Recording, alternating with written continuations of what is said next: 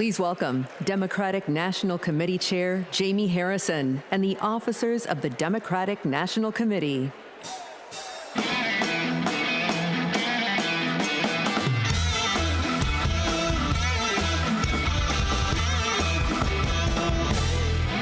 Hello, hello. So my friends, for the past 3.5 years, I'm fortunate to have worked with some amazing Democrats to strengthen and rebuild this Democratic Party. Please welcome to the stage several of our DNC officers. Vice Chair, President of the ASDC, and Chair of the Minnesota DFL, Ken Martin. Vice Chair and former Mayor Keisha Lance Bottoms. Vice Chair Henry Munoz. Treasurer Virginia McGregor.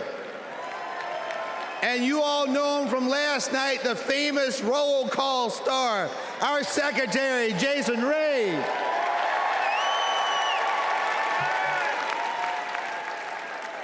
Fellow delegates, we now ask that you approve 3 honorary resolutions conveying our appreciation for those in Chicago who have set the stage for this convention's success.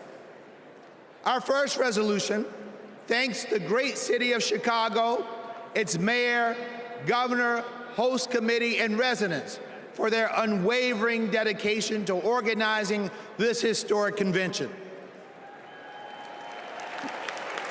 Our second resolution thanks the first responders who are working to protect every citizen and visitor of the Windy City. Our third and final resolution thanks the federal delegation of Illinois, its 14 U.S. representatives, and Senators Durbin and Duckworth for their continual support of the convention. We move that the convention approve these honorary resolutions. Delegates, you have heard the motion to approve these honorary resolutions. Is there a second? All in favor, please say aye. All opposed, say nay. The ayes have it, and the motion is passed.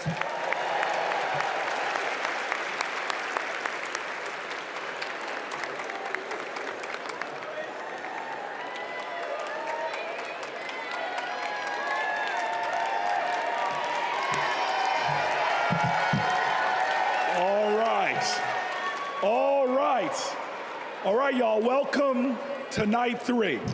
And tonight is about freedom. But first, I want to acknowledge a loss today.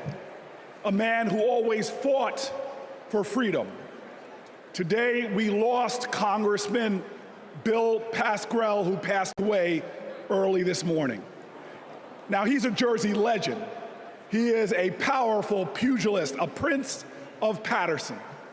He served in our state assembly. He served as our mayor. And for 27 years, he served in Congress. He never forgot where he came from in Paterson. And he never stopped fighting. He could push some pachyderms. He fought for the people. And so today, while we're heartbroken, we all are a people who can hold loss and joy in our hearts, because we are sad for his loss, but we celebrate his life. Let's give him a round of applause. And now, some of the greatest heroes, some of the greatest warriors, some of the greatest champions for fighting for reproductive freedom, I welcome them to the stage.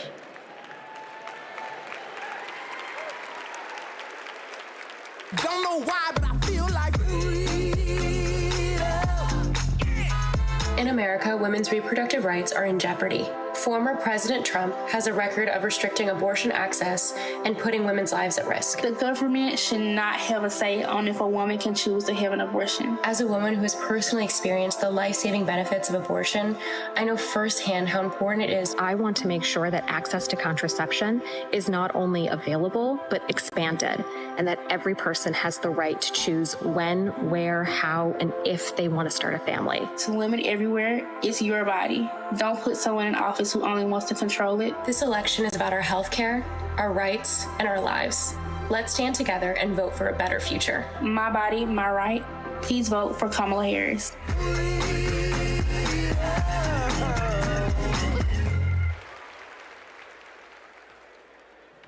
Please welcome President of Reproductive Freedom for All, Minnie Timaraju.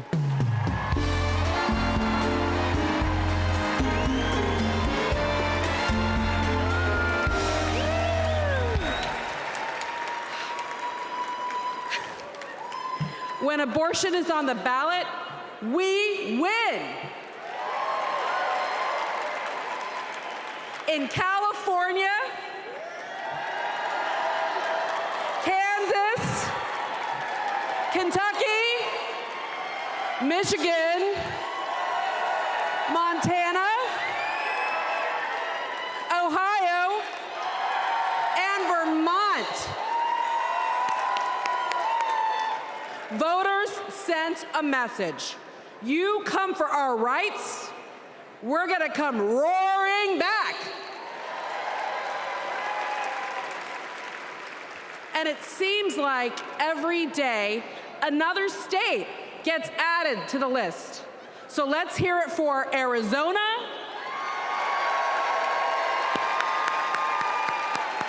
and Montana. The latest states to announce that the people will get to have their say this November. Because voters who support reproductive freedom, we're not the minority, we're the majority.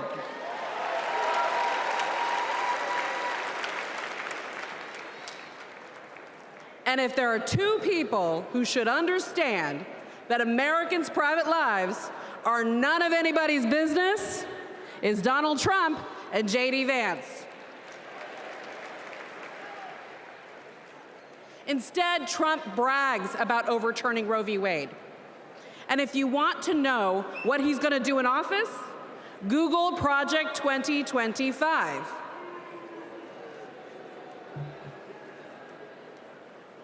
Kamala Harris has her own project for 2025, restoring reproductive freedom.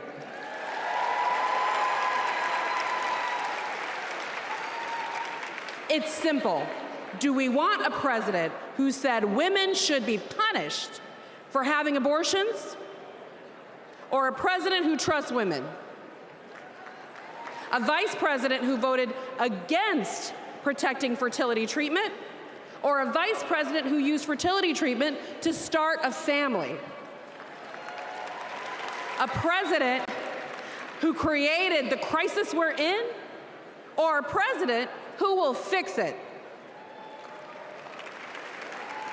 This election will decide America's future. So let's elect Kamala Harris and Tim Walz. Thank you.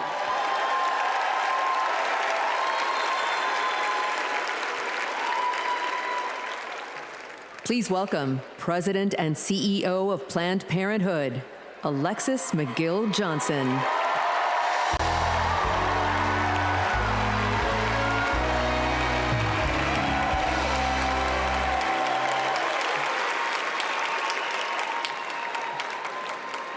Last summer, a Planned Parenthood patient in Georgia realized that she was pregnant and didn't want to be. But Georgia bans abortion after 6 weeks. So she drove to South Carolina, but arrived the day that their 6-week ban went into effect. She went back home and then went to Florida. But she arrived just days when she was too late under their ban. She had to fly all the way to California to get an abortion. Now remember, each time she had to get the money up, she had to miss work, she had to find childcare. Now imagine if this was an emergency situation. In Texas, doctors who have feared going to jail have sent patients to wait in hospital parking lots rather than provide the emergency care they need. And in Idaho, they have airlifted patients to other states. We cannot call ourselves a free nation when women are not free.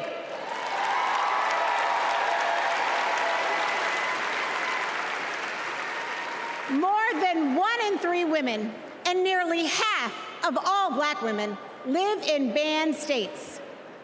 Donald Trump wants women to be less free and pregnancy to be more dangerous.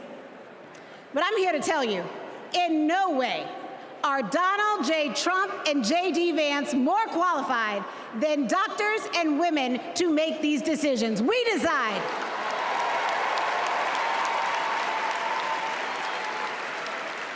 We trust women. We trust doctors. And we trust Kamala Harris.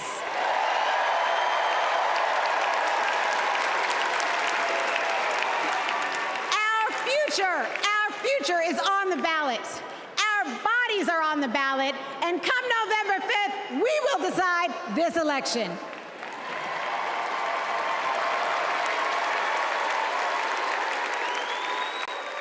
Donald Trump said he wants to punish women.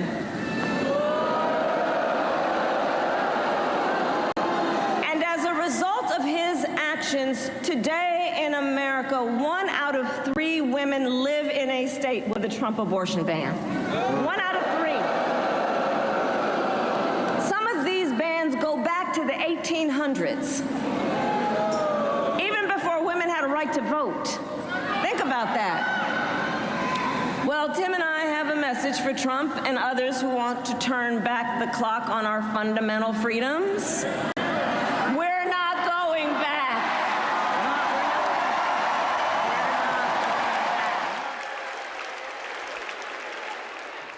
Please welcome former president of Planned Parenthood, Cecile Richards.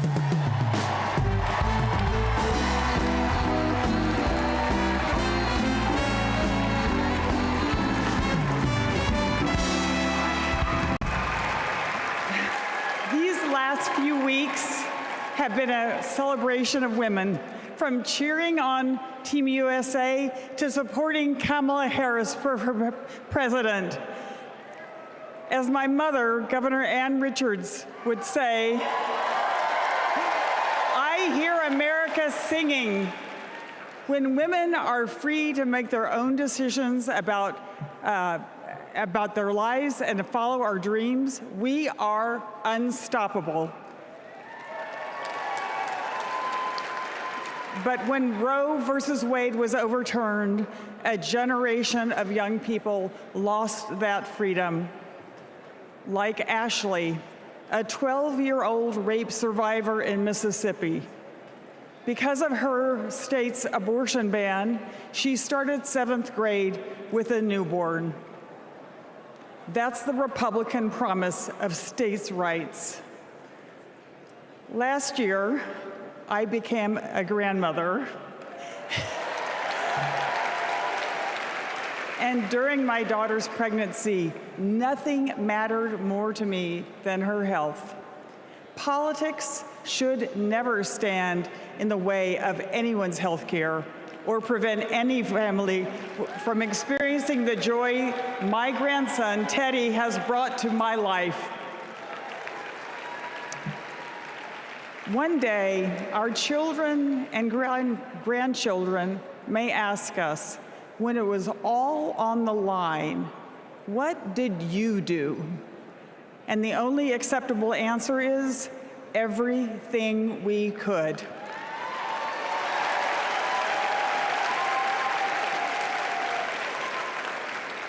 This is our time.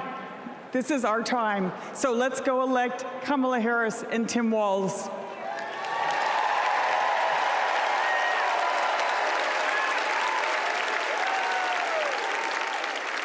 Don't know why, but I feel like We were so lucky. We got to be the first couple married in California, in San Francisco, City Hall, no less. So we arrived at City Hall and were so thrilled to find out that Attorney General Harris wanted to come and officiate our wedding. She not only walked across, but she ran across the lawn to join us just in time to be married. And she brought such joy to the space and to us, and has ever since, because Attorney General Harris, now Vice President Harris, soon to be President Harris, believes in all families, and she believes in our family. We were so happy last year to get to join Vice President Harris at the White House for the Equality Act signing, and she invited our entire family, and it was a very joyful occasion because Kamala believes in family, and we can't wait to meet Madam President next time.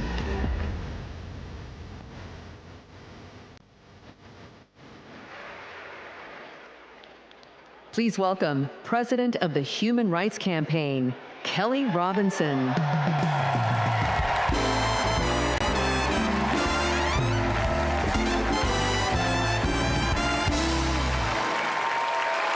The story of America is the story of progress towards freedom. In just a few generations, my family went from being enslaved in Mississippi to being the first free Black family in Muscatine, Iowa, to now preparing to elect President Kamala Harris.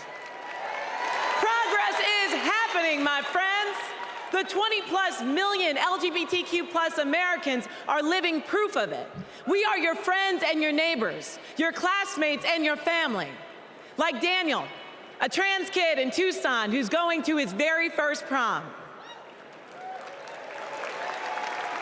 Like Eric from San Antonio, who sacrificed in combat and then came home to battle Don't Ask, Don't Tell.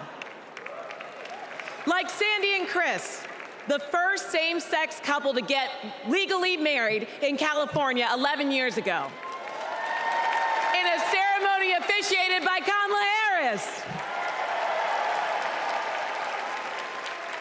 Donald Trump wants to erase us. He would ban our health care, belittle our marriages, bury our stories, but we're not going anywhere. We are not going back.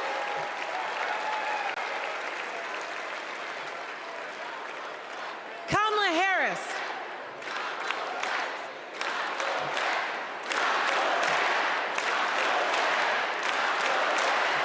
Kamala Harris and Tim Walz, they are champions for LGBTQ+ freedom, y'all. So tonight, we're fighting for lesbian, gay, bisexual, queer, and trans freedom without exception. We're fighting for equality for all without exception. We're fighting for joy. Somebody say joy. Somebody say joy. Without exception. And when we fight, thank you.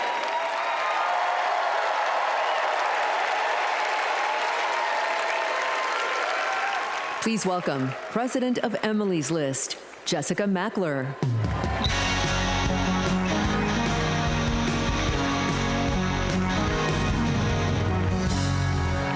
Donald Trump took away our rights, but he can never take away our power.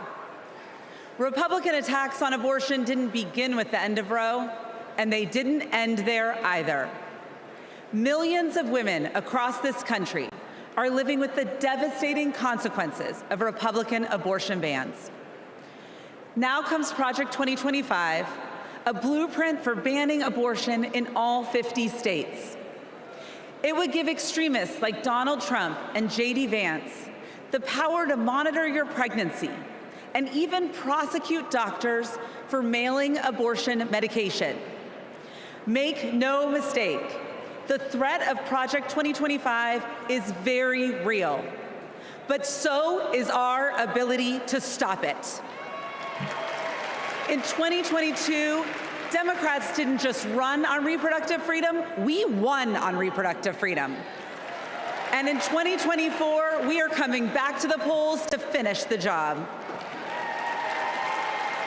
In his devastating opinion, Justice Alito wrote that women are not without electoral or political power. And Donald Trump and Republicans are about to find out just how true that is. The opportunity is before us. The power is in our hands, and the time is now.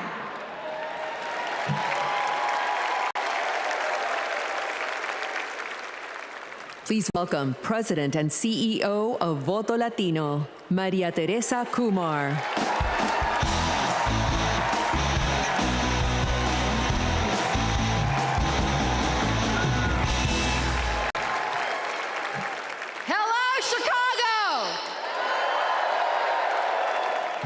Here's a fact. When Latinos vote, Democrats win. Now, not everyone believes it, so I brought receipts. We flipped Nevada and Colorado in 2008. We delivered in 2020. Joe Biden and Kamala Harris won Georgia by 12,000 votes. Voto Latino, we registered 23,000 voters there. They won Arizona by 10,400 votes. We registered 34,000 voters there. Because we proved that when Latinos vote, Democrats win. Now, they're trying to suppress our vote. Boo. Our sacred and universal right as Americans. So let me be clear. Voto Latino has registered 1.5 million voters. And we are just getting started. Because since 2020, 4 million young Latinos have become eligible to vote this election. And I couldn't be prouder because we are registering them faster than any time in our history. This year, we will prove it again. When Latinos vote, you guys got the memo. Another fun fact, this year, more Latinos will vote than any time in our history. So that means, sí se puede, se está haciendo, sí se puede. So that means that together, we will make history and elect Kamala Harris president. Vota!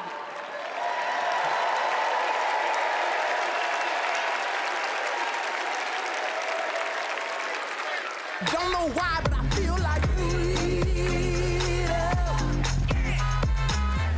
My name is Scott from Tennessee. I'm a former Trump voter. My name is Matthew. I'm from Pennsylvania, and I'm a former Trump voter. My name is Mike. I live in southeastern Pennsylvania, and I am a former Trump voter. The main reasons why I won't support Donald J. Trump for president again starts with his chaotic behavior. He doesn't care about me. He doesn't care about my family. He doesn't care about working people. 34 counts, felony counts that he was found guilty of. That's not who we want running our country. Trump scares the hell out of me. 2024 will be the first time that I have not voted for a Republican. I will be proudly voting for Kamala Harris.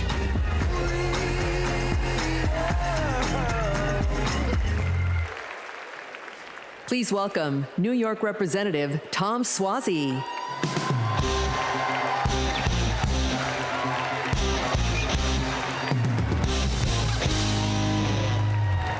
I'm Tom Swazi, and early this year, I flipped the seat from red to blue. My father came from Italy as a boy. He was the first kid in the neighborhood to go to college. He served as a navigator during World War II, came home, and at 28 was elected the youngest judge in the history of New York State. What a country. The immigrant experience, e pluribus unum, out of many, one. My family's experience, Kamala Harris's experience, the American experience. That's why the polarization on immigration is so painful. Let's be clear, the border is broken. But this year, when Democrats and Republicans worked together to finally write new border laws, we were blocked. We all know who sabotaged us. We reject the divisiveness. We reject the dysfunction. We reject the deception. My Italian grandfather used to toast new couples. He'd say marriage sometimes is hard, but in the end, non ci sono rose senza spine. You can't have the roses without the thorns. You have to work for it. To be a nation of immigrants is hard sometimes too. You have to work for it. Tonight, we celebrate the roses of life. We come together from every state, from every ethnicity, from every race and religion.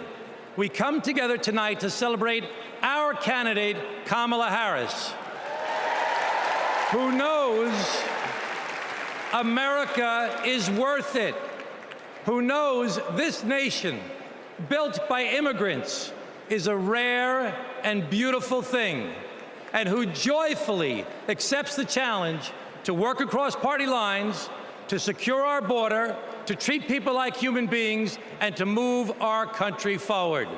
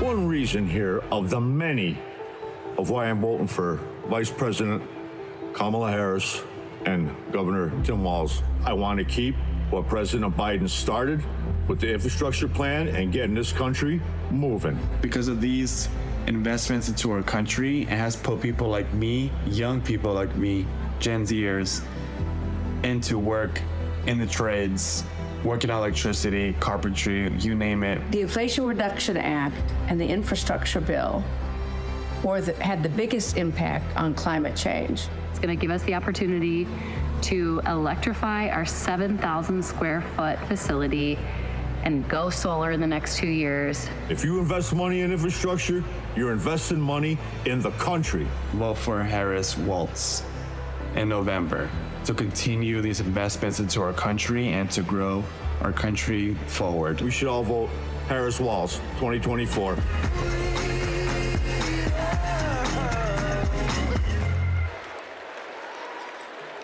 Please welcome Cincinnati Mayor Aftab Pureball and Milwaukee Mayor Cavalier Johnson.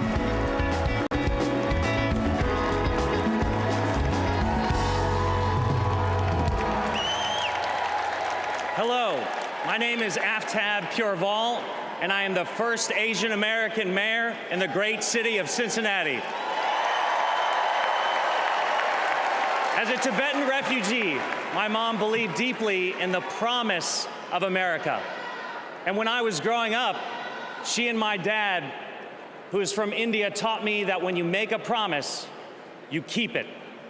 For years, politicians came through my city and promised to fix the Brent Spence Bridge, which connects Ohio to Kentucky. Donald Trump was one of them. He did what they all do, press conference here, photo op there, but nothing changed until Kamala Harris and Joe Biden. Joe Biden told Cincinnatians, we're gonna fix that damn bridge. And 4 months later, he signed the bipartisan infrastructure law. It gave our city the biggest infrastructure investment in history. It will stitch our communities back together, and it will fix that damn bridge once and for all. That's what leadership looks like. Not hollow promises, but solid progress. Not lip service, but true, honest-to-God public service. And under Kamala Harris, the progress will only continue.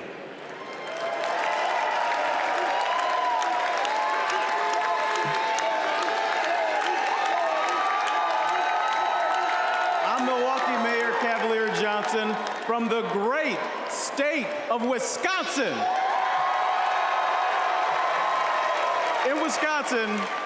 In Wisconsin, keeping promises is important.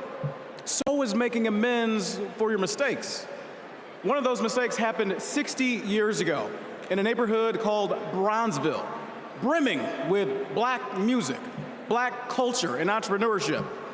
And then came urban renewal and the construction of Interstates 94 and 43, ripping our communities apart.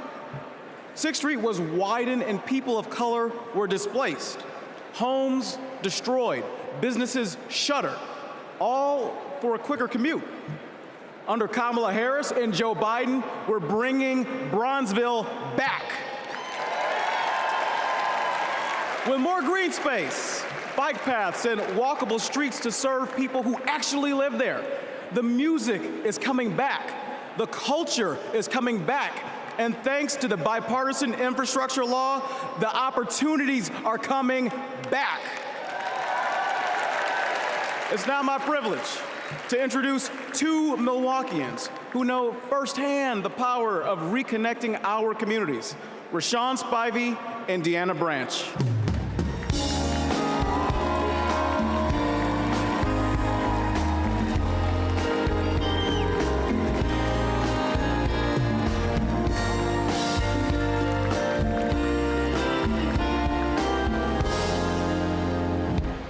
My name is Deanna Branch, and I'm an advocate and mom from Milwaukee. When my son, Aiden, was 2, he was hospitalized due to high levels of lead in his blood. Lead was everywhere, in our pipes, in our paint, and in our soil. President Biden and Vice President Harris passed the bipartisan infrastructure law. It's removing lead pipes from communities like ours. As president, Kamala Harris will make sure everyone can drink clean water and be, in Aiden's words, lead-free superheroes. My name is Rashawn Spivey, the owner of Hero Plumbing in Milwaukee. When President Biden and Vice President Harris announced their goal to replace every lead pipe in America, Hero stepped up to help make that vision a reality. We went to work replacing lead pipes that served homes and child care communities or child care centers in our communities. Since then, we've replaced more than 1,000 pipes. That was made possible thanks to Vice President Kamala Harris. And when she visited Milwaukee 2 years ago, I got to show her our work up close. Because of her leadership, I've grown my business and helped kids like Aiden have safer, healthier lives.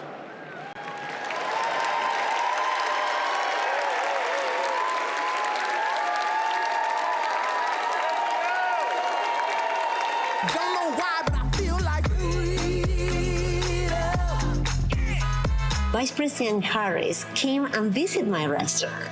She understands immigrant-owned businesses. She understands women-owned businesses. She understands the important role of small businesses and sees business owners not just as the backbone of our economy, but as community leaders. She has a proven track record of advocating for policies that support small businesses and push for economic equity. El sueño americano está vivo. The American dream is alive. The last 4 years have been positive, and we've experienced growth. I am truly excited to have Kamala Harris as a presidential candidate. In this election, we have another opportunity to prosper, to connect, and to unite under the American dream. I'm proud to support her for president because I believe she will lead us to a brighter future.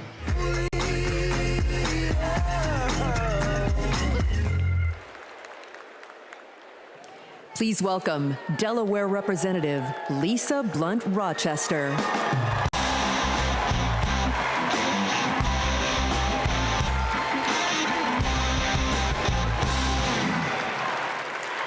I'm Lisa Blunt Rochester, mother, grandmother, and congresswoman, and hopefully the next senator from the great state of Delaware.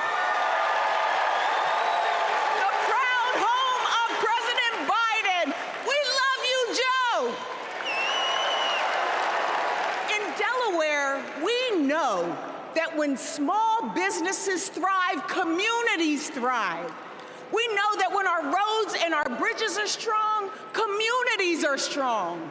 When everyone has a fair shot at a better future, America is limitless. Now, Democrats, we know this, but you know who doesn't know it? Donald Trump. He has, with his friends, said the quiet parts out loud, but not only said them out loud, he wrote a book about it. What's it called? Project 2025. So with so much on the line, we've got to turn our biggest challenges into our greatest and brightest of hope. For me, Bright Hope was the name of the church that my grandmother attended for 70 years in Philadelphia. It's not just a name. It's how I approach my life. It's how I'll lead as Delaware Senator. And it's how Kamala sees the future of America. Now, there are some who think our politics are too broken for Bright Hope. But if you want to see hope, just look. Bright Hope is record numbers of Black and brown entrepreneurs starting businesses. Bright Hope is an opportunity economy where we invest in our communities and build affordable housing. Ladies and gentlemen, Bright Hope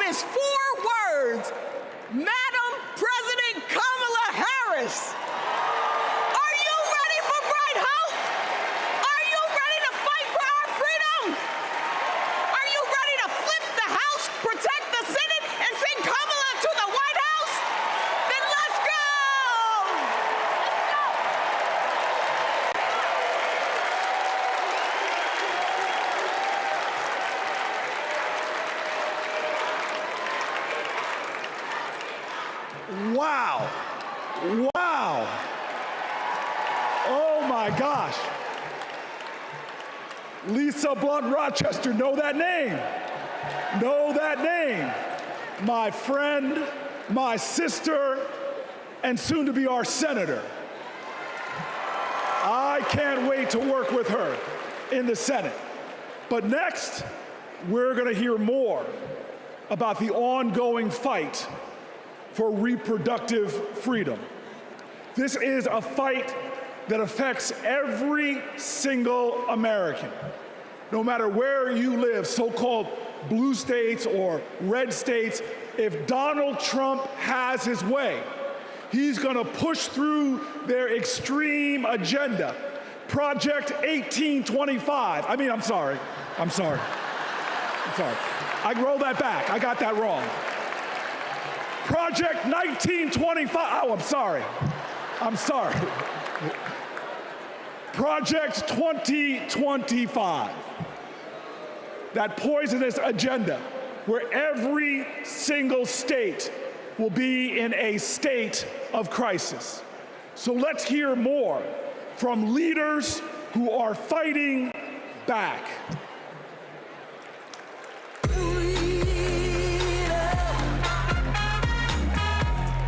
Freedom means unity. Caring for others. Being able to feel safe. My choice to vote. The freedom to read what I want to read. Freedom. Oportunidad para todos. I'm gonna get the freedom to love. Be who I want to be. For all to be equal. Live my life. Let me see you walk. Freedom means my choice. IBF. Union strong. Basic human rights.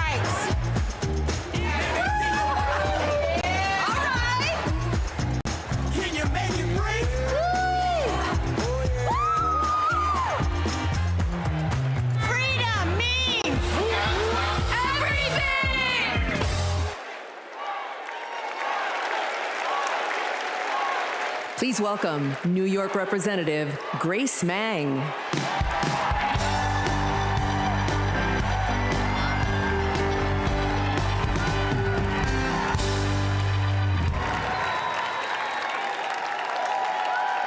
Generations of women fought for our rights.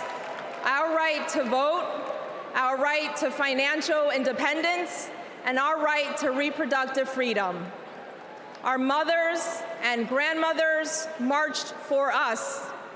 Because of them, my husband and I were able to choose if and when to start a family. And we have two energetic boys running around at home. Now it is our turn to take the torch for our children and grandchildren. All across our country, women are being denied life-saving health care and the right to determine their futures.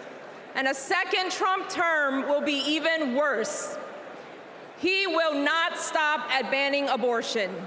He'll let states track pregnancies. He'll put birth control and fertility treatment at risk. Trump's plan is cruel, it's dangerous, but it is not inevitable. Tonight, we mobilized for Kamala Harris. November 5th, we move forward with Kamala Harris because we are not going back.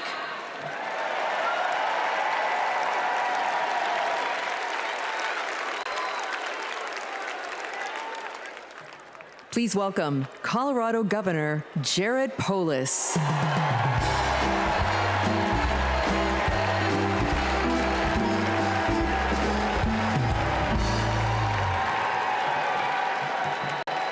Tonight, let's talk about freedom, including our most intimate freedom, choosing when and if to have children and have a family.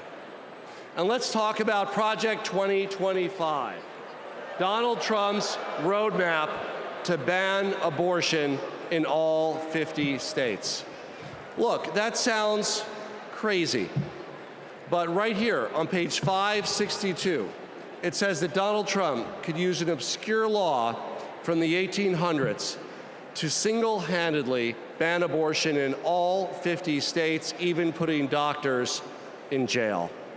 Page 486 puts limits on contraception. Page 450 threatens access to IVF. On page 455, Project 2025 says that states have to report miscarriages to the Trump administration. Page 451 says the only legitimate family is a married mother and father where only the father works. You know what? I'm going to take that one out. I'm going to put that in my pocket so I can share it with undecided voters so they better understand what's at stake this election. Project 2025 would turn the entire federal government and bureaucracy into a massive machine. It would weaponize it to control our reproductive and personal choices. Look, as a Redditor, gamer, entrepreneur, and Swiftie from the free state of Colorado, I'm excited by Kamala Harris's vision for protecting and expanding our personal freedom, internet freedom, and economic freedom. Democrats welcome weird, but we're not weirdos telling families who can and can't have kids who to marry or how to live our lives. These Project 2025 people, like Trump and Vance, are not just weird, they're dangerous. They want to take us backwards, but we aren't going back, like ever, ever, ever. Let's stop Project 2025 and elect Kamala Harris president this November.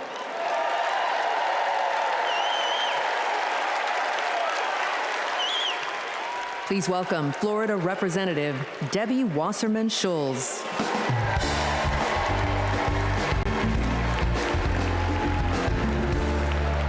Hello, America.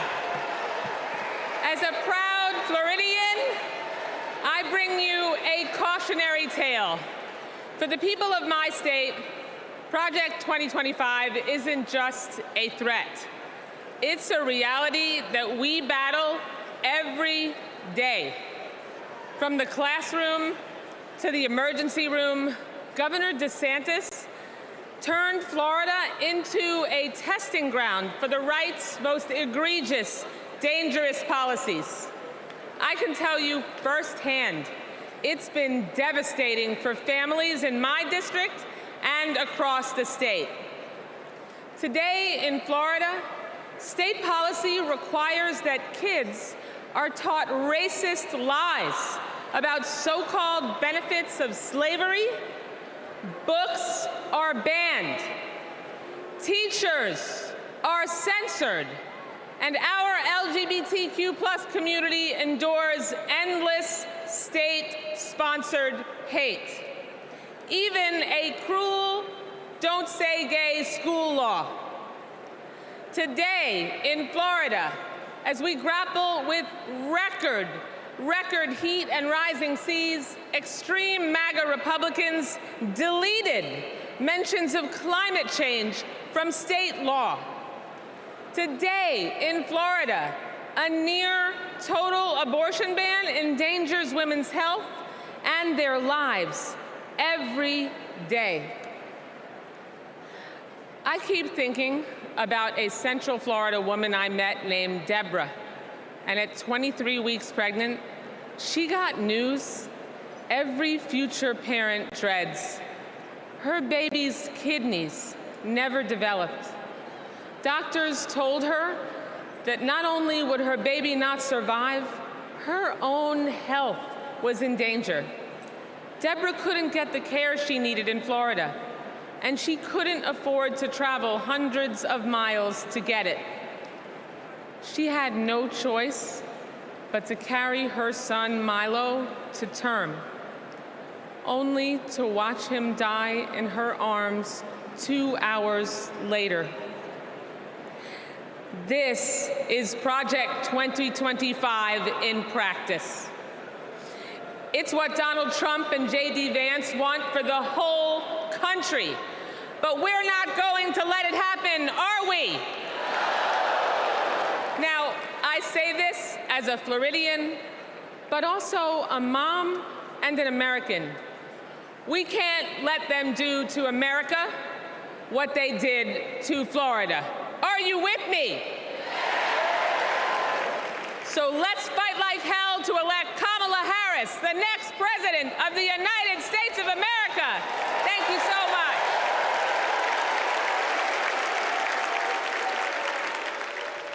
Please welcome Chair of the Democratic Congressional Campaign Committee, Susan DelBene.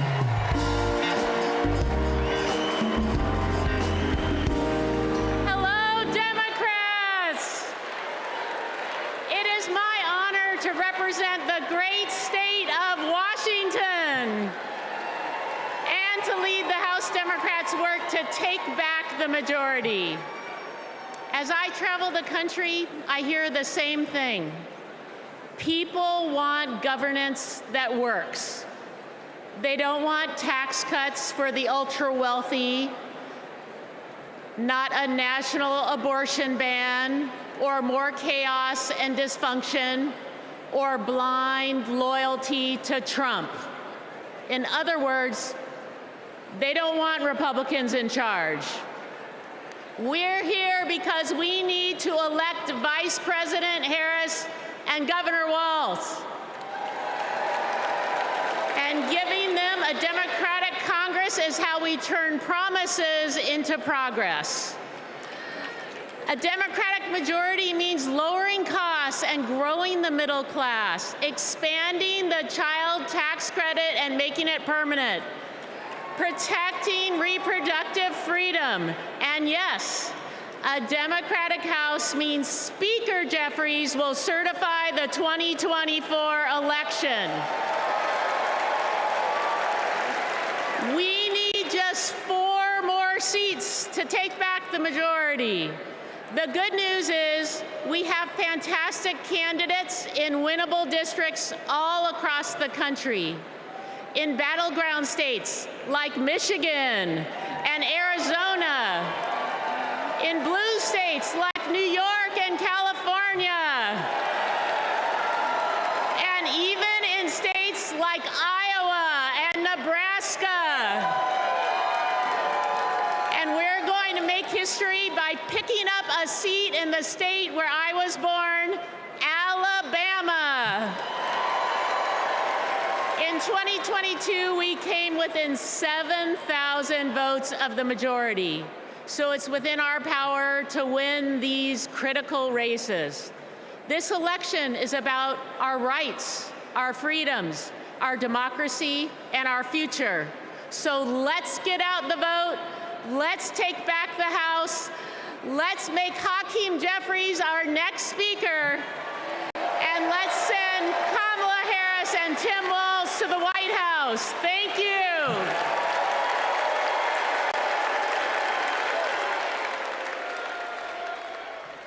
Please welcome Minnesota Attorney General Keith Ellison.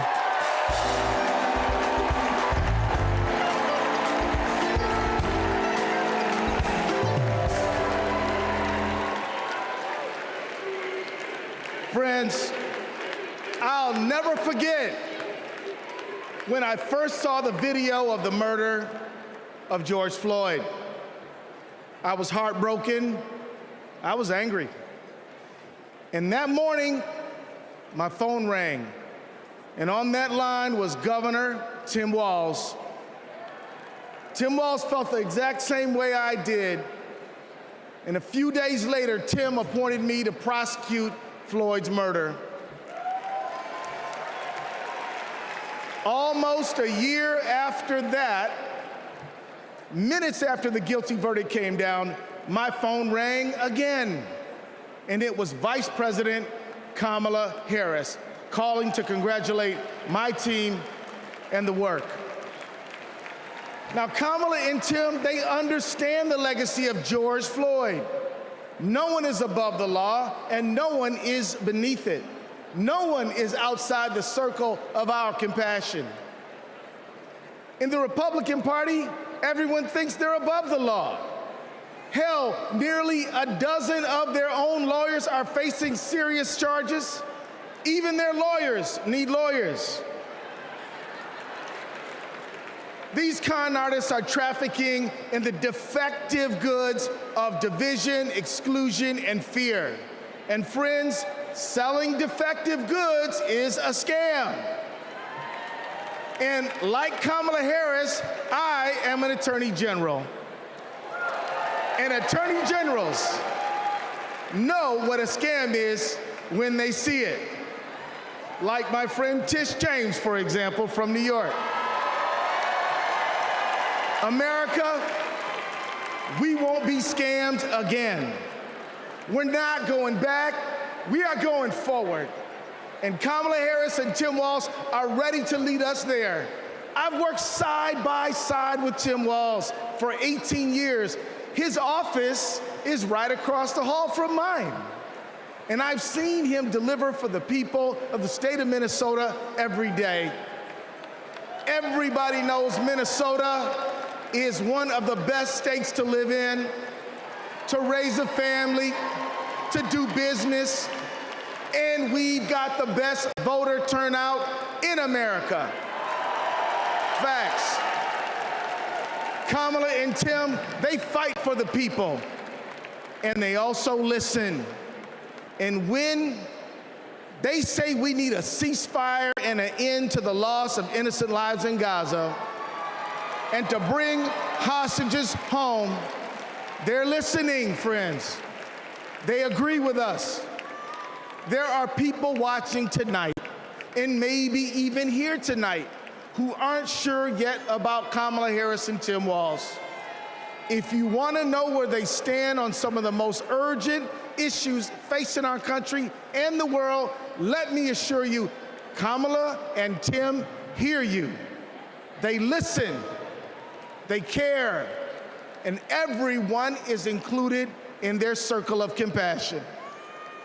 They believe that everybody counts and everybody matters.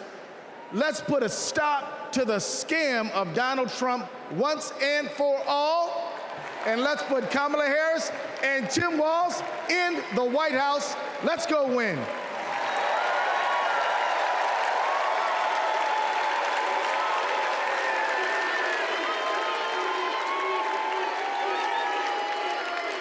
Have you ever discussed Special Counsel Mueller or his investigation with anyone?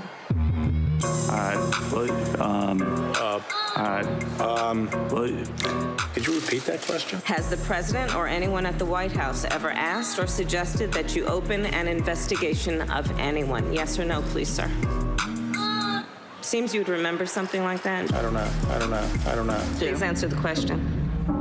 Senator, I think I've answered the question. No, you've not. I'm not able to be rushed this fast. It makes me nervous. Can you think of any laws that give government the power to make decisions about the male body?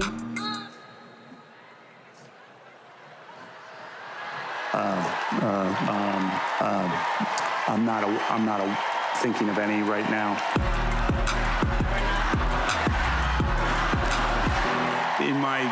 Never mind. Let's move on. Okay.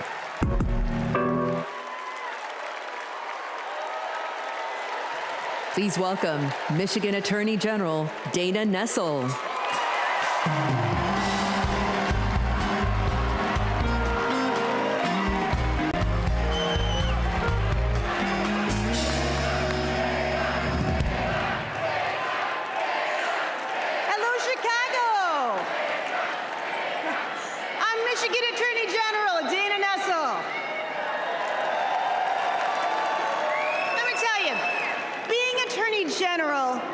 Is a tough job, right? But as California's Attorney General, Kamala Harris never shied away from a good fight. She's held accountable environmental polluters, sexual abusers, and transnational gangs. But what really stands out is when she stood up and protected her constituents' freedoms. In 2011, she refused to defend California's ban on same-sex marriage. She refused to argue that some families should have fewer rights than other families. It meant a lot. She was fighting for families like mine. Now, in 2022, I faced a similar situation when, after Roe v. Wade was overturned, Michigan's archaic abortion ban was resurrected. But Vice President Harris had my back, and she reminded me that protecting people's lives and defending their rights is our job.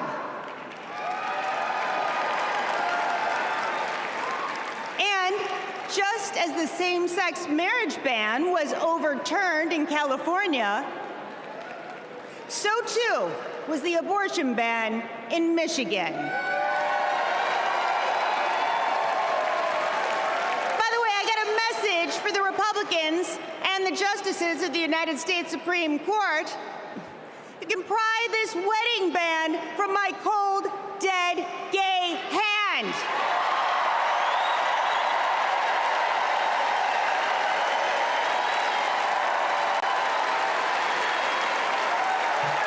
And I'm retaining a lot of water, so good luck with that. Look, I know that whether she's Attorney General or President of the United States, Kamala Harris will always be in our corner. Now, America, you get to be the judge. Do we go back to the corruption, criminality, and chaos of Donald Trump? Or do we move forward with Kamala Harris? We know when she takes an oath to preserve, protect, and defend the Constitution, she's actually read it. We know that she'll appoint Supreme Court justices who will protect our freedoms. And let me tell you, Kamala knows you go from the courthouse to the White House, not the other way around. Ladies and gentlemen, I rest my case.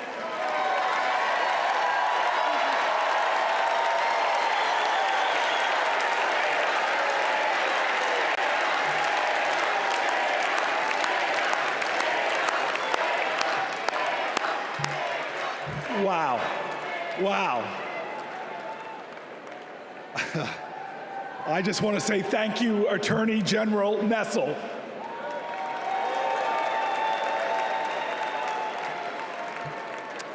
So coming up, we have John and Rachel, proud, loving parents of 3. On October 7th, their son Hirsch, a U.S. citizen, was at a music festival when Hamas attacked. He was taken hostage, and he is still being held today, an American citizen. Rachel and John want what every parent wants: to hold their child close, to love on them, and keep them safe. I'm honored to introduce the 2 of them tonight.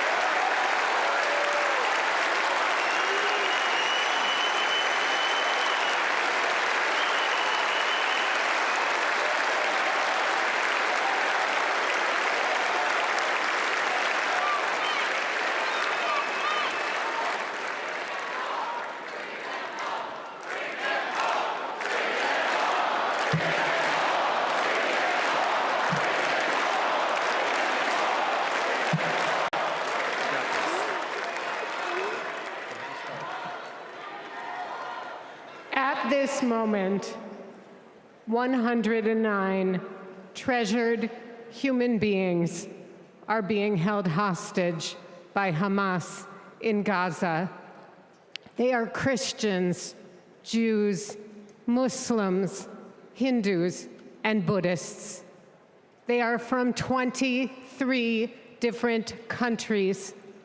The youngest hostage is a 1-year-old red-headed baby boy, and the oldest is an 86-year-old mustachioed grandpa. Among the hostages are 8 American citizens. One of those Americans is our only son. His name is Hirsch. He's 23 years old. And like Vice President Kamala Harris, Hirsch was born in Oakland, California. Hirsch is a happy-go-lucky, laid-back, good-humored, respectful, and curious person. He is a civilian. He loves soccer, is wild about music and music festivals, and he has been obsessed with geography and travel since he was a little boy. His bedroom overflows with atlases, globes, maps, and National Geographic magazines. On October 7th, Hirsch and his best friend, Honor, went to a music festival in the south of Israel. It was advertised as celebrating peace, love, and unity. They also went to celebrate Hirsch's 23rd birthday. As rockets began to fall, Hirsch, Honor, and 27 other young festival goers took refuge in a 5-foot by 8-foot bomb shelter. Terrorists began to throw grenades into the shelter.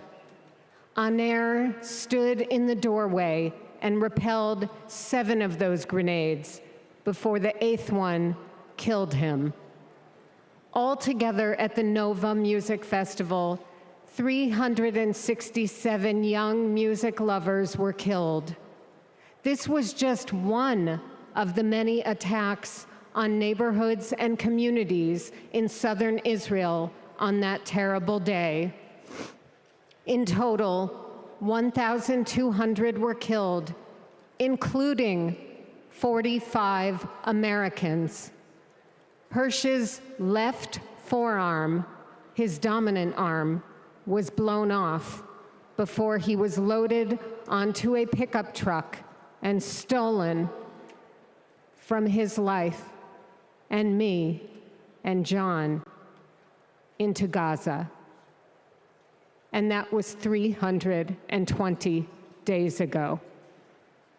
Since then, we live on another planet. Anyone who is a parent or has had a parent can try to imagine the anguish and misery that John and I and all the hostage families are enduring. Rachel and I are comforted to be back in our sweet home, Chicago. We were both born and raised here, and our families still live here. This is a political convention, but needing our only son and all of the cherished hostages home is not a political issue. It is a humanitarian issue.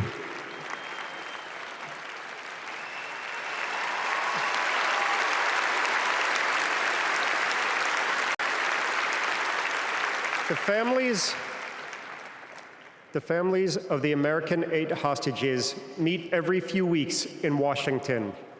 We're heartened that both Democratic and Republican leaders demonstrate their bipartisan support for our hostages being released. We've met with President Biden and Vice President Harris numerous times at the White House. They're both working tirelessly for a hostage and ceasefire deal that will bring our precious children, mothers, fathers, spouses, grandparents, and grandchildren home, and will stop the despair in Gaza.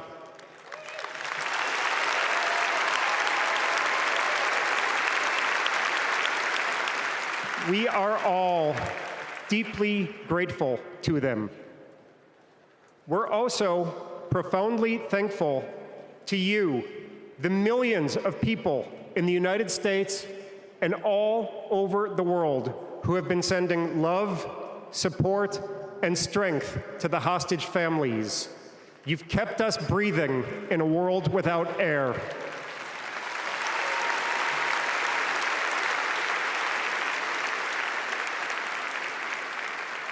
There is a surplus of agony on all sides of the tragic conflict in the Middle East. In a competition of pain, there are no winners.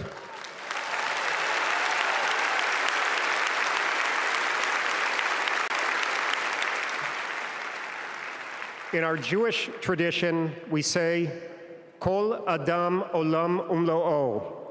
Every person is an entire universe. We must save all these universes.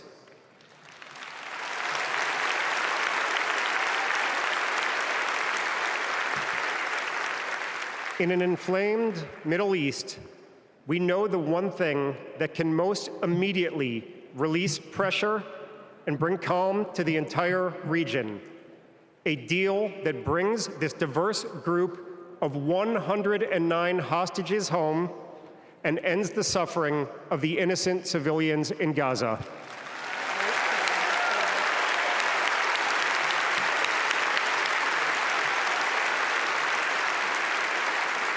The time is now.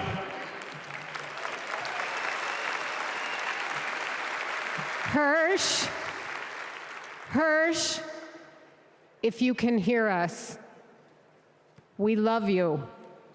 Stay strong. Survive. Bring them home.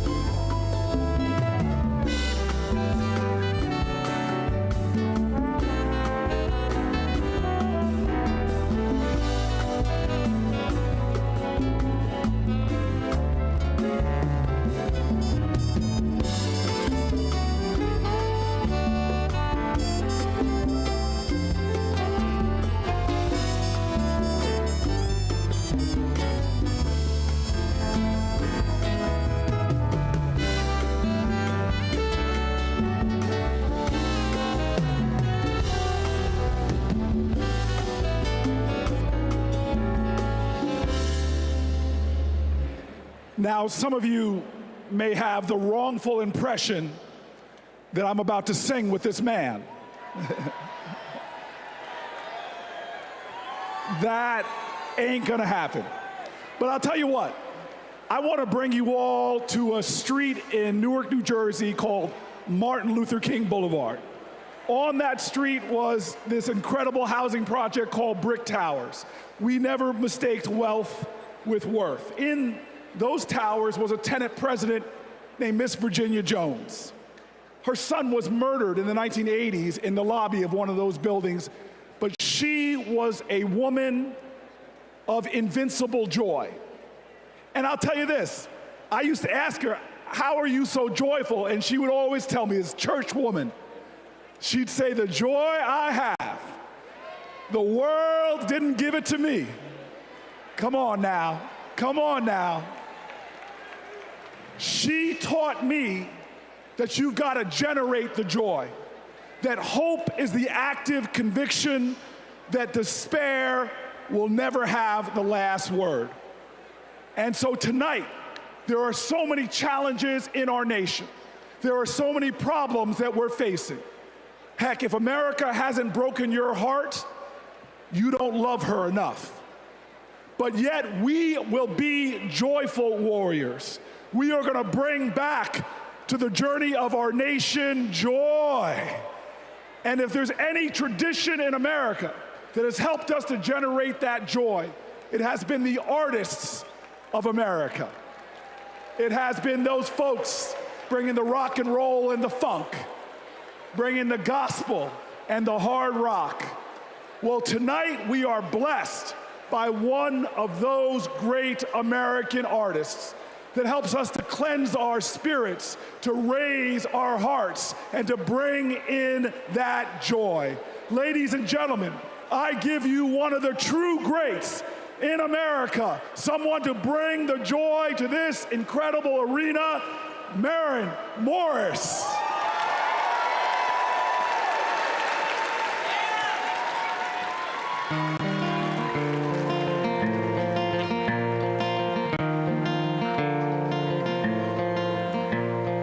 If you don't like it, get the hell out. That's what they yell when I open my mouth. A stick is a stick, a stone is a stone, but who's gonna care if I don't? Who's gonna change if I won't? When time turns this moment to dust, I just hope that I'm proud of the woman I was. When lines of tomorrow are drawn, can I live with the side that I chose to be on? Will we sit on our hands, do nothing about it? Or will we leave this world better than we found it?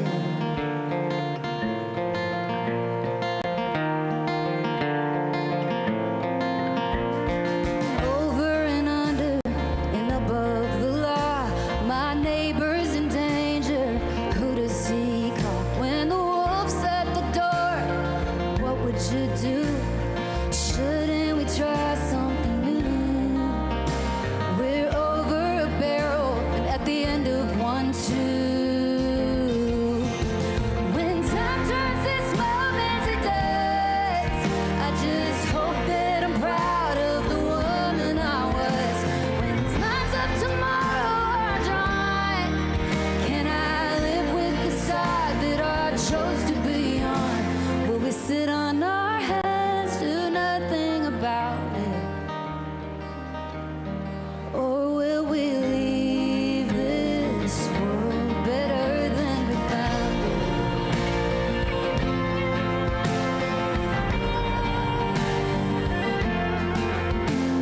America, America, divided we fall. America, America, God save us all from ourselves and the hell that we built for our kids. America, America, we're better than this.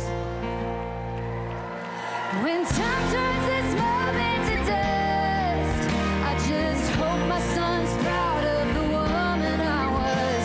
When lines of tomorrow are drawn, can I live with the side that I chose to be on? Will we sit on our hands, do nothing about it? Can we leave this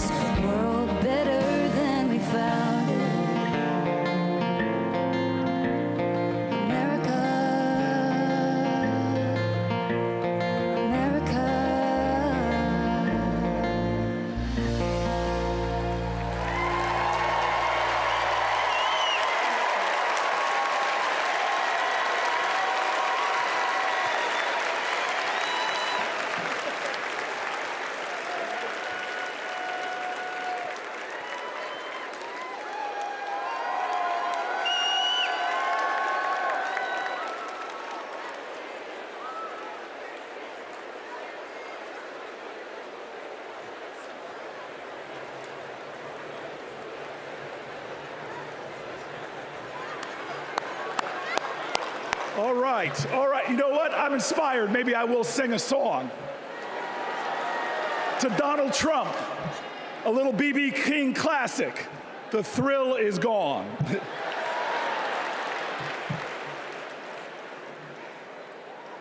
I want you all to know tonight is about joy.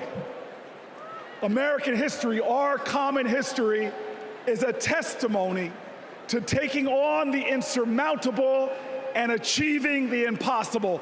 That should bring us joy. Our progress never, ever came easy. But in America, we do hard things. We built labor unions and small businesses. We created great public education and world-changing innovation. We nurtured the best athletes and artists humanity has ever seen, and we kept the promise of Medicare and Social Security for our seniors. Look at who we are. Against bigotry and hate, we advanced equal rights for all Americans. Civil rights, workers' rights, LGBTQ rights, reproductive rights, the right to marry who you love, the right to be free. We did all of this in a way that didn't pit American against American. We did this by healing rifts, by bridging divides, by pulling people together. And all the while, we in this nation lived up to our calling and our creed to be a more perfect union, to make this one nation under God a little more indivisible. Now, you all know this. Trump betrays these ideals. He viciously attacks Democrats and Republicans. His put-downs know no shame. John McCain's military service, Nikki Haley's heritage, women, people with disabilities, trans people, our veterans. He is indiscriminate in his put-downs. His is the politics of smear and fear, not inspiration and elevation. Donald Trump speaks more of American carnage than American compassion. But in America, you can't lead the people if you don't love the people. All the people. Now, our nominees, Kamala Harris and Tim Walz, they bring the joy. Think about it. They're descendants of immigrants, shopkeepers, slaves, educators, people who faced pain with perseverance, people who met hate with love. They are the living dreams of their ancestors. But look in this arena, look around you right now. We are all our ancestors' wildest dreams. Generations who faced impossible odds and that responded to every one of their challenges with that classic American creed, yes, we can. So there are doubters out there. There are people that doubt our collective strength. They want to tell us how bad we are. They want to say that they alone can save us. Well, we know that the power of the people is greater than the people in power. And we're not going to lose our faith. Look, I want everybody in here to let us all say it together. I believe in America. Let me hear you. I believe in America. I believe in America because our elders told us that no matter what the obstacle, like the gospel says, we shall overcome. I believe in America because our soldiers died on beaches and battlefields. They died at sea and in the air so that we could be free today and say together, I believe in America. I believe in America because our fighters fought at Stonewall. Our marchers marched in Selma. Delegates met at Seneca Falls. Every single one of them believed in America, even when America didn't believe in them. Say it with me now. I believe in America because King dared to dream the impossible dream, because Neil Armstrong went to impossible heights, and because when we elect Kamala Harris, there is not a boy or girl in America from any creed, color, or heritage that will ever think being President of the United States is impossible again. Say it with me. I believe in America, the land of hope and heroism. I believe in America, the land of courage and compassion. I believe in America, where we share common ground and common cause and one common destiny. And let me tell you, if you believe in America, if you love in America, then you will work for America. And when we work together, when we stand together, when we organize together, when we vote together, I will tell you this, when we fight, we win.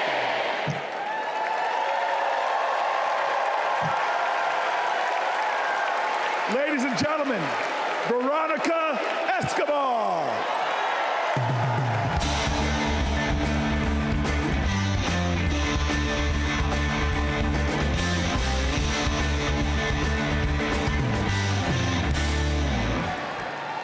Buenas noches. Like countless Texans, I grew up going back and forth across the border from El Paso to Ciudad Juarez. My family would shop, have dinner, go to the doctor, pick up medicines.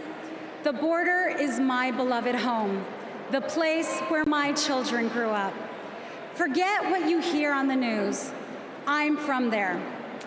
When it comes to the border, hear me when I say, you know nothing, Donald Trump. He and his Republican imitators see the border and immigration as a political opportunity to exploit instead of an issue to address. Congress hasn't passed comprehensive immigration reform in nearly 4 decades. The 3 times they tried, Republicans blocked legislation that would have funded border security and created a more humane immigration system. They are not serious people. You know who is serious? Kamala Harris. I met the Vice President when she visited El Paso. I saw firsthand how she engaged with law enforcement, migrants, and human rights advocates. She was curious, she asked questions, she listened, and she didn't care if the cameras were on. Most of all, she recognized that the situation at the border is complicated, as filled with opportunities as it is with challenges. All Republicans have to offer is demonization and bluster. Democrats have solutions. With Kamala Harris as president, we can live up to the promise of America. We can strengthen legal pathways to immigration. We can secure our borders, and we can treat with dignity those who seek a better future within them.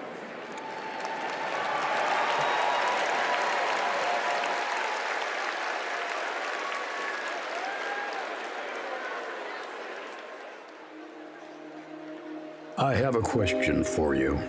Who really wants a solution at our border? Our administration worked on the most significant border security bill in decades. Some of the most conservative Republicans in Washington, D.C. supported the bill. Even the Border Patrol endorsed it. And that bill included thousands of new border agents and personnel, new technology that can detect and stop fentanyl, more judges, and faster asylum processing. For the first time in decades, a chance at a real bipartisan solution. But at the last minute, Trump directed his allies in the Senate to vote it down. They're blaming it on me. I said, that's okay. Please blame it on me. Please. He tanked the bipartisan deal because he thought it would help him win an election. Which goes to show Donald Trump does not care about border security. He only cares about himself. The real difference is, I was the Attorney General of a border state. In that job, I walked underground tunnels between the United States and Mexico on that border with law enforcement officers. I went after transnational gangs, drug cartels, and human traffickers that came into our country illegally. I prosecuted them in case after case, and I won. So here is my pledge to you. As president, I will bring back the border security bill that Donald Trump killed, and I will sign it into law and show Donald Trump what real leadership looks like.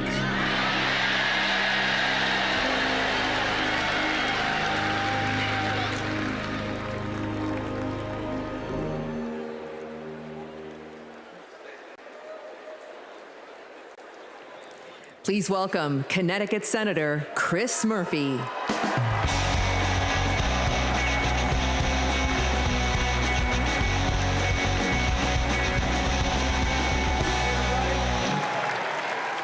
So,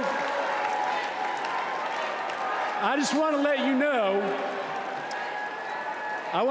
that everything that you just saw in that video, that's exactly what happened.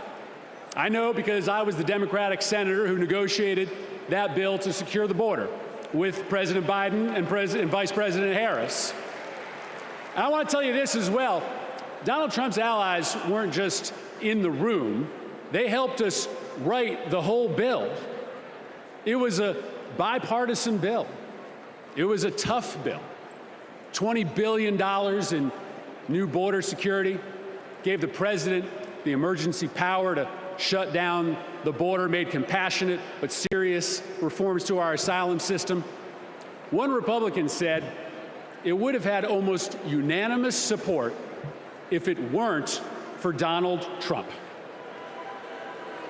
Trump killed that bill, and he did it because he knew that if we fixed the border, he'd lose his ability to divide us, his ability to fan the flames of fear about people who come from different places, right? You guys know this, right? Hate and division, that's Trump's oxygen, right? People like Trump and J.D. Vance, they need it to survive in politics.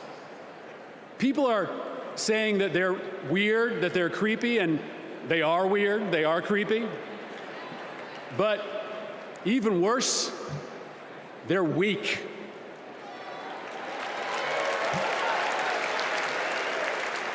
Kamala Harris is not weak. For 20 years, Kamala Harris has been tough as nails when it comes to securing our border.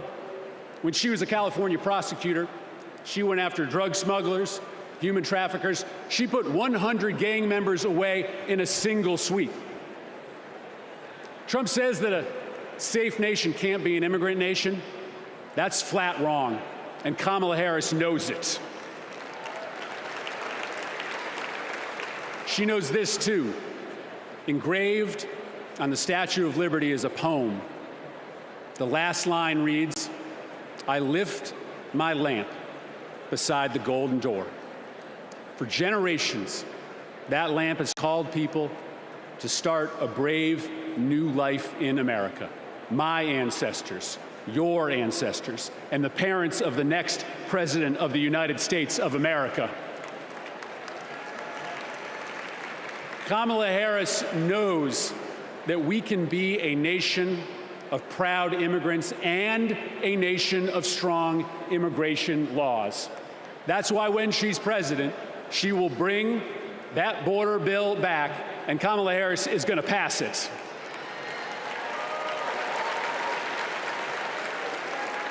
How do I know this? Because in this race, there is only one candidate who has ever been willing to do the worthy, redeeming work of making our country better, of recognizing that we do not have to choose between celebrating our heritage and enforcing our laws, right? The beautiful thing about America is that we can be both. We can be a nation of immigrants who love their country and a nation with a secure border. And there is only one candidate who can deliver that vision of America, and it's Kamala Harris. Thank you very much, Democrats.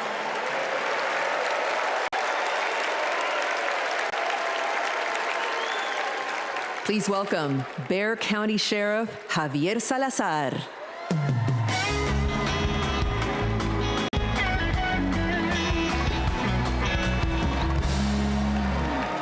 On the other side of the border, the traffickers, they pack migrants into 18-wheelers like cattle, 50, 100 at a time. Then they seal the doors.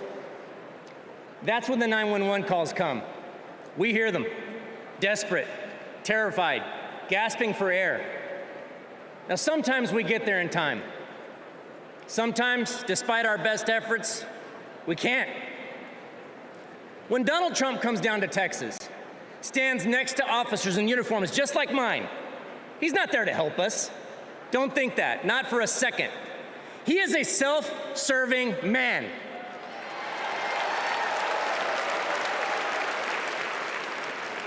I mean, look, just like when he killed the border bill, he just made our jobs harder. Now, Kamala, on the other hand, has been fighting border crime for years. She's gone down to Mexico and worked to stop the traffickers. And when the traffickers didn't stop, she put them in jail. Now, down in my neck of the woods, we call that fooling around and finding out. I may be paraphrasing a bit. We protect them. Now, the border sheriffs that I know, right, and we're like Kamala. We protect and serve. We enforce the law. We show compassion. And we fight like hell to protect our border. Because as we've always known in Texas, cuando luchamos, ganamos. When we fight, we win.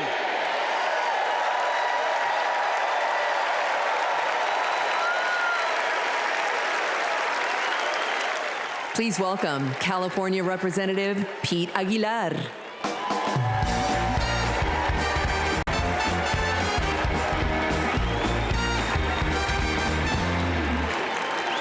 I'm Pete Aguilar, chair of the Democratic Caucus.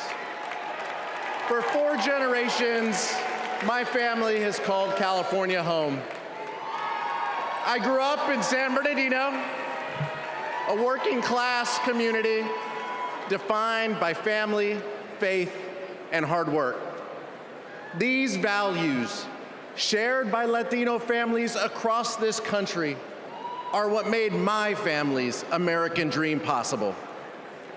And only Kamala Harris and Tim Walz will protect the American dream so that every family can earn a living, own a home, and reach their full potential. This is a vision for America that Donald Trump will never understand. All he knows is chaos and division. He talks about tearing American families apart, pitting neighbor against neighbor, community against community. Compare that to what Kamala Harris has done as vice president. Almost 500,000 people who live here and are married to a U.S. citizen can now apply for lawful permanent residents. DACA recipients who graduated college have easier access to work visas. And we would have much more security at the border if Donald Trump hadn't tanked the bipartisan bill. Folks, we don't have to choose between a secure border and building an America for all. Under President Harris, we can and will do both. As a prosecutor, she took on transnational gangs and cartels. As president, she will fight for pathways to citizenship. And I can tell you, as the highest-ranking Latino in Congress, our community understands the stakes in this election because we believe in the promise of this country. We believe our nation is stronger when we keep families together.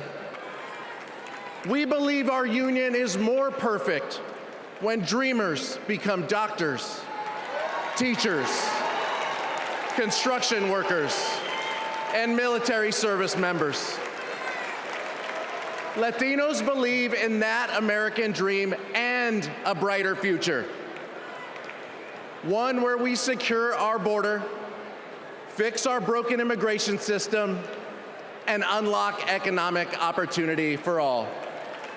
And together, we will win. Thank you.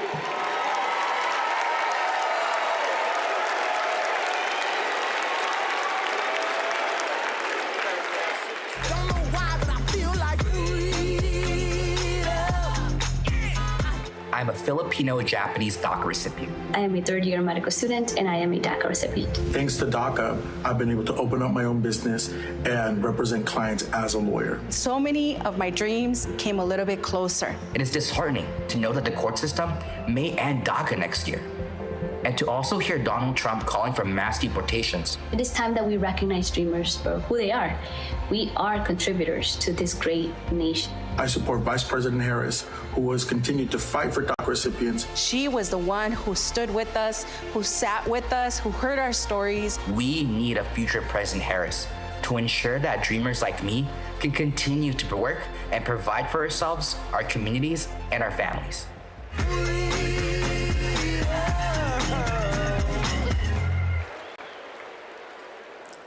Please welcome United States Marine Corps veteran, Carlos Eduardo Espina.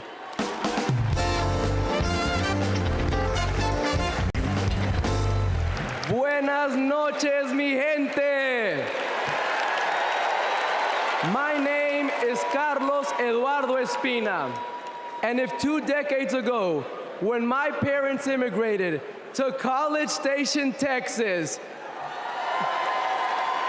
you told them that one day their son would reach 14 million followers on social media, graduate law school, and speak at the Democratic National Convention, they might not believe you. But this is the United States of America, the land of opportunities where anything is possible. I know this because daily I interact with people who, like my parents, came to America to fulfill the dreams and ambitions that in their home countries were impossible. People who work hard, contribute to society, pay taxes because, yes, immigrants pay taxes, and love this country deeply. The same people Donald Trump wants you to believe are poisoning the blood of our country. This is dangerous, and it is outright anti-American. Because as Ronald Reagan, a Republican, once said, we lead the world because unique among nations, we draw our people, our strength from every country and every corner of the world. Reagan knew that welcoming immigrants is not a Democratic or a Republican value, it is an American value. To be pro-immigrant is to be pro-America. And that's why Kamala Harris understands this too. And that's why, once elected, she will reject hate and find solutions that make our nation stronger. So let's get her elected. Let's get her elected. And ensure that our country remains a beacon of freedom and opportunity for all. Thank you, God bless you, and God bless the great state of Texas.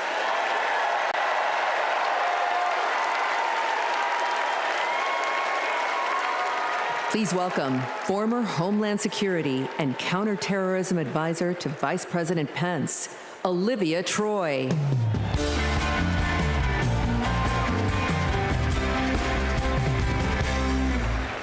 4 years ago, I resigned from the Trump administration. As a Republican who dreamed of working in the White House, it was a hard decision. But as an American, it was the right one. I saw how Donald Trump undermined our intelligence community, our military leaders, and ultimately our democratic process. Now, he's doing it again, lying and laying the groundwork to undermine this election. It's his MO, to sow doubt and division. That's what Trump wants, because it's the only way he wins. And that's what our foreign adversaries want, because it's the only way they win. As a national security expert, y como Latina, y hija de una inmigrante mexicana que realizó el sueño americano, being inside Trump's White House was terrifying. But what keeps me up at night is what'll happen if he gets back there. The guardrails are gone. The few adults in the room the first time resigned or were fired. I grew up in the kind of working family that Trump pretends to care about. Conservative, Catholic, Texan. July 4th was our most sacred holiday. Those values made me a Republican. And they're the same values that make me proud to support Kamala Harris.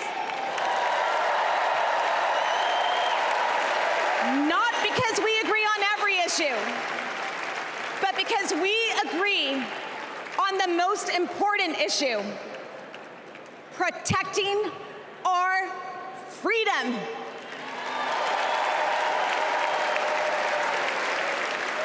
So to my fellow Republicans, you aren't voting for a Democrat.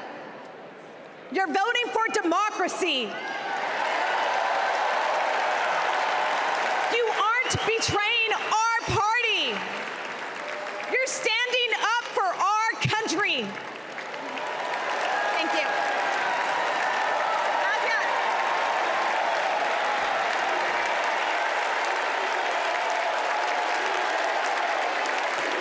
Please welcome former Georgia Lieutenant Governor Jeff Duncan.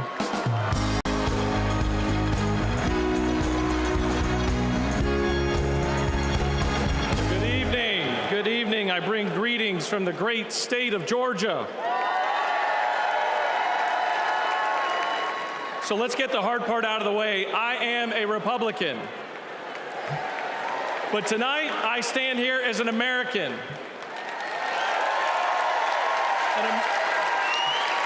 An American that cares more about the future of this country than the future of Donald Trump. My journey started to this podium years ago when I realized Donald Trump was willing to lie, cheat, and steal to try to overturn the 2020 election. I realized Trump was a direct threat to democracy, and his actions disqualified him from ever stepping foot into the Oval Office again.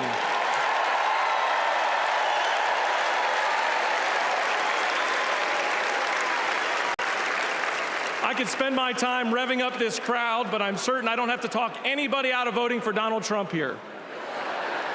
So I'm going to focus my attention on the millions of Republicans and independents that are at home that are sick and tired of making excuses for Donald Trump.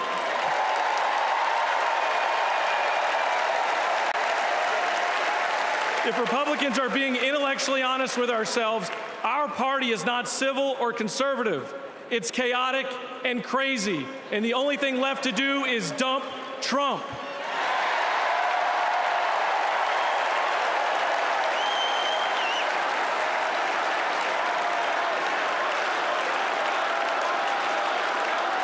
These days, our party acts more like a cult worshiping a felonious thug. Look, you don't have to agree with every policy position of Kamala Harris. I don't. But you do have to recognize her prosecutor mindset that understands right from wrong, good from evil. She's a steady hand and will bring leadership to the White House that Donald Trump could never do. Let me be clear to my Republican friends at home watching.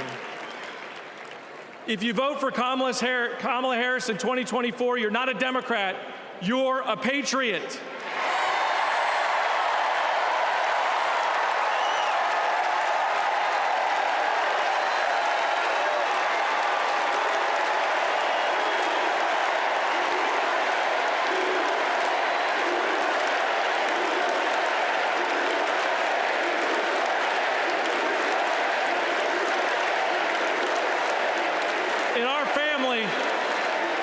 In our family, my wife Brooke and I are raising 3 boys, and we have a family motto. And it says, doing the right thing will never be the wrong thing. During 2020, during just the lowest of lows, when we had armed officers outside our house protecting us from other Republicans, Donald Trump had targeted us. My son came downstairs, and he handed me this coaster that I'd given him years before at a father-son retreat for our church. And he said, hey, Dad, doing the right thing will never be the wrong thing. Stay strong.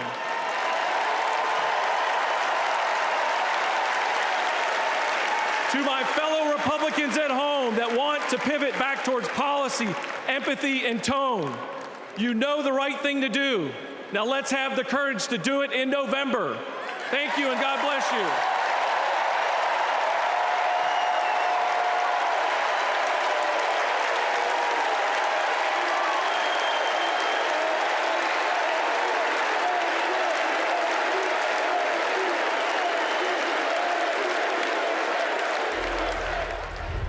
We will never give up. We will never concede. It doesn't happen. You don't concede when there's theft involved. And after this, we're going to walk down, and I'll be there with you. We're going to walk down to the Capitol, because you'll never take back our country with weakness. You have to show strength, and you have to be strong. It does look like we're going to have an ad hoc march stepping off here. There's a crowd surge heading east. Mike Pence, I hope you're going to stand up for the good of our Constitution and for the good of our country. And if you're not, I'm going to be very disappointed in you. I will tell you right now.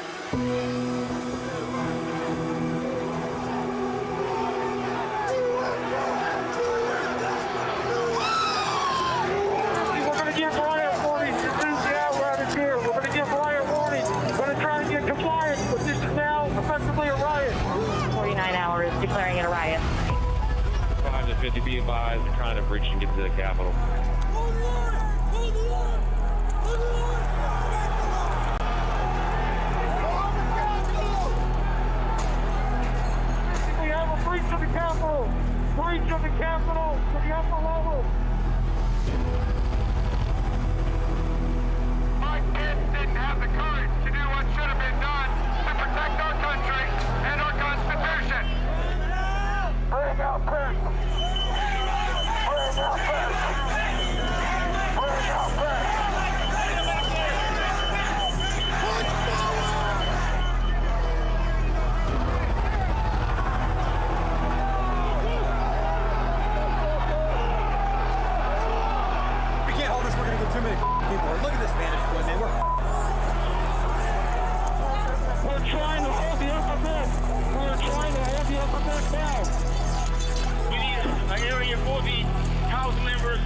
all walking over now through the tunnels. We need to move now. Copy. If we lose any more time, we may lose the ability to leave. So if we're going to leave, we need to do it now. We've lost the line. We've lost the line. All MPD, pull back. All MPD, pull back and deal with back. Stop. H208 with 4 members. The doors barricade. There's people flooded the hallways outside. We have no way out. Officers still remaining on the House floor, so we can secure the members on the other side. Copy. Officers down! Get them up! Get them up!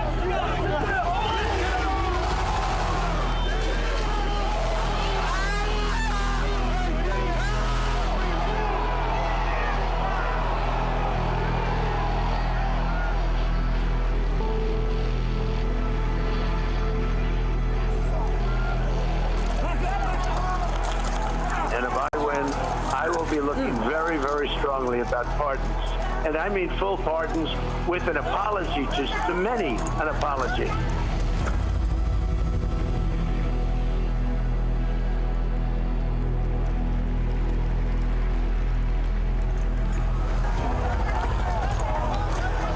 They were peaceful people. These were great people.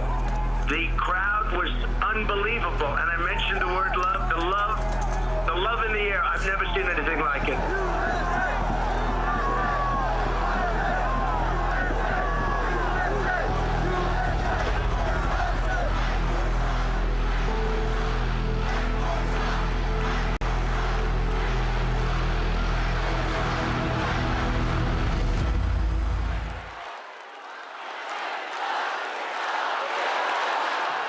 Please welcome Mississippi Representative Benny Thompson.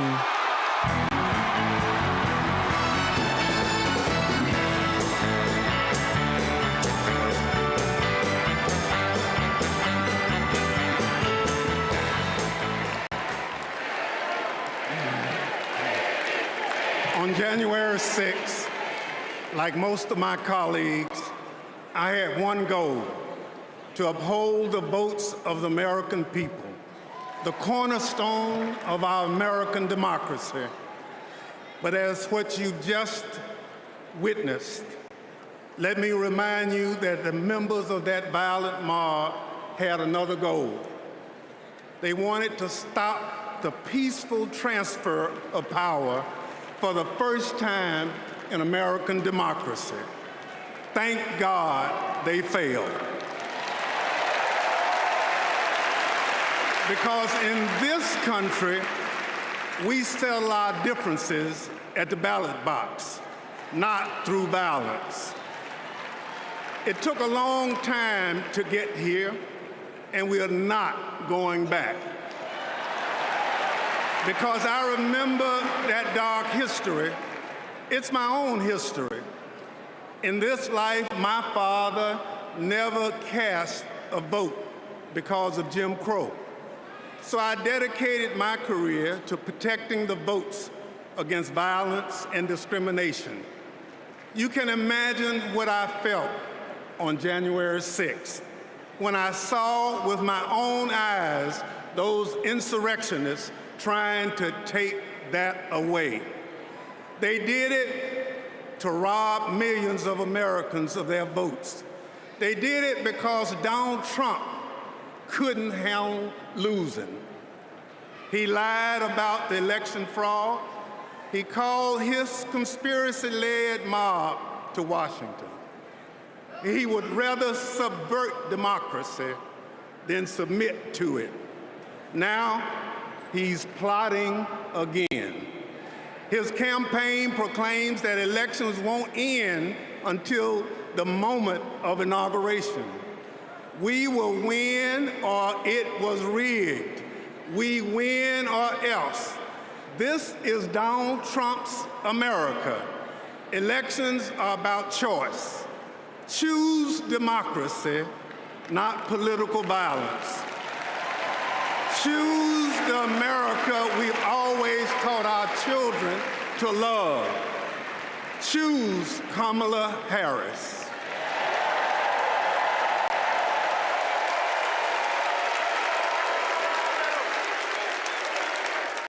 Please welcome former United States Capitol Police Sergeant Aquilino Ganell.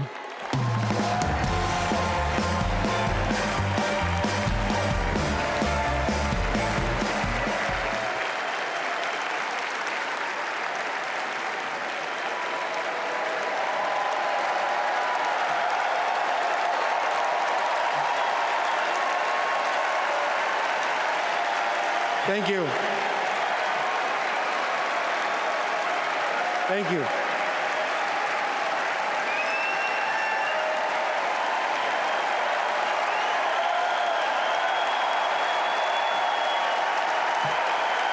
Thank you. Before I begin, I need to acknowledge the sacrifices that 5 officers who died as a result of January 6 made on that day.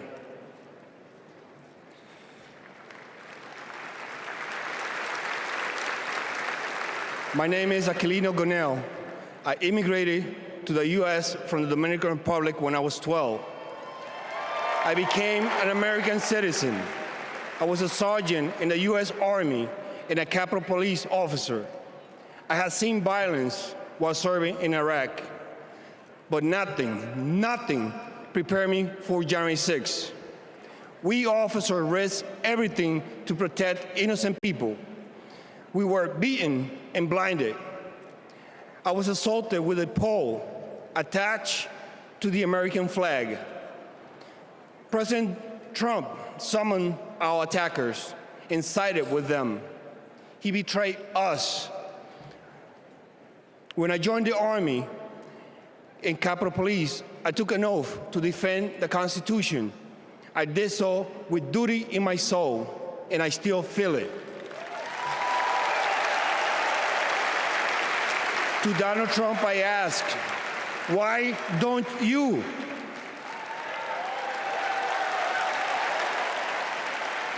On January 6, I nearly died protecting the Capitol, and I will do it again for our democracy. The way to preserve it is to elect Kamala Harris, our first female commander-in-chief.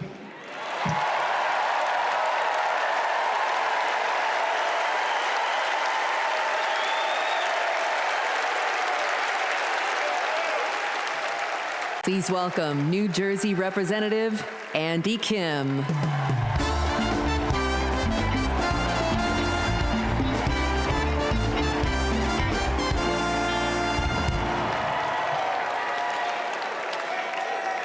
When I was a kid, my parents brought me to the Capitol. They taught me that it's sacred ground, a symbol of our democracy. When I got to Congress, I was excited to bring my little boys to the same beautiful building. I asked them, "Do you like the Capitol?" And my oldest son, Austin, said, "I love the Capitol, and lowercase too." They are so sweet. But shortly after, we saw something unimaginable. A mob tearing down flags, assaulting police officers. That night, I walked into the rotunda. The floor was covered in broken glass and garbage, strewn with the chaos unleashed by Donald Trump. And I thought to myself, how did it get this bad? So I did the only thing I could think of. I grabbed the trash bag and started cleaning up.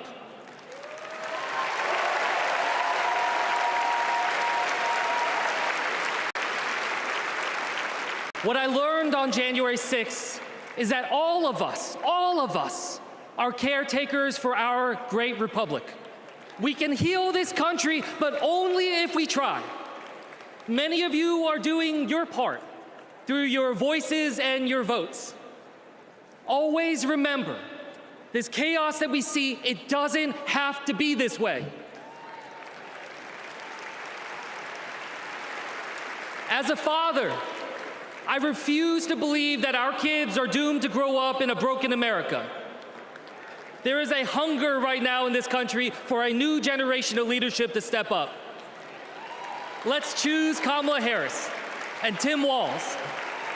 Let's do this for our kids and our grandkids. Thank you.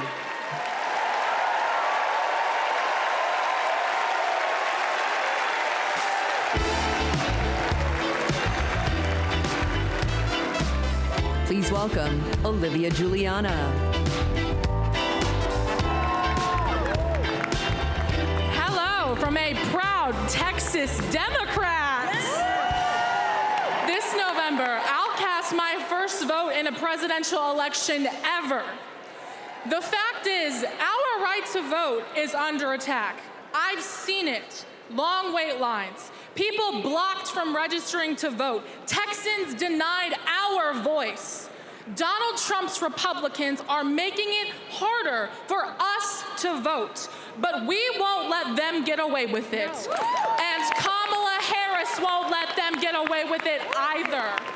She's fought for our freedoms. She's fought for our voice, but we will only be heard if we vote. As the saying goes, if you're not at the table, you're on the menu. So Gen Z, let's take our seat in our democracy and cast our ballots this November for Kamala Harris and Tim Walz. And now, ladies and gentlemen, American icon Stevie Wonder.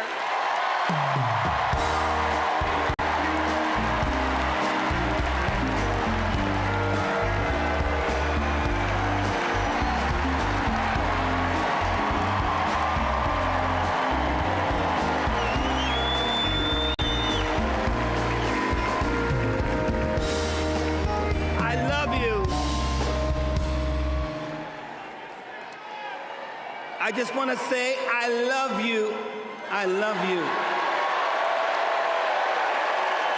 And every song that I've sang, every song that I've written, it's because of my love for you right here. But this year I've prayed very hard for peace to come to our world's nations, but also to each one of our hearts. Even though our hearts have been beaten and broken, beyond prayer, I know the importance of action, and now is the time to understand where we are and what it will take to win. Win the broken hearts, win the disenchanted, win the angry spirits. Now is the time.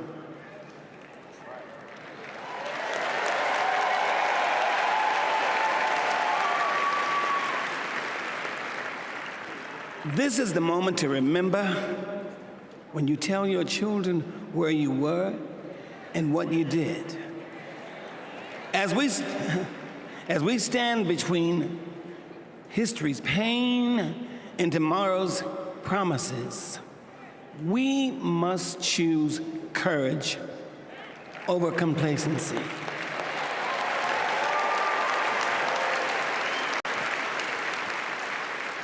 It is time to get up and go vote.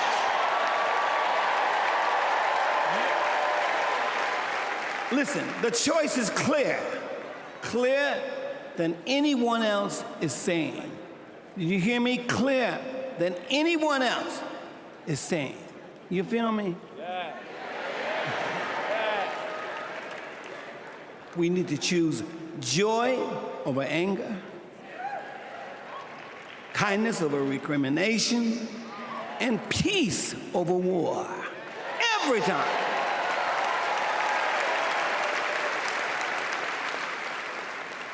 We must choose to be above the ugly words, the hateful anger, and the division those words and anger create. We must keep on keeping on until we truly are a united people of these United States. And then we will reach our higher ground. Are y'all ready? Are y'all ready to reach your higher ground? Are you ready to reach a higher ground? Tell me. I want to hear you again. Are you ready? Are we ready? Because you know we need Kamala Harris. Yes, we do. And we need a great man, as we do have, as a future vice president. You know that. So you know what? I'm depending on you to do, as Spike Lee would say, the right thing.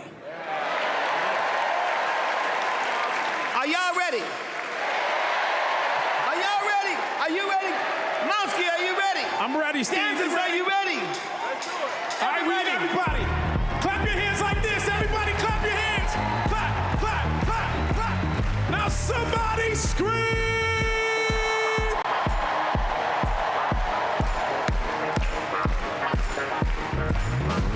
Here we go.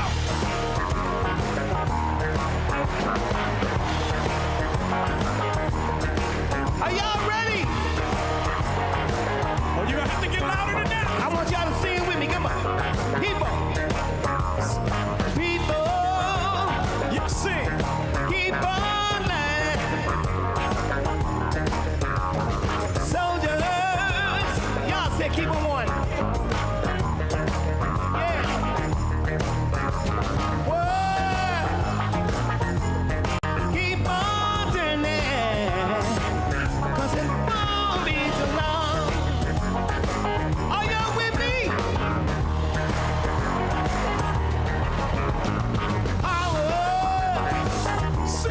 Keep on lying. Why you people keep on dying? Whoa. Keep on turning. 'Cause it won't be too long. Oh yeah. Sometimes when you let me try it again, it's the last time I've ever so when I know my name, I'm gonna keep on trying till I meet my higher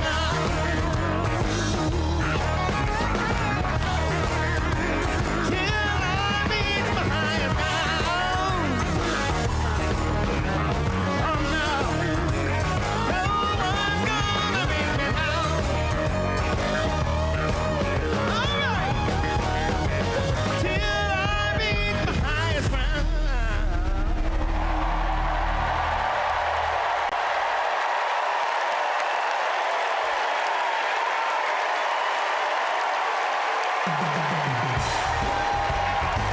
Somebody scream.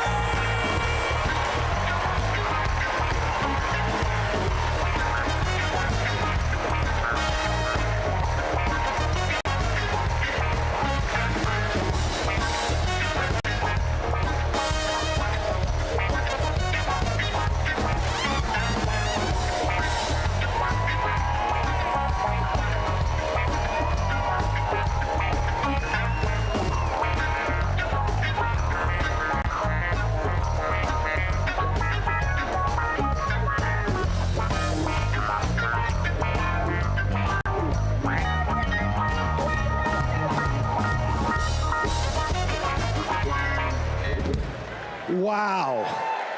Wow. Wow. I couldn't see the rest of y'all, but from back, Nebraska was getting down. Stevie's song is powerful, but so was his words. He said courage over complacency. He gave us a call in his remarks. But now I gotta tell you, the party is gonna keep going. We're just getting started, y'all. And this is a segment that I am very, very excited about, because it might be Wednesday night and we might be in Chicago, but it's starting to feel like something I've wanted to say my whole life. Live from New York, it's Saturday night.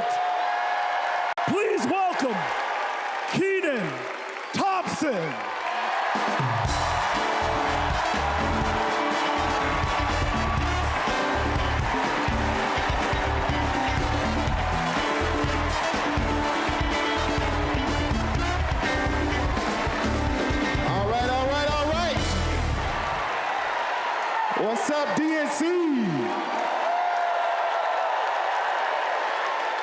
All right. Y'all remember this big old book from before? When Colorado Governor Jared Polis ripped a page out of it?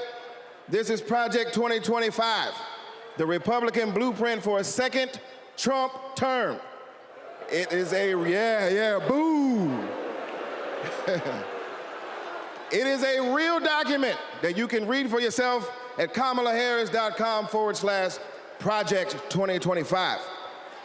You ever seen a document that could kill a small animal and democracy at the same time?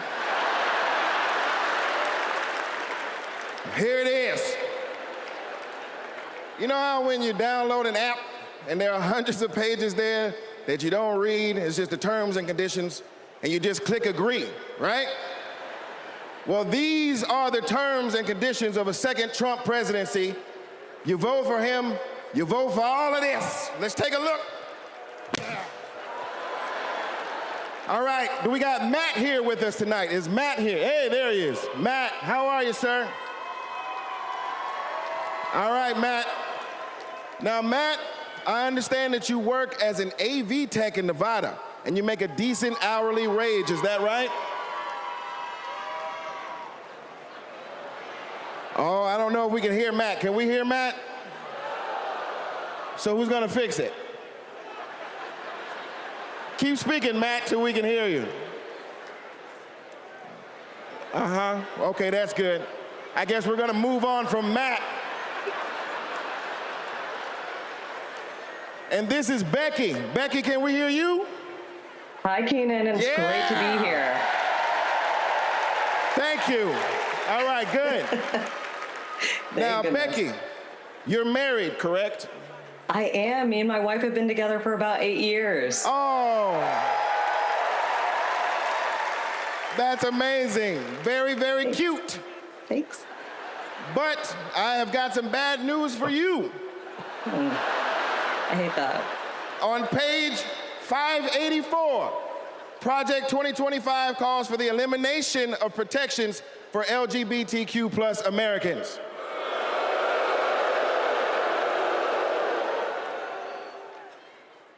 So yeah, right back to the Stone Age. I'm afraid so. Right back to the Stone Age. That's terrible. Yeah, it is.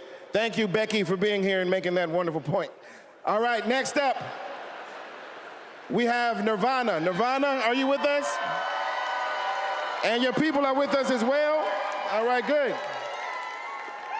Now, Nirvana, I understand that you are on insulin to manage your diabetes, yes? Yes, and thanks to President Biden and Vice President Harris, I only pay $35 a month for my insulin. That is great. That is great. But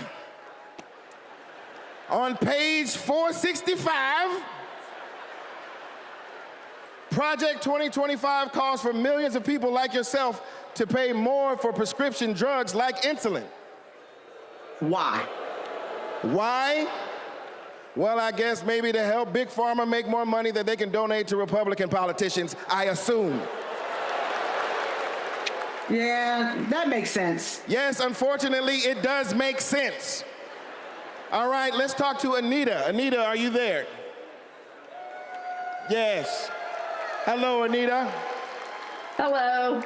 And Anita, what do you do for a living? I'm an OBGYN who delivers babies and does surgery. An OBGYN? She is an OBGYN that delivers babies. Uh-oh. Uh-oh, yeah, it's bad news, isn't it? It sure is. On page 459, Project 2025 resurrects a law from the 1800s called the Comstock Act to ban abortion nationwide and throw healthcare providers in jail. Oh my God, that is awful. Yes, it is awful. All right, let's do one more. Is Sharia with us? Sharia, are you there? Hey, Keenan, I'm here. Yes, Sharia, I love it. All right, let's talk to you. I understand that you work for the federal government?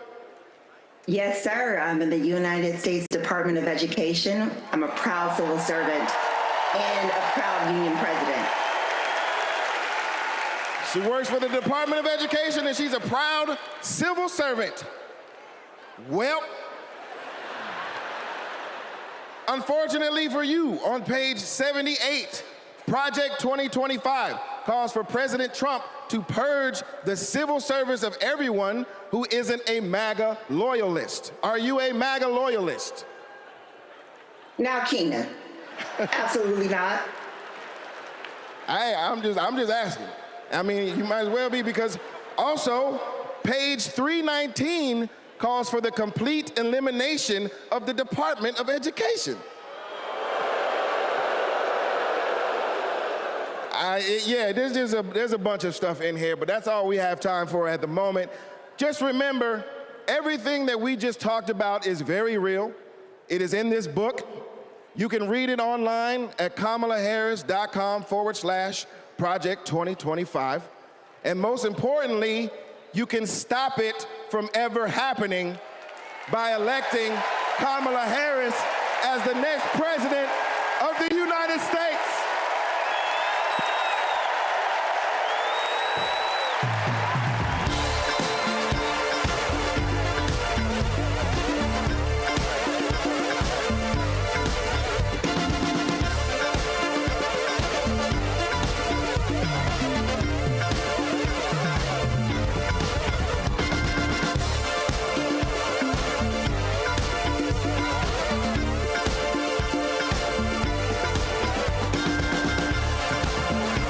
Please welcome award-winning producer and writer, Mindy Kaling.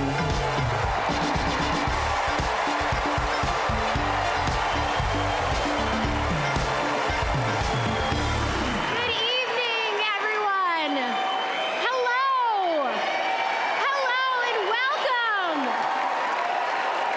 Welcome to the third night of the Democratic National Convention. My name is Mindy Kaling. Thank you. For those of you who don't know me, I am an incredibly famous Gen Z actress who you might recognize from The Office. Thank you, The Mindy Project. Or as the woman who courageously outed Kamala Harris as Indian in an Instagram cooking video. Yes, you're welcome. I am so proud to be here supporting my friend. But the real reason I am here is that deep down, I truly believe that as a woman of color and as a single mother of 3, it is incredibly important that I be appointed ambassador to Italy. That's how this works, right? That's like why I'm here. I've never been, I'm dying to go. And guys, I just really need a break. I know it's not the priority tonight, but just think about it. I am actually here because I have known the Vice President for a long time, and I want to tell you a story about one of the first times I ever met her. She wasn't Madam Vice President then. She was my senator, and we were filming a video where she came to my home to cook dosas, a South Indian dish. Yes, it's not every day that a senator comes over, and I was pretty nervous. But when she arrived, we immediately hit it off. We talked about the love we have for our moms, who had both passed away from cancer. Both of our mothers were immigrants from India who came to America and committed their lives to serving others. My mother, Swati, became an OBGYN. Thank you.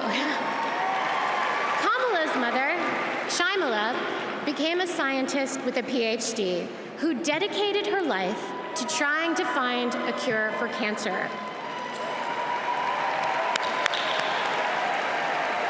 And after speaking to Kamala, it was clear to me that Shyamala had passed down the same optimism and fearlessness to her daughter. But the thing I remember the most about the Vice President is that Kamala Harris can cook. Guys, she was so much better than me. But she also knew that my family was watching. So as she gently corrected my sloppy dosa making, She was complimenting me every step of the way, making sure that my daughter, Kit, heard how good of a cook I am. She had no desire to be seen as better than anyone else. She just wanted my kid to be impressed with her mom. And when she finally bit into my dosa, she looked at me and said, really good, and then never took another bite again. Yes, but it is that warmth, that generosity of spirit that I know she will bring to the White House as our next president. Kamala Harris cares deeply about other people. She will fight to protect our freedoms because those are the values that her mother passed down to her. But in order to protect those freedoms, Democrats also need to win the House. So we have a lot to do, and please welcome to the stage your next Speaker of the House, Hakeem Jeffries.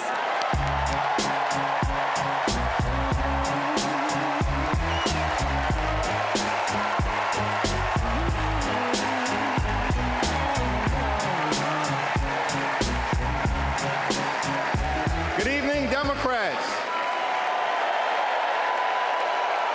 It's a high honor and a distinct privilege as a Brooklynite, New Yorker, and as an American to stand before you today and unequivocally express my support for Kamala Harris and Tim Walz to be the next president and vice president of the United States of America.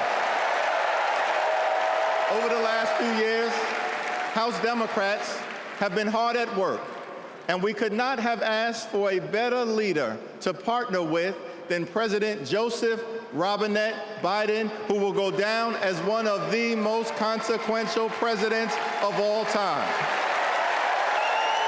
Last month, President Biden selflessly passed the torch to Vice President Kamala Harris, who is ready, willing, and able to fight for the people. Kamala Harris is a courageous leader, a compassionate leader, and a common sense leader who will deliver real results for everyday Americans. Kamala Harris is fighting for our freedom. Kamala Harris is fighting for our families. Kamala Harris is fighting for our future. Together, let's make Kamala Harris the 47th President of the United States of America.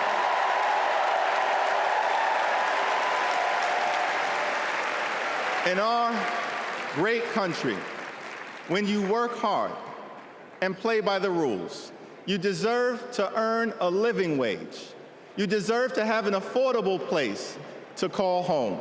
You deserve to educate your children in a great public school that is free from gun violence. And you deserve high-quality, affordable health care, and you deserve the chance to one day retire with grace and with dignity. But for far too many people in our great country, they are struggling to live paycheck to paycheck. And as a result, the American dream is out of reach. Here's the thing. Extreme MAGA Republicans don't care about everyday Americans. They only care about themselves. Our approach, led by Kamala Harris and Coach Walz, is very different. We care about you, the American people.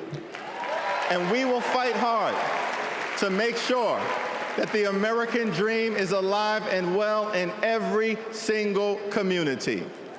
Now, the road ahead will not be easy, which brings me to you-know-who. Donald Trump is like an old boyfriend who you broke up with, but he just won't go away. He has spent the last 4 years spinning the block, trying to get back into a relationship with the American people. Bro, we broke up with you for a reason.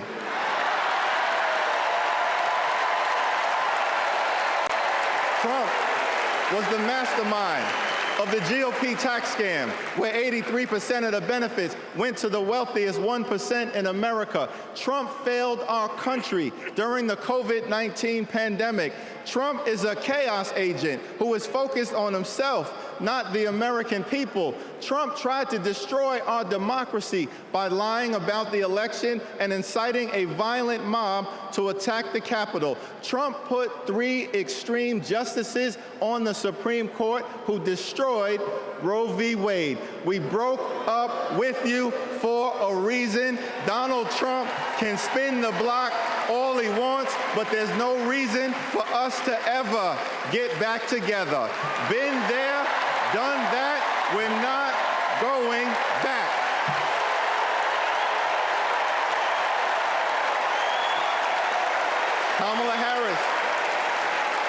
Kamala Harris and House Democrats will always put people over politics. Kamala Harris and House Democrats will lower costs and grow the middle class. Kamala Harris and House Democrats will fix our broken immigration system and secure the border. Kamala Harris and House Democrats will strengthen the relationship between the police and the community. Kamala Harris and House Democrats will continue to combat the climate crisis with the fierce urgency of now. Kamala Harris and House Democrats will protect Social Security, protect Medicare, protect Medicaid, protect the Affordable Care Act, protect working families, protect small businesses, protect the middle class, protect free enterprise, protect our children, protect our seniors, protect our veterans, protect our unions, protect our dreamers, and always protect a woman's freedom to make her own reproductive health care decisions.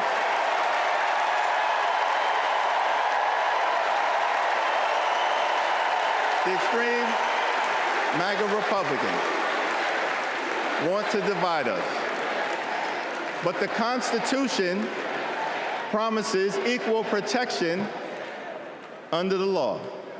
We are one nation, under God, indivisible, with liberty and justice for all. Together,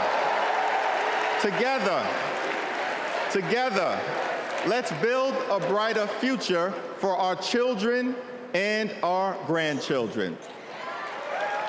In the Old Testament, book of Psalms, the scripture tells us that weeping may endure during the long night, but joy will come in the morning. Here's how we do it. Strategize on Sunday. Meet the moment on Monday. Take it to them on Tuesday. Work it out on Wednesday. Thank the Lord on Thursday. Fight the power on Friday. Set it off on Saturday. Get a few hours of sleep, wake up the next day, and do it all over again until joy comes in the morning.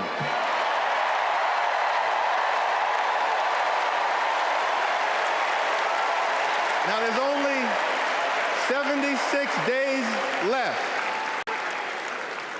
There are only 76 days left. We must continue to speak up. We must continue to show up. We must continue to stand up, not as Democrats or Republicans, but as Americans. And when we do, nothing can stop Kamala Harris from becoming the 47th President of the United States of America. Nothing can stop House Democrats from taking back the majority. Nothing can stop the American people from continuing our march toward a more perfect union. Nothing can stop us. We're all the way up. God bless you. God bless Kamala Harris. May God bless the United States of America.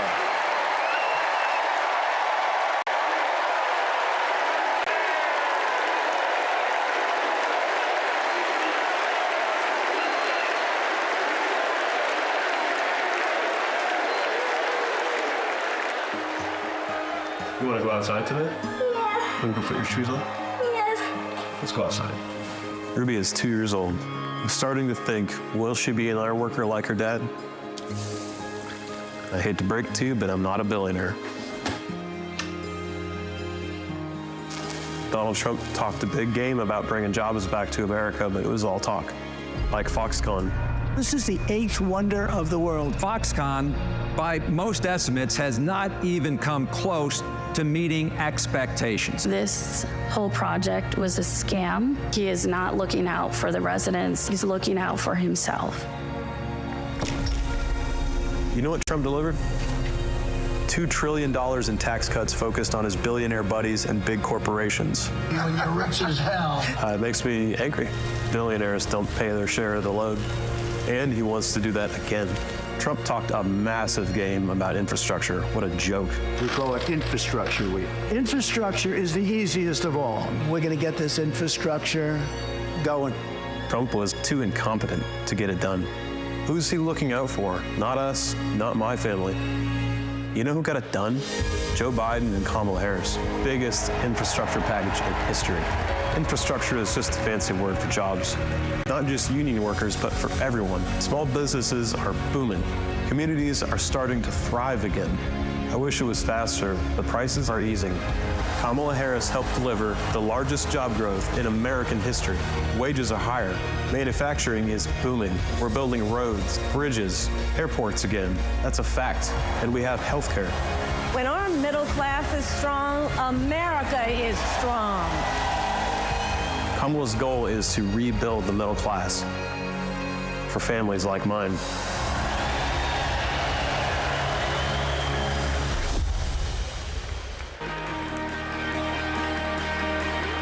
Please welcome the 42nd President of the United States, Bill Clinton.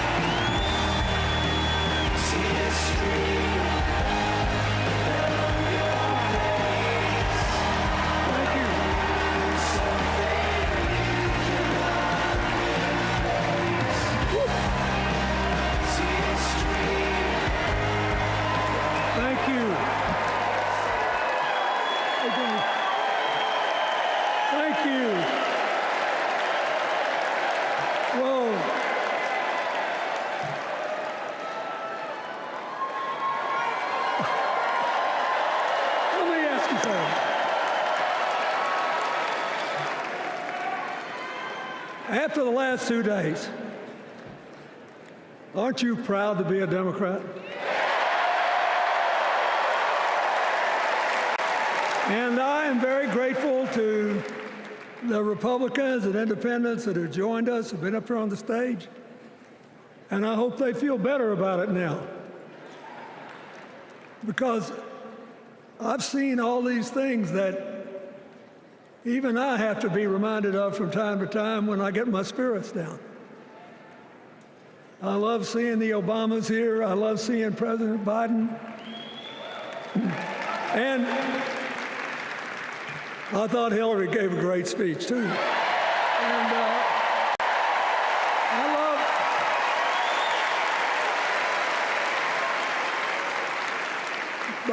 I love seeing all these young leaders. A bunch of them are coming up after me. They look better, they sound better, and they'll be exciting. I do want to say one word about President Biden. Remember, he had an improbable turn that made him president. And we were in the middle of a pandemic and an economic crash. He healed our sick and put the rest of us back to work. And he strengthened our alliances for peace and security. He stood up for Ukraine. He's trying desperately to get a ceasefire in the Middle East.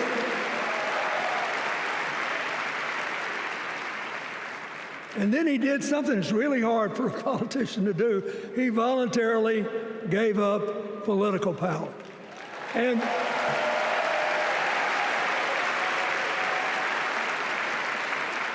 George Washington knew that, and he did it. And he set the standard for us serving 2 terms before it was mandatory. It helped his legacy, and it will enhance Joe Biden's legacy.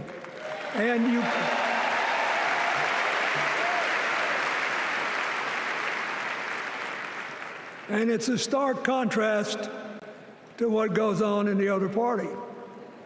So I want to thank him for his courage, compassion, his class, his service, his sacrifice.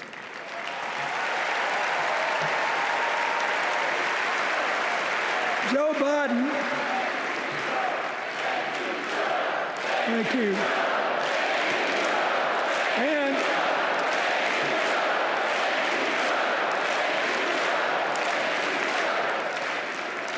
he kept the faith, and he's infected a lot of the rest of us. Now let's cut to the chase. I am too old to gild the lily.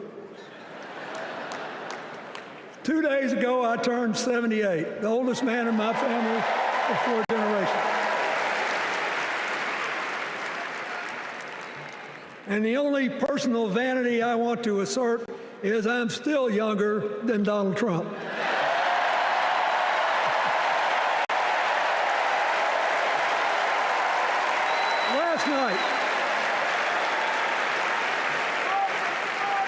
Last night, in what I thought was a very moving series of episodes, we nominated Kamala Harris and Tim Walz.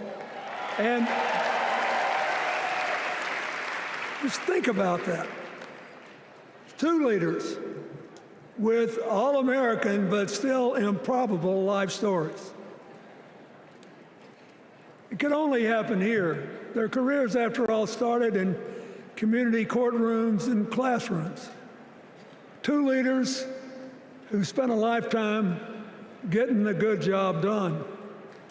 Now, one of the things that I've noticed over my increasingly long life, that a presidential election is unique in several ways.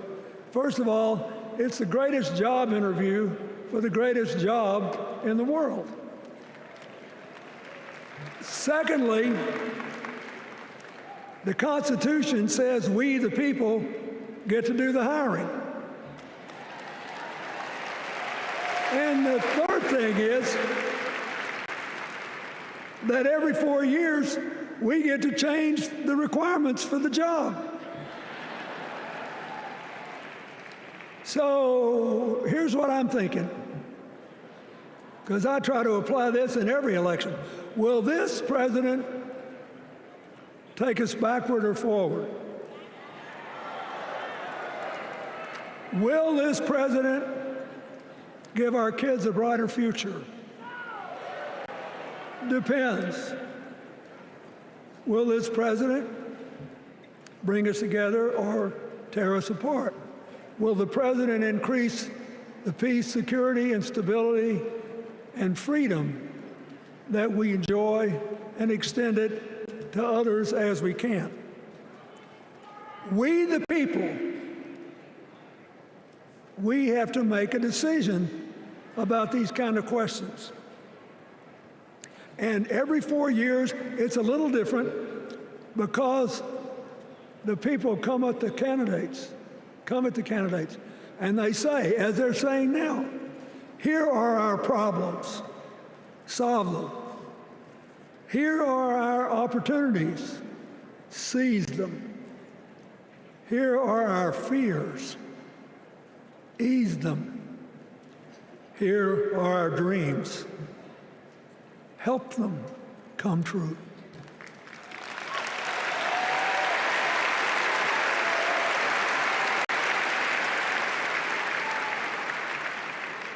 A president can answer that call by saying, I'll do my part, but you have to help me. We have to work together.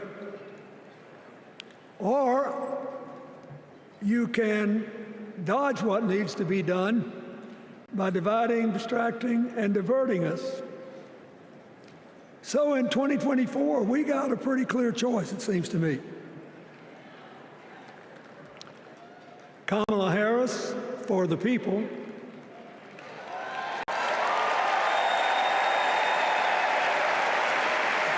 and the other guy who's proved even more than the first go-around that he's about me, myself, and I. I know which one I like better for our country.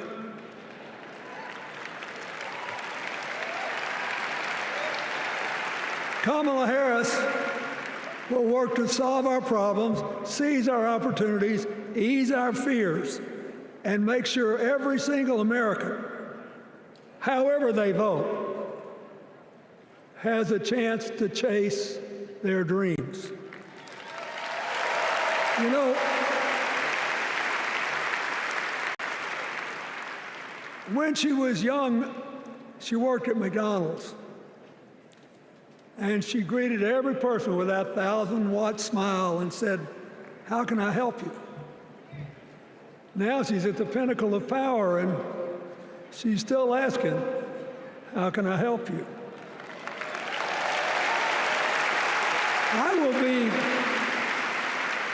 I'll be so happy when she actually enters the White House as president, because she will break my record as the president who spent the most time at McDonald's.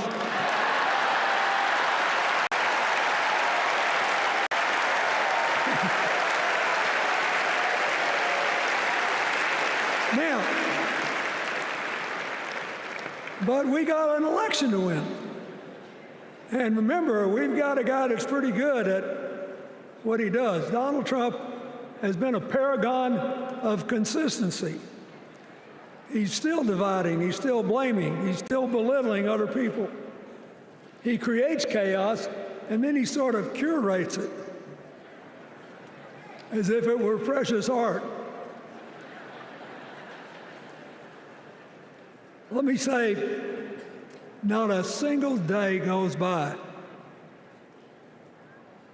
even though I've been gone for well over 23 years from the White House, not a day goes by that I don't thank the Lord for the chance I had to serve and what it meant. And one of the reasons, thank you. Wait.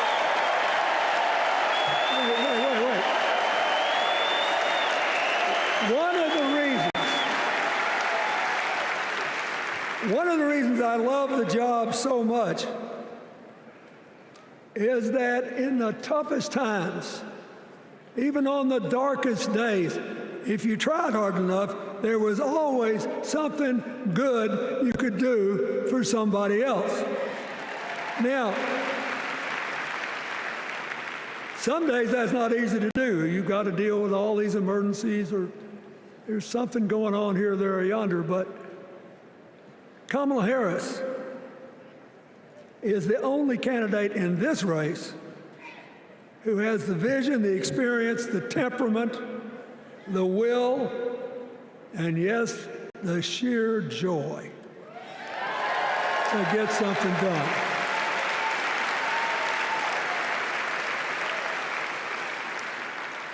I mean, look, what does her opponent do with his voice? He mostly talks about himself. Right? So the next time you hear him, don't count the lies. Count the eyes.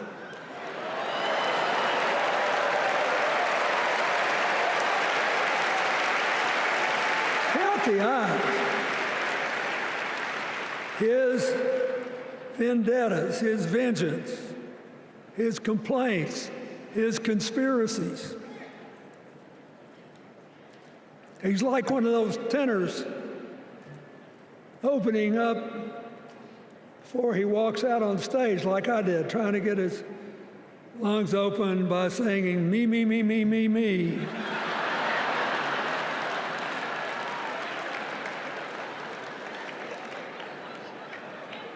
When Kamala Harris is president, every day will begin with you, you, you, you.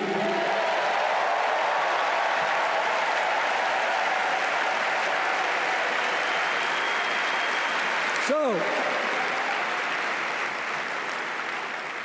we got to ask ourselves the questions if we're going to hire a president.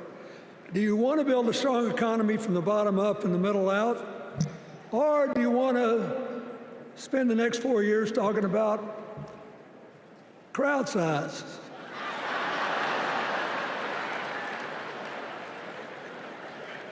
You're going to have a hard time believing this, but so help me, I triple-checked it. Since the end of the Cold War in 1989, America has created about 51 million new jobs. I swear I checked this 3 times. Even I couldn't believe it. What's the score? Democrats 50, Republicans 1.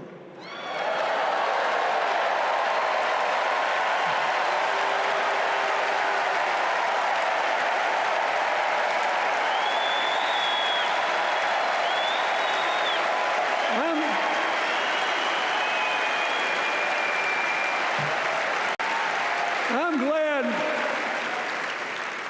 that we've got a championship-winning coach on our team.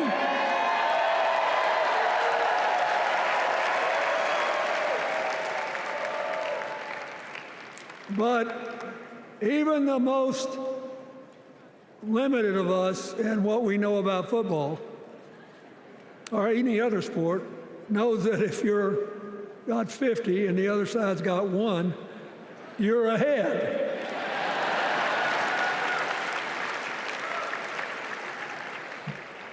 What about affordable housing? It's a terrible problem in America now. We need more. And affordable health care. That's why the Democrats put a limit on monthly payments for insulin and a $2,000 a year out-of-pocket limit, and are trying to cover more drugs by bargaining for prices. We need more financing for small businesses. We need still to strengthen our alliances. I almost croaked in the first debate of this election season when President Trump said nobody respected America anymore like they did when he was president. Wait. And with a straight face. Look, you got to give him, he's a good actor. With a straight face, he cited as evidence of the respect that existed for us when he was there the presidents of North Korea and Russia.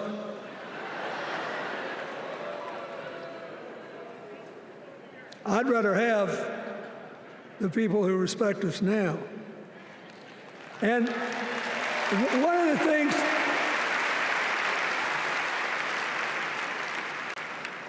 is when you send a signal to the other countries, you want them to know whether they agree with you or not, at least that you're on the level. Here's where you are and what you believe.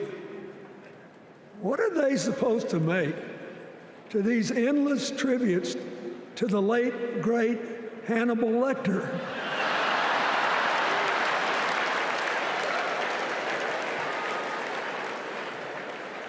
I mean, President Obama once gave me the great honor of saying I was the explainer-in-chief. Folks, I thought about it, and I don't know what to say.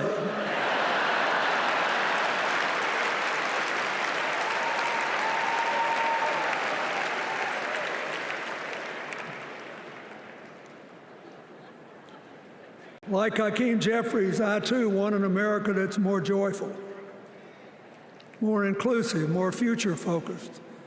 Just think what a burden it's been on us to get up day after day after day after day, buried in meaningless hot rhetoric, when there's so many opportunities out there, so many problems that need to be solved. I want that. And that's the America Kamala Harris will lead.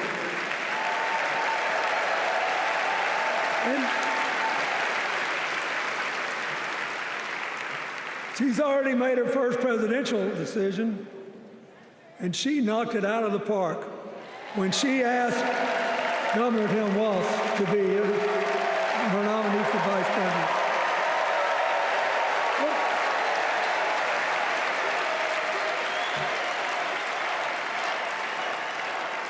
As they used to say when I was a young man growing up in Arkansas, you do not have to be all broke out with brilliance.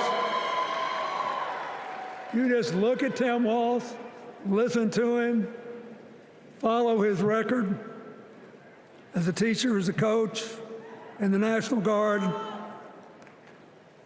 as a congressman, where he was the only Democrat, save one, elected in that district in more than 100 years. And he stayed a long time. And then he became a great governor. And by all accounts, he was a crack shot who had the courage among his rural constituents to say, we do not need these assault weapons available to people who can kill our kids in school.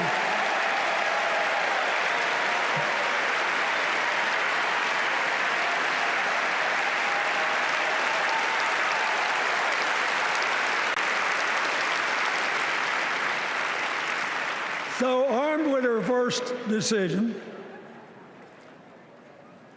Kamala Harris confronts an interesting dilemma. We're going to walk out of here feeling pretty good, I think. We've got energy, we are happy, we feel like a load's off our shoulders.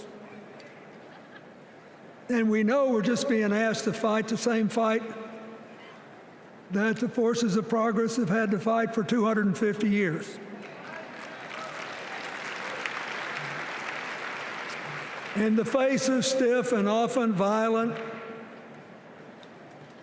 opposition, we have to find a way to go forward together, where we, the people, make our union more perfect. So, that's a good thing.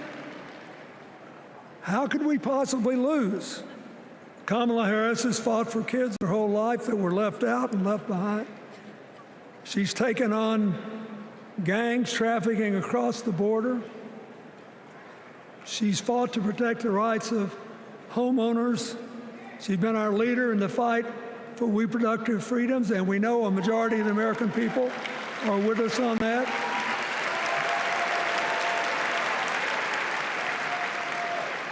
And she's gained an invaluable amount of experience as vice president, advancing our values and interests around the world. She's already said she's going to work really hard to make sure that no American working full-time lives in poverty or has to worry about their children living in poverty. She says that we got to make home ownership an achievable dream for everyone, not just a privilege. She said that and this meant a lot to me, that she would protect everybody's right to vote, whether or not they voted for her. They were citizens and they deserved the right to vote.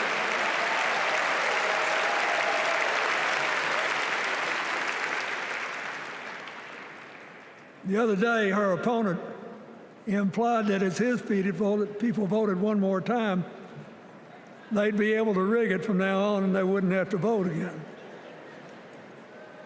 You think they're kidding, but I know a lot of these folks, and most of them are really good people, but some of them think that they are bound to dominate America politically, economically, and socially, and they have to use politics to do it, and they should rig the system. I don't believe that. And so here's what I want to tell you. We've seen more than one election slip away from us when we thought it couldn't happen, when people got distracted by phony issues or overconfident. This is a brutal, tough business. I want you to be happy.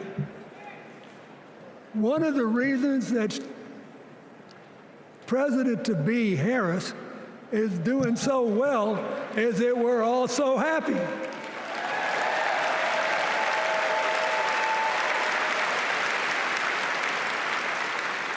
But you should never underestimate your adversary. And these people are really good at distracting us, at triggering doubt, at triggering buyer's remorse. As the Obama said so eloquently last night, they are human, you know. They're bound to make a mistake now and then. We got to be tough. And so, as somebody who spends a lot of time in small towns and rural areas in New York and Arkansas and other places, I urge you to talk to all your neighbors. I urge you to meet people where they are. I urge you not to demean them, but not to pretend you don't disagree with them if you do. Treat them with respect, just the way you'd like them to treat you.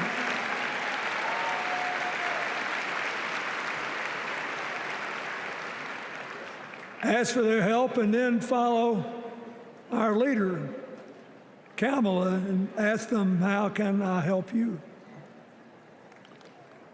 We Democrats right now have a lot of hay in the barn. We've got massive achievements, massive advances, but there's still a lot of slips between today and Election Day that we have to navigate. And so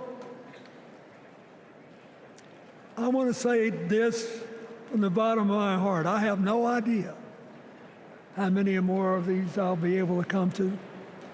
I started in '76, and I've been to every one since. But no,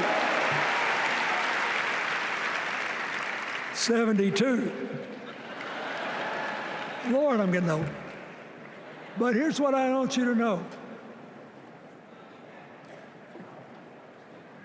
If you vote for this team, if you can get them elected and let them bring in this breath of fresh air,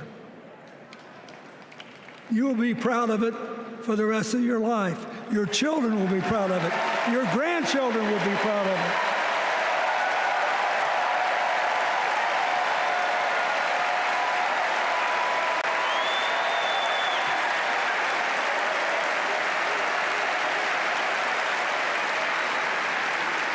Take it from a man who once had the honor to be called in this convention the man from hope. We need Kamala Harris, the president of joy, to lead us. So,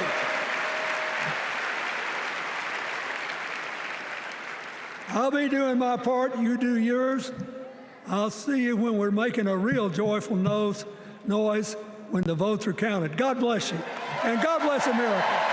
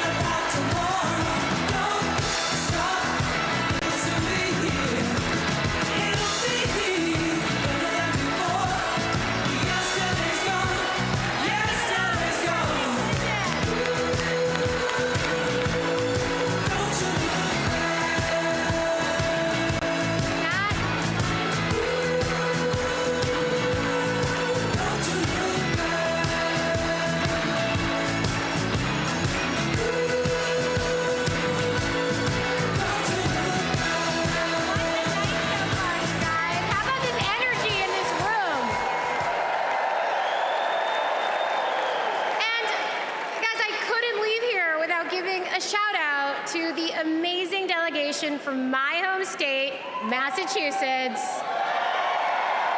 I love you, Massachusetts. Everyone is always hating on us, but they just don't get it. Go Sox. Go Jason Tatum. Ben Affleck, hang in there. Dunkin' Donuts is the best coffee in the world. Okay.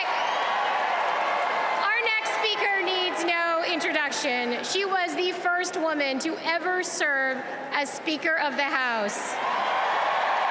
Yes, you know what's coming. This woman was doing Brat before Brat was Brat. The mother of dragons. Please welcome Nancy Pelosi.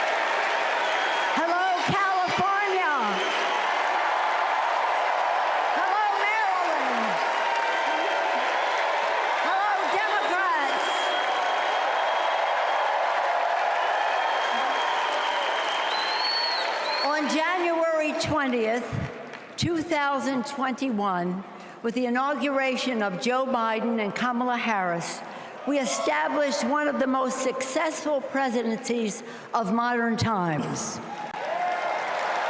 And we quickly proved that Democrats deliver. Millions of jobs, stronger infrastructure and rural broadband, a Biden child tax credit, rescuing human pensions, honoring our veterans, bold climate action, lowering the cost of prescription drugs, all thanks to President Biden's patriotic vision of a fairer America, doing so with liberty and justice for all. Thank you, Joe.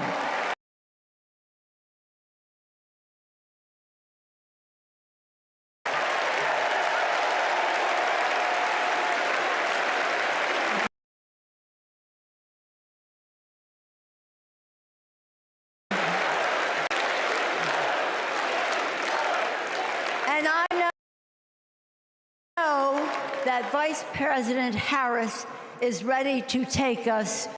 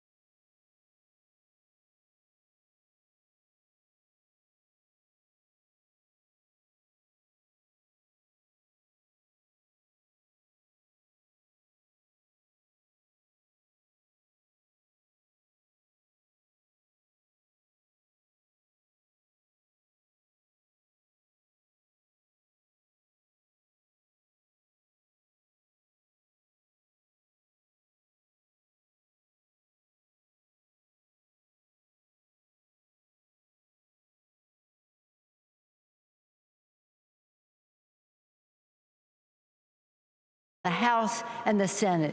And we demonstrated to America and to the world that American democracy prevailed.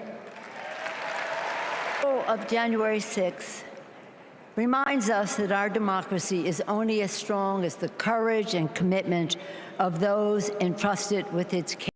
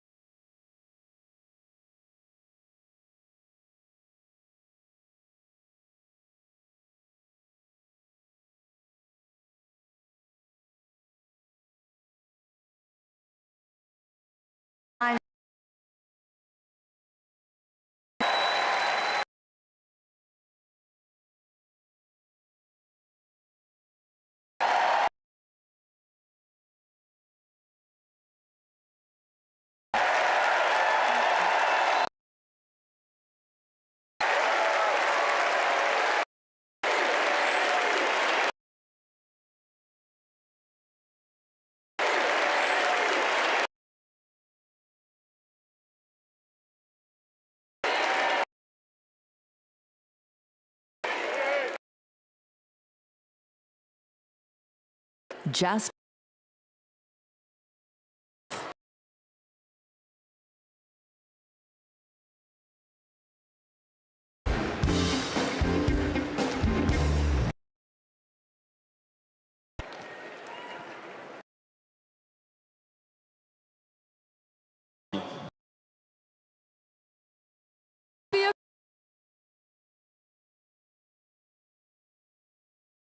Lift us up. Celebrated on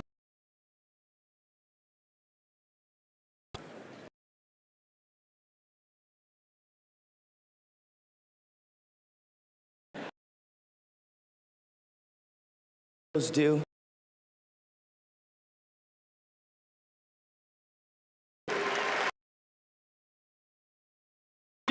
Will make time for what matters. But she always makes time for family. From moments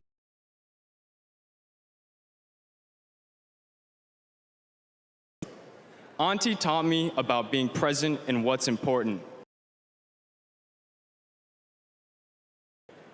She'll treat I was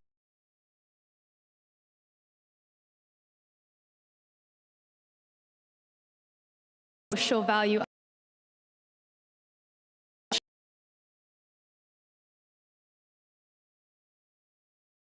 so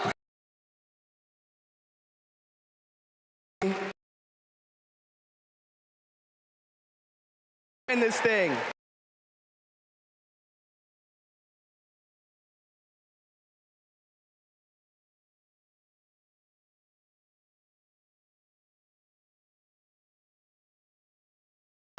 Please welcome nominee for U.S.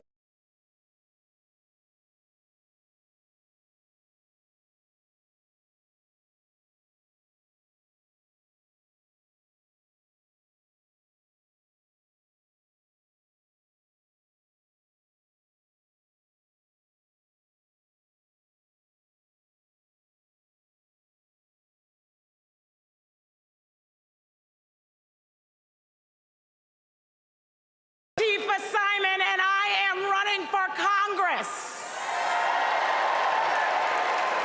And I'm here tonight to tell you all about the Kamala Harris that I know.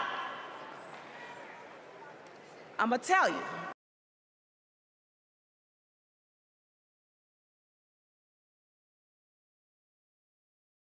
Francisco, California.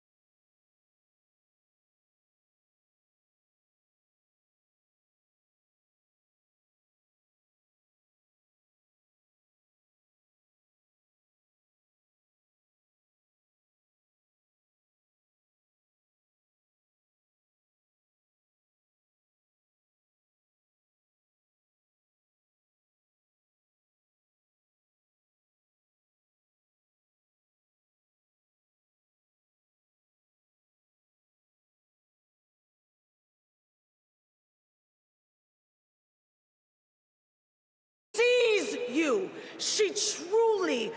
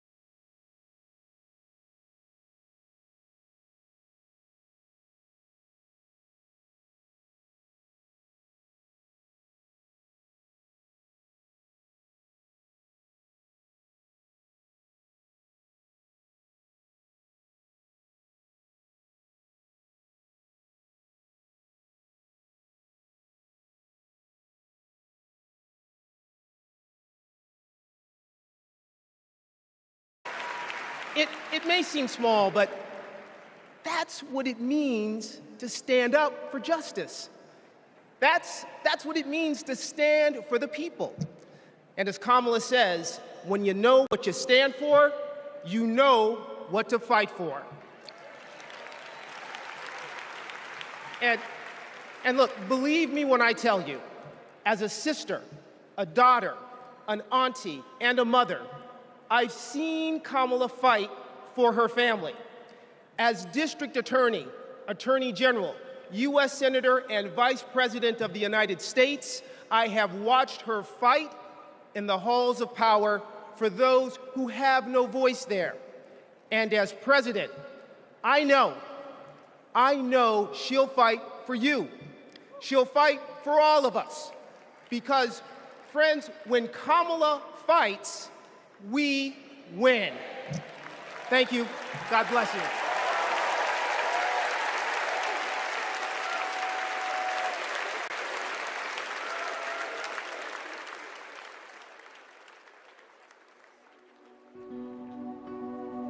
a crime against any one of us is a crime against all of us. The work that she did as Attorney General was taking on issues to help people who were trying to make a life for themselves and their families. When Kamala Harris came into office in 2011, the most urgent economic crisis facing communities throughout California was the foreclosure crisis. For too many Californians, hopes for lasting home ownership have been dashed. Victims have fallen prey to a series of mortgage scams, fraud, and unfair business practices. In order to get meaningful relief, we had to sue the banks and see through a lengthy litigation process. When Kamala was sitting at the table negotiating, it wasn't just about the money, it was about real people. I vividly remember her thinking about Mommy, who could finally afford to buy her first home, and how proud Mommy was. So Kamala knew what was at stake for families and even whole communities. We are very proud to announce a tremendous victory for California. She truly believes that every single person, every American is worthy of the promise and the prosperity of this country. And every time Kamala has run for a bigger office, it's because she believes that she can have a bigger impact. We are making a commitment tonight with this celebration of this Senate race to bring our country together. In the Senate, to get a position on the Intelligence Committee is very coveted because it is about protecting our nation's security. And Kamala hit the ground running. She would not let a witness off easily. Did you have any communications with Russian officials for any reason during the campaign that have not been disclosed? I don't recall it. I need to be correct as best I can. I do want you to be honest. And I'm not able to be rushed this fast. It makes me nervous. Her questioning of Attorney General Sessions was historic, and she earned the respect of colleagues on both sides of the aisle. Kamala, as a senator, was a truth teller. She was there to expose what some of these guys were and what they intended to do. Can you think of any laws that give government the power to make decisions about the male body?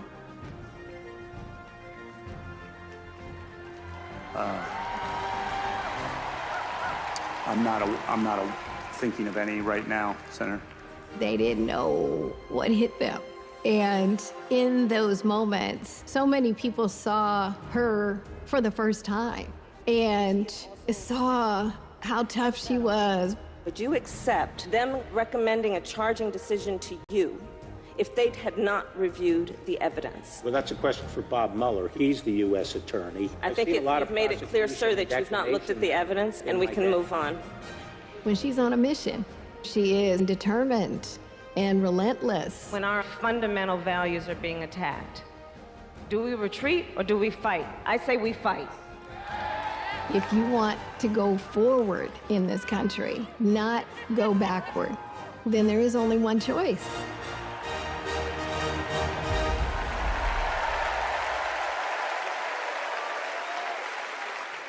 Please welcome Nevada Senator Catherine Cortez Masto.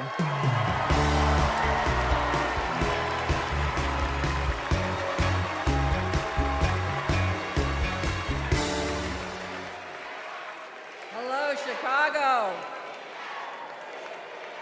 You know, before I was senator, I was Nevada's Attorney General. And that's when I met Kamala Harris, my colleague in California. Now, we bonded over many things. And working together, I quickly learned what kind of person she is. She is a strong leader. Here's how I know. As AGs, we took on the big banks after the foreclosure crisis. And let me tell you, Kamala did not settle for less than homeowners deserved. Her leadership helped win billions for working families nationwide. Delivering for families, that's Kamala Harris. Kamala and I also worked to protect our southern border. During that time, Kamala invited a group of AGs across the border to meet with Mexican officials. Now, we worked together to put transnational criminals and drug smugglers behind bars. Holding criminals accountable, that's Kamala Harris. Listen, and when we took on human traffickers, Kamala had us meet with survivors so that we could understand who we were fighting for. Standing up for justice, that's Kamala Harris. So trust me when I say I know she will fight for our families and our freedoms. Now, we must fight for her. Every vote matters. I know, in 2016, Nevadans elected me, the granddaughter of a baker from Mexico, to serve as the first Latina in the United States Senate. I'll tell you what. And in 2022, my reelection came down to 7,928 votes. Because of voters in Nevada, the Democrats won the Senate majority. And I'm here to tell you, we can do it again. We can send Kamala Harris and Tim Walz to the White House. Are we ready to do it?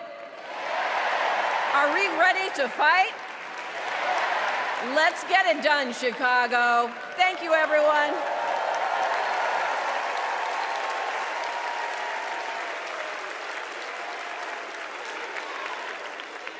Please welcome Pennsylvania Governor Josh Shapiro.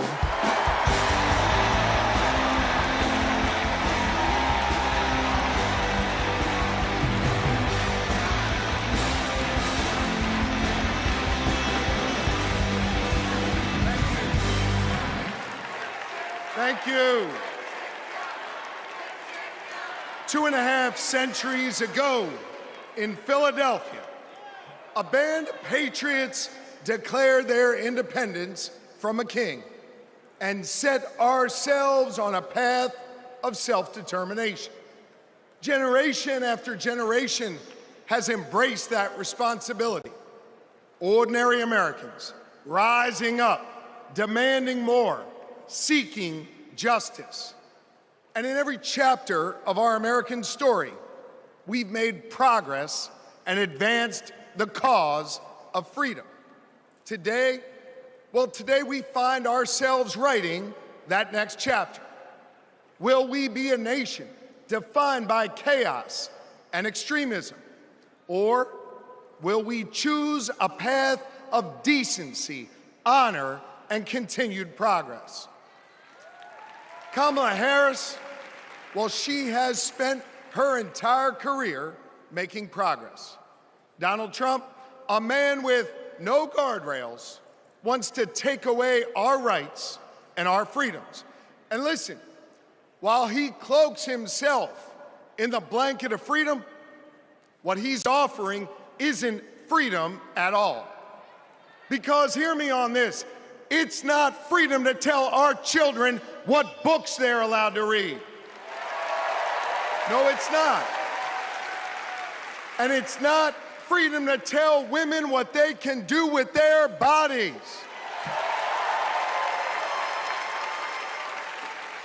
And hear me on this, it sure as hell isn't freedom to say you can go vote, but he gets to pick the winner. That's not freedom. But you know what? You know what, Democrats? We are the party of real freedom. That's right.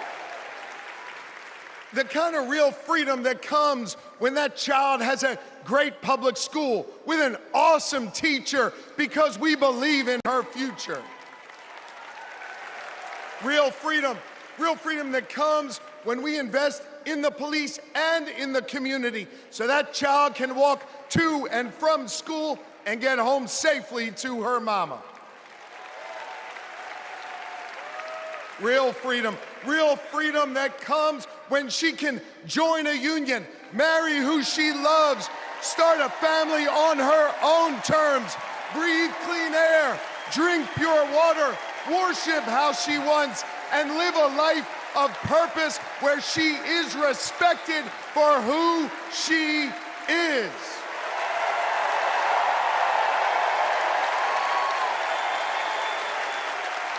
Real freedom that comes when she can look at Madam President and know that this is a nation where anything and everything is possible. That is real freedom, and that is what we are fighting for.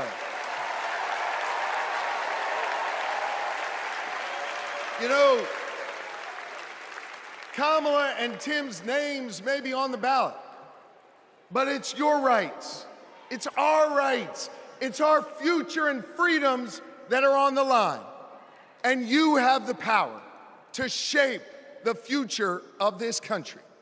Just like our ancestors who fought for freedom on the battlefield and sat in at lunch counters so our kids could stand up. Now it's on us. It's on us, my friends, to organize in our communities and on our For You pages around three basic American principles. We value our freedom, we cherish our democracy, and we love this country. And listen,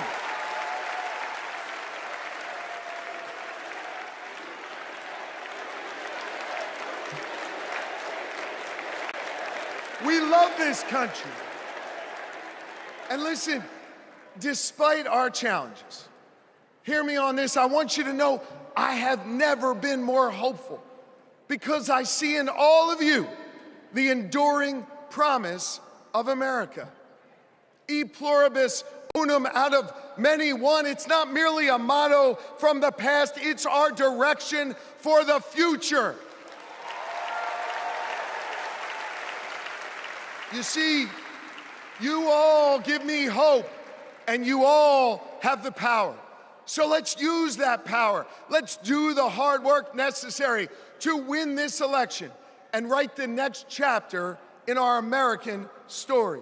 So are you ready to protect our rights? Are you ready to secure our freedoms?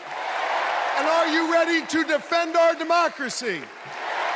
And are you ready to elect Kamala Harris and Tim Walz? America, let's get to work!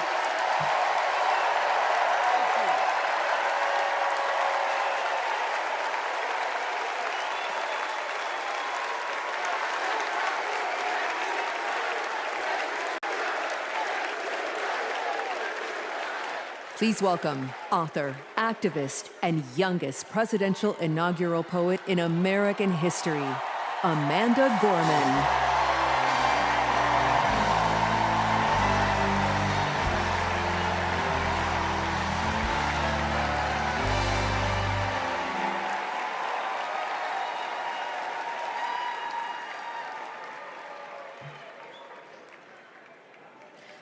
We gather at this hallowed place because we believe in the American dream.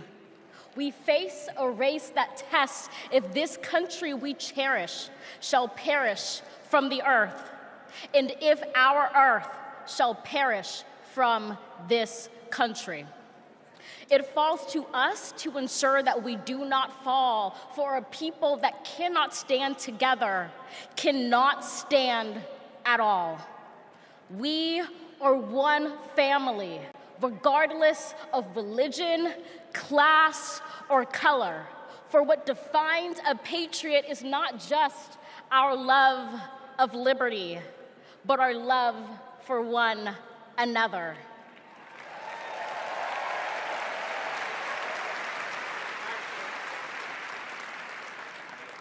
This is loud in our country's call because while we all love freedom, it is love that frees us all.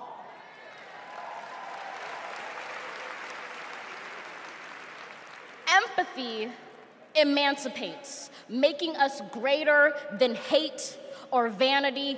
That is the American promise, powerful and pure. Divided, we cannot endure, but united, we can endeavor to humanize our democracy and endear democracy to humanity.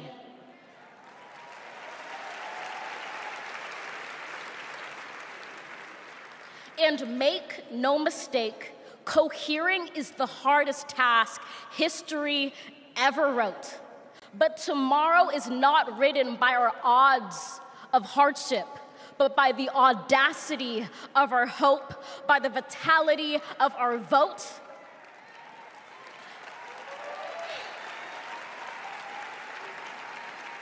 Only now, approaching this rare air, are we aware that perhaps the American dream is no dream at all, but instead a dare to dream together.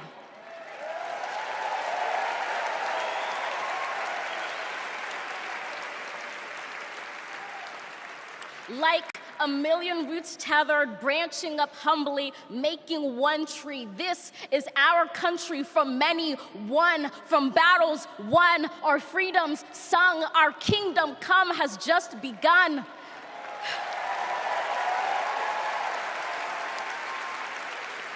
We redeem this sacred scene, ready for our journey from it. Together, we must birth this early republic and achieve an unearthly summit. Let us not just believe in the American dream, let us be worthy of it.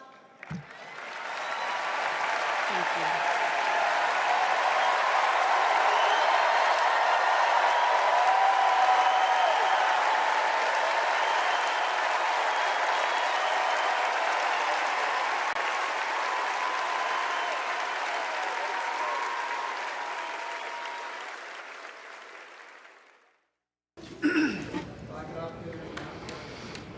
There's a word I heard.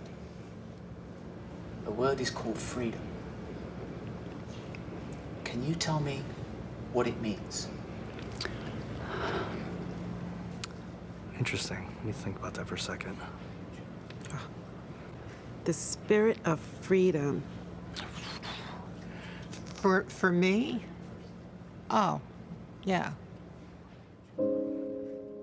Freedom, to me, means choice. The ability to laugh with friends. Be who you want to be.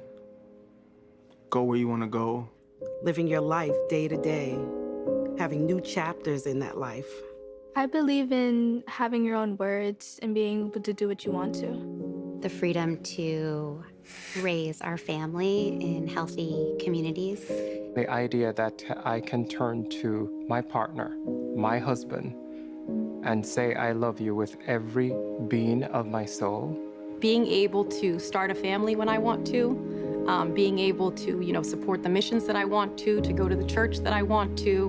Not everyone has the same opportunities, but the United States is, of anywhere I've ever been, it's the one place where you can accomplish more. The big, fantastic thing about America is that it is the land of opportunity. I know it sounds trite, but it's the truth.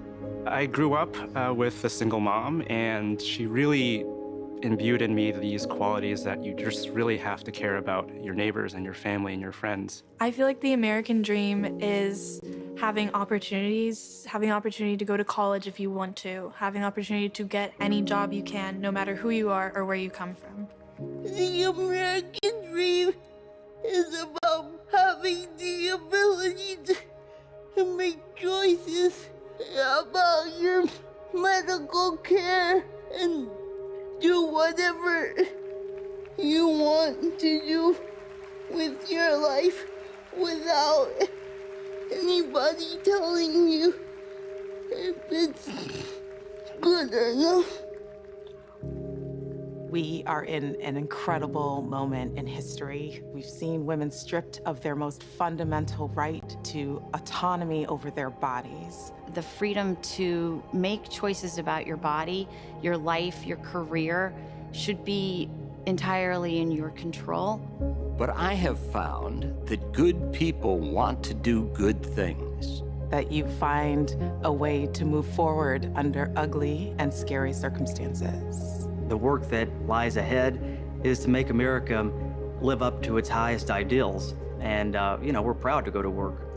The work to build a better future really depends on all of us coming together. We have to bring back that respect for everyone. I don't think we're as divided as we seem. Let's come together as one big nation. I feel like we are on the verge of something very amazing in this country. It makes me want to fight for our children and future generations to ensure they have just as many, if not more, freedoms than we had.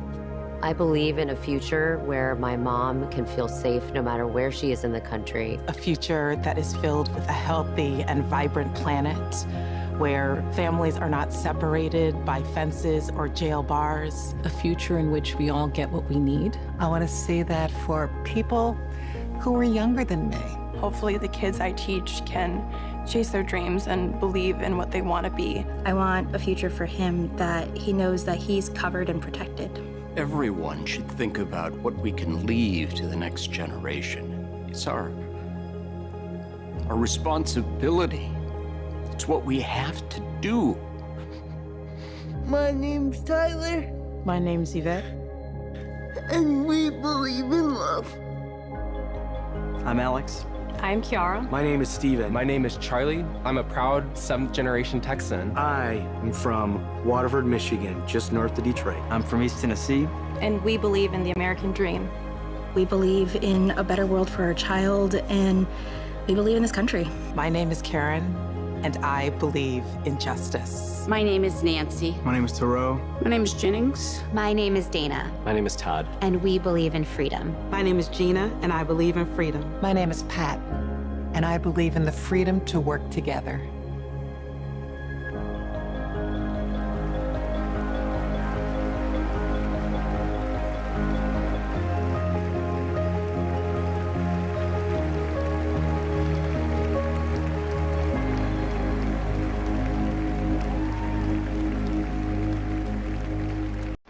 Please welcome Oprah Winfrey.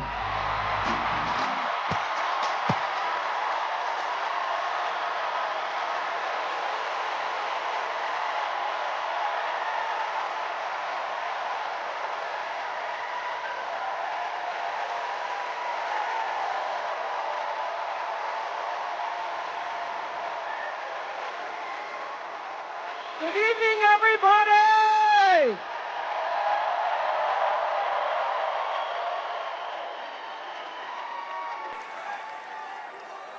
Who says you can't go home again?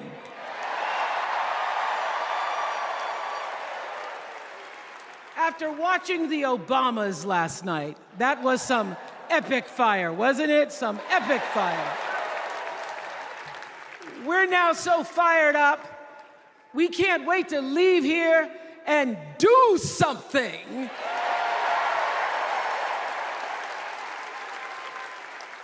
And what we're going to do is elect Kamala Harris as the next president of the United States.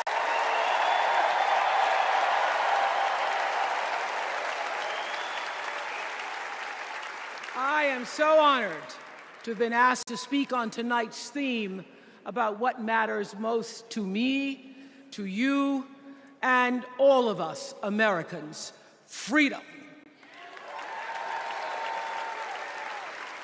There are people who want you to see our country as a nation of us against them, people who want to scare you, who want to rule you, people who'd have you believe that books are dangerous and assault rifles are safe, that there's a right way to worship and a wrong way to love, people who seek first to divide and then to conquer.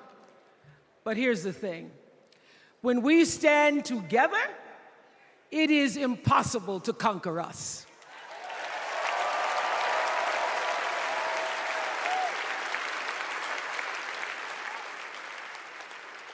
In the words of an extraordinary American, the late Congressman John Lewis,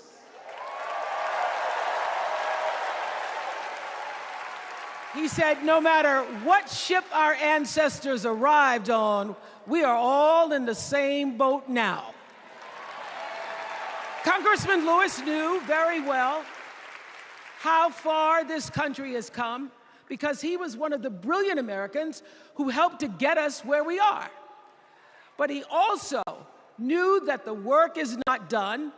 The work will never be done because freedom isn't free. America is an ongoing project. It requires commitment. It requires being open to the hard work and the heart work of democracy. And every now and then, it requires standing up to life's bullies.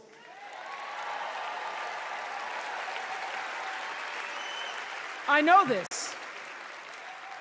I've lived in Mississippi, in Tennessee, in Wisconsin, Maryland, Indiana, Florida, Hawaii, Colorado, California, and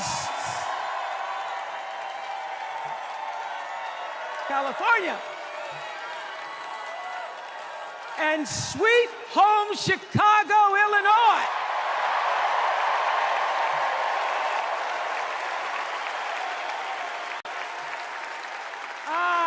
Have actually traveled this country from the redwood forests, love those redwoods, to the Gulf Stream waters. I've seen racism and sexism and income inequality and division. I've not only seen it, at times I've been on the receiving end of it. But more often than not, what I've witnessed and experienced are human beings, both conservative and liberal, who may not agree with each other, but who'd still help you in a heartbeat if you were in trouble. These are the people who make me proud to say that I am an American.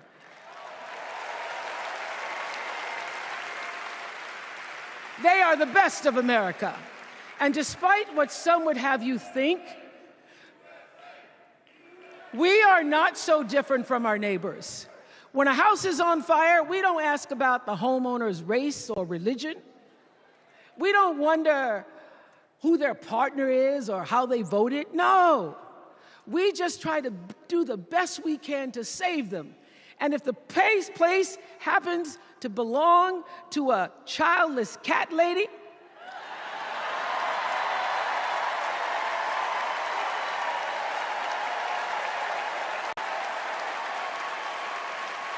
well, we try to get that cat out too.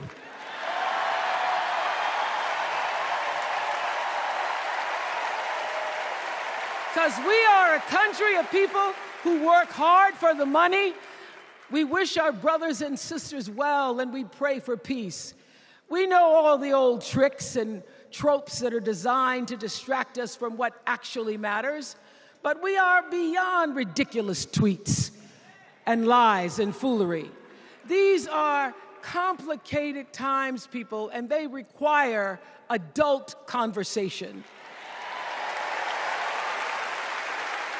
And I welcome those conversations because civilized debate is vital to democracy, and it is the best of America. Now, over the last couple of nights, we have all seen brave people walk onto this stage and share their most private pain. Amanda and Josh, Caitlin, Hadley, they told us their stories of rape and incest and near-death experiences from having the state deny them the abortion that their doctor explained was medically necessary. And they've told us these things for one reason, and that is to keep what happened to them from happening to anybody else. Because if you do not have autonomy over this, if you cannot control when and how you choose to bring your children into this world and how they are raised and supported, there is no American dream.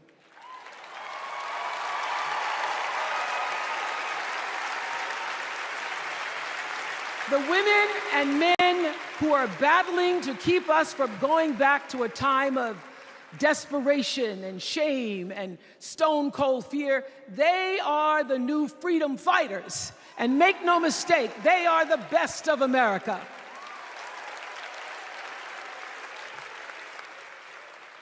I want to talk now about somebody who's not with us tonight.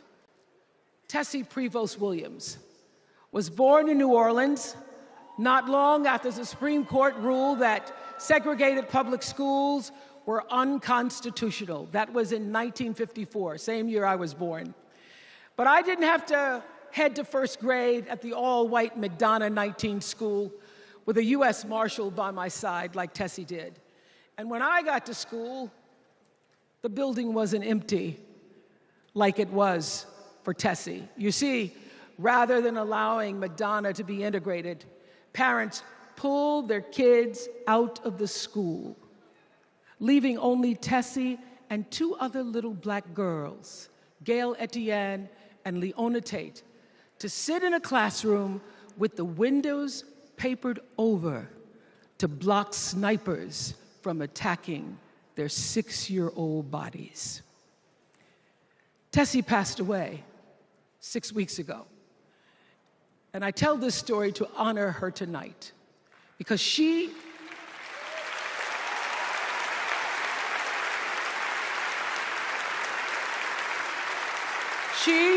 like Ruby Bridges and her friends, Leona and Gail, the New Orleans Four they were called. They broke barriers and they paid dearly for it. But it was the grace and guts and courage of women like Tessie Prevost Williams that paved the way for another young girl who 9 years later became part of the second class to integrate the public schools in Berkeley, California. And it seems to me that at school and at home, somebody did a beautiful job of showing this young girl how to challenge the people at the top and empower the people at the bottom. They showed her how to look at the world and see not just what is, but what can be. They instilled in her a passion for justice and freedom and the glorious fighting spirit necessary to pursue that passion. And soon, and very soon,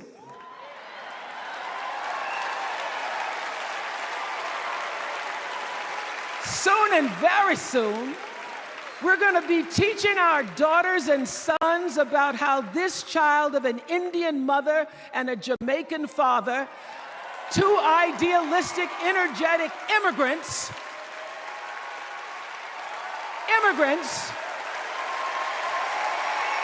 how this child grew up to become the 47th President of the United States.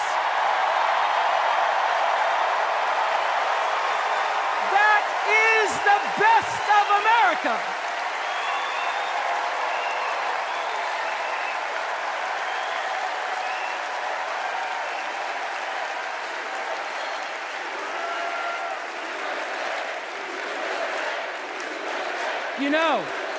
You know, let me tell you this. This election isn't about us and them. It's about you and me, and what we want our futures to look like. There are choices to be made when we cast our ballot.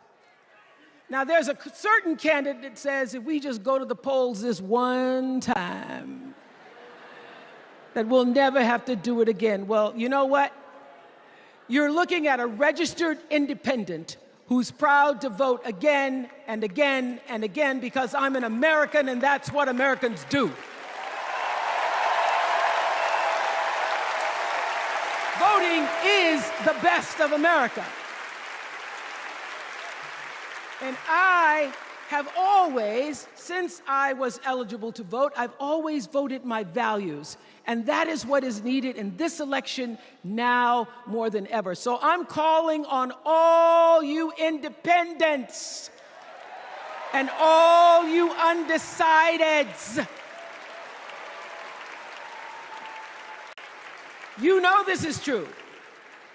You know I'm telling you the truth, that values and character matter most of all. In leadership and in life. And more than anything, you know this is true, that decency and respect are on the ballot in 2024.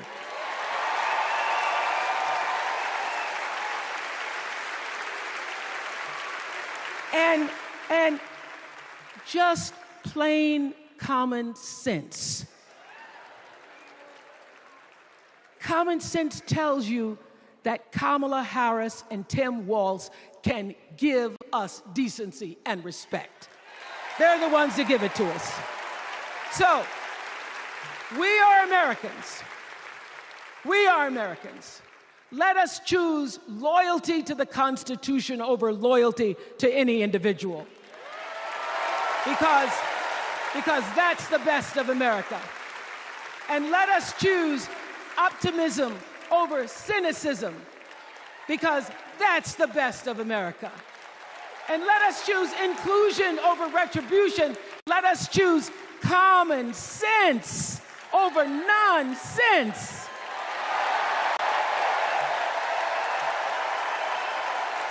Because that's the best of America. And let us choose the sweet promise of tomorrow over the bitter return to yesterday. We won't go back. We won't be set back, pushed back, bullied back, kicked back. We're not going back.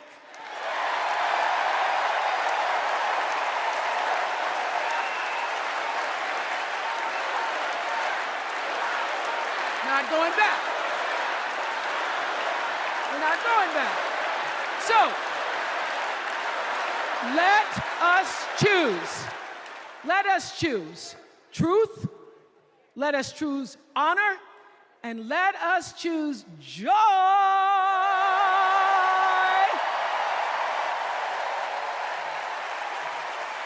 Because that's the best of America. But more than anything else, let us choose freedom. Why? Because that's the best of America. We're all Americans, and together, let's all choose Kamala Harris.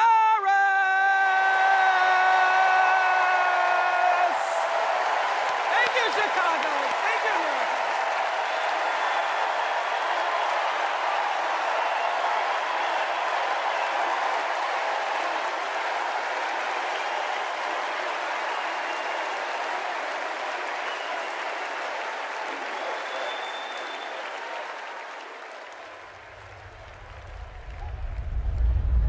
Here's what I want people to know about Tim Walz. Well, everybody at Mankato West High School loved Tim Walz. Yeah, I mean, Tim was jovial. When he would start teaching, it was like full contact teaching. You could not help but be interested in what he was talking about. He seemed to care about everybody in his class. He knew everyone's name. He wanted to know what interested you, how to engage you, what you were excited about, what you're feeling bad about. Mr. Walz was my geography and social studies teacher. Mr. Walz was my football coach. My middle school basketball coach, when we were doing the high school play The Nerd, he was the person building the sets. I don't think that there has ever been a moment where I've seen Tim exhausted from giving or engaging. He always seems like that person that's got the never-ending gas tank who can keep going. When I decided to come out as gay, we started the Gay Straight Alliance. Tim Walz was the faculty advisor. We saw him not only as a teacher, but a mentor and a leader. Mr. Walz was a really big part in helping build this community, and he's a big reason why I became a teacher myself. It was inspiring being in his classroom.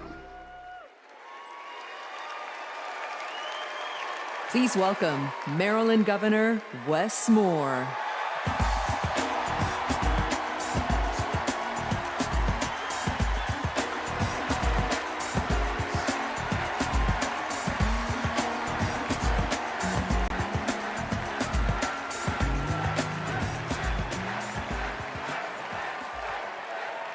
Thank you.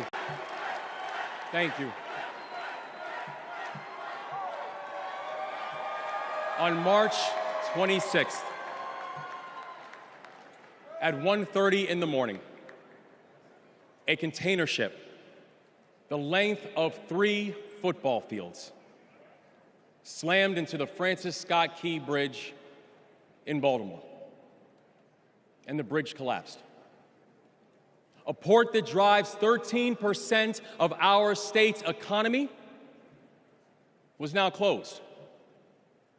Thousands of workers were hours away from waking up and realizing they no longer had a job.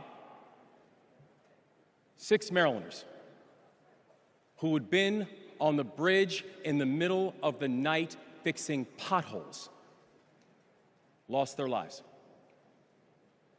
And one of the first phone calls that I got that morning started with these 3 words. Gov, it's Kamala. She said, I know you spoke to the president, and I want you to know we are here with you every step of the way.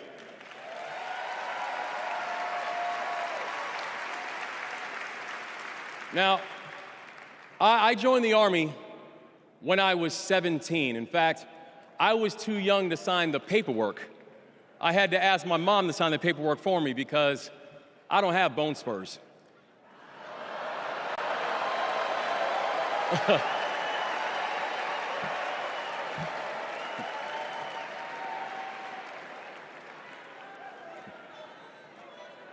I led soldiers in combat in Afghanistan.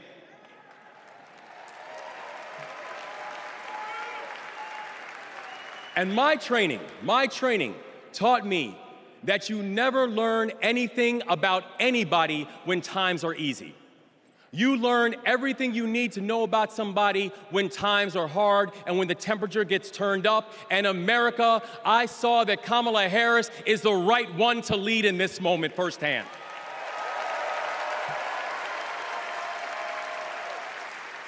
And united with the Almighty God's grace, we brought closure to the families of the 6 victims. And while many said it could take 11 months to reopen the port of Baltimore, we got it done in 11 weeks.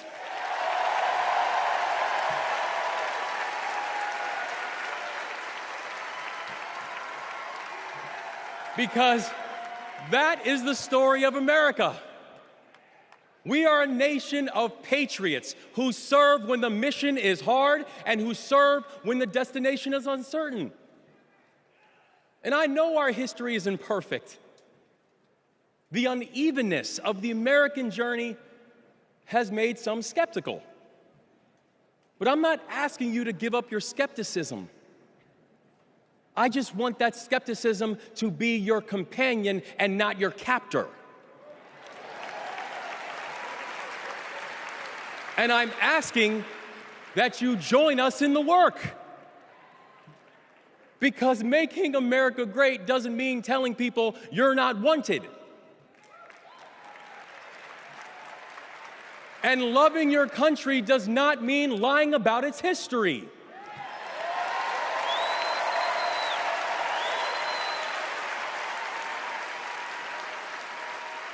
Making America great means saying the ambitions of this country would be incomplete without your help. It's the legacy of those 6 workers who fixed potholes on a bridge while we slept, who were born in a different country, but who knew that America was big enough for them too.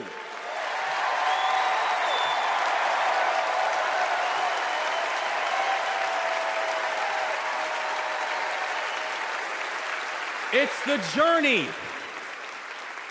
It's the journey of a man raised by a remarkable immigrant single mom, a man who felt handcuffs on his wrists at 11 years old, who now stands before you as the 63rd governor of Maryland and the first black governor in the history of our state.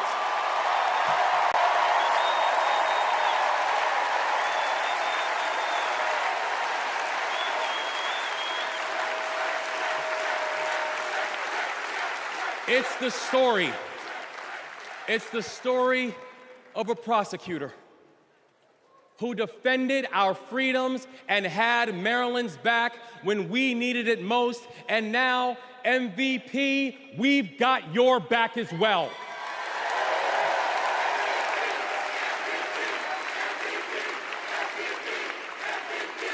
That's right. It's my fellow veteran, my brother, and the next Vice President of the United States, Tim Walz. And now, Tim knows that in the military, you count the days towards mission completion. So guess what, y'all? We have got 75 days and a wake-up until Election Day. 75 days and a wake-up for us to prove what Americans can do when the pressure is on. 75 days and a wake-up for us to show that true patriots do not whine and complain. We put our heads down and we get to work. 75 days and a wake-up to build a future that those who came before us hope for, and those who come after us that they deserve. And 75 days and a wake-up to elect a leader who is willing to believe in the best of us, and that leader is Kamala Harris, the next president of the United States. Thank you, God bless you, and let's leave no one behind.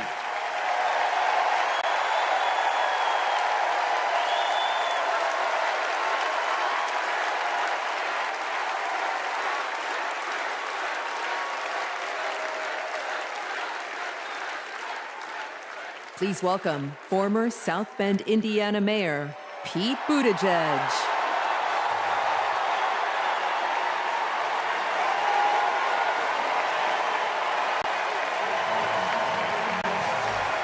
Thank you. Thank you. Good evening, Democrats. Thank you, Chicago. Here's a sentence I never thought I'd hear myself saying. I'm Pete Buttigieg, and you might recognize me from Fox News.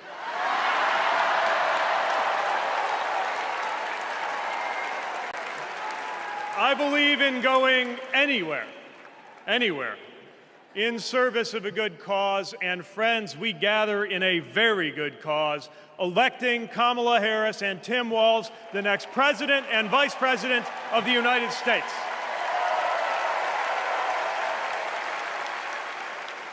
The choice could not be clearer. Donald Trump rants about law and order, as if he wasn't a convicted criminal running against a prosecutor. As if we were going to forget that crime was higher on his watch. Talks about the forgotten man, hoping we'll forget that the only economic promise that he actually kept was to cut taxes for the rich. And don't even get me started on his new running mate.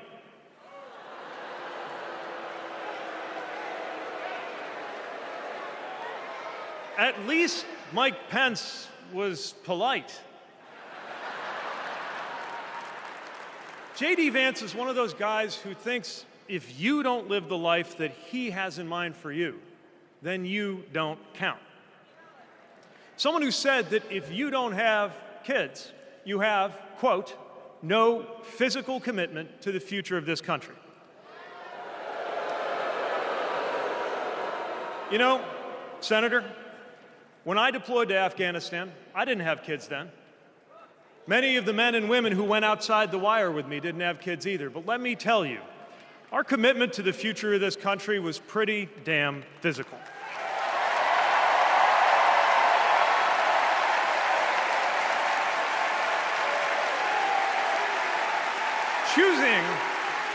Choosing a guy like J.D. Vance to be America's next vice president sends a message. And the message is that they are doubling down on negativity and grievance. Committing to a concept of campaigning best summed up in one word: darkness. Darkness is what they are selling. The thing is, I just don't believe that America today is in the market for darkness. I believe America is ready for a better kind of politics. Yes, politics at its worst can be ugly, crushing, demeaning, but it doesn't have to be. At its best, politics can be empowering, uplifting. It can even be a kind of soulcraft. My faith teaches me that the world isn't made up of good people and bad people, but rather that each of us is capable of good and bad things. And I believe leaders matter because of what they bring out in each of us, the good or the bad. Right now, the other side is appealing to what is smallest within you. They're telling you that greatness comes from going back to the past. They're telling you that anyone different from you is a threat. They're telling you that your neighbor or nephew or daughter who disagrees with you politically isn't just wrong, but is now the enemy. I believe in a better politics, one that finds us at our most decent and open and brave. The kind of politics that Kamala Harris and Tim Walz are offering, and as you have felt these many days, that kind of politics also just feels better to be part of.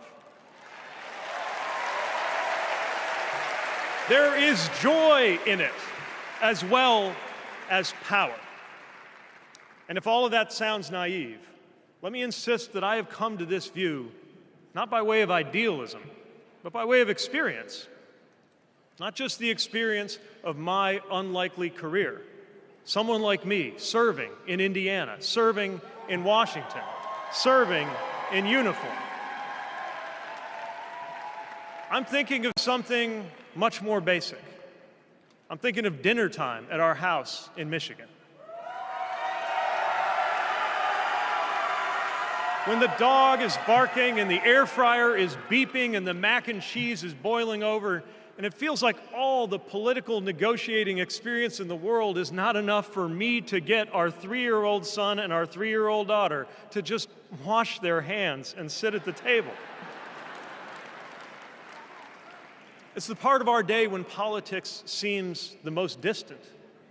And yet the makeup of our kitchen table, the existence of my family, is just one example of something that was literally impossible as recently as 25 years ago, when an anxious teenager growing up in Indiana wondered if he would ever find belonging in this world.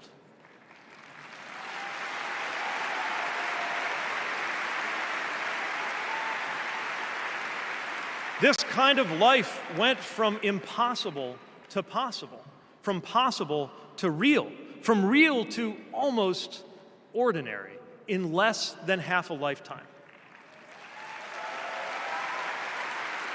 But that didn't just happen.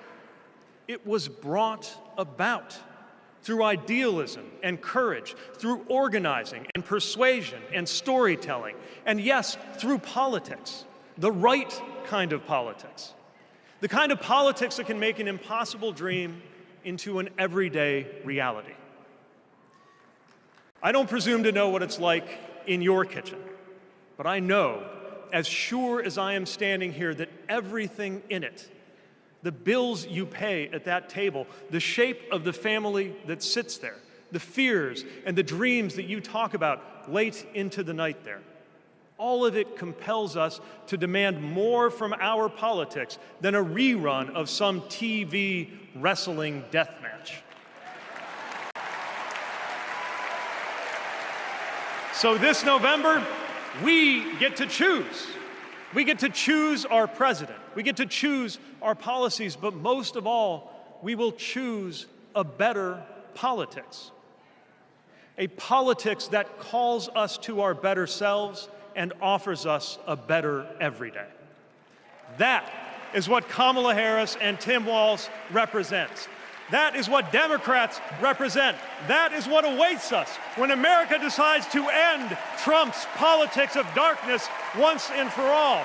That is what we choose when we embrace the leaders who are out there building bridges and reject the ones who are out there banning books. This is what we will work for every day to November and beyond. So let's go win this. Thank you, Democrats. Thank you.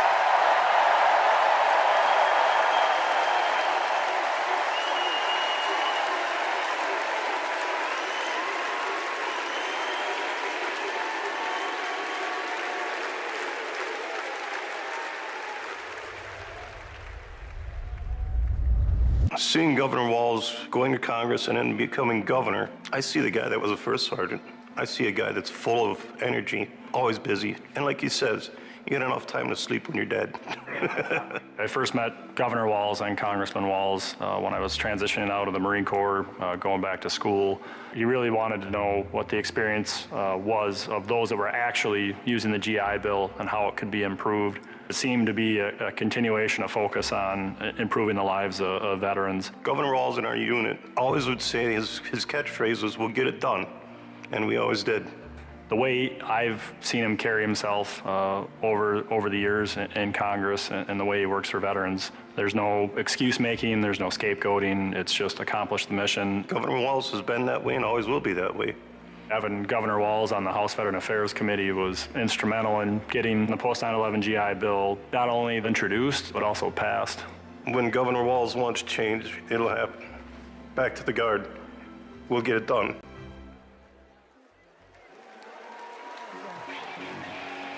Please welcome EGOT-winning, multi-platinum artist and activist, John Legend, and Queen of Percussion, Sheila E.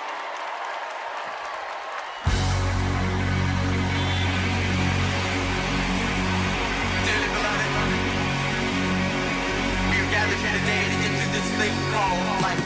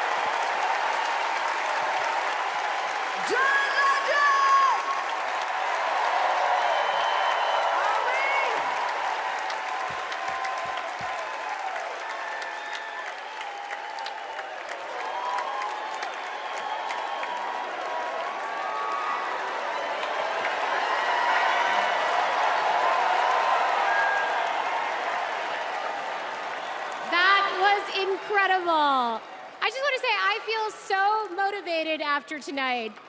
It's like never been more clear that if Kamala Harris and Tim Walz are elected this November, they're going to protect our freedoms. The freedom to read whatever books you want. The freedom to work one job and afford your rent. And Kamala Harris and Tim Walz will protect your freedom to start a family on your own terms. And if you ask me, that is something worth fighting for. So guys, let's do it. It's time. Let's nominate the next Vice President of the United States, Minnesota Governor Tim Walz. And to take us there, please welcome to the stage Minnesota Senator Amy Klobuchar.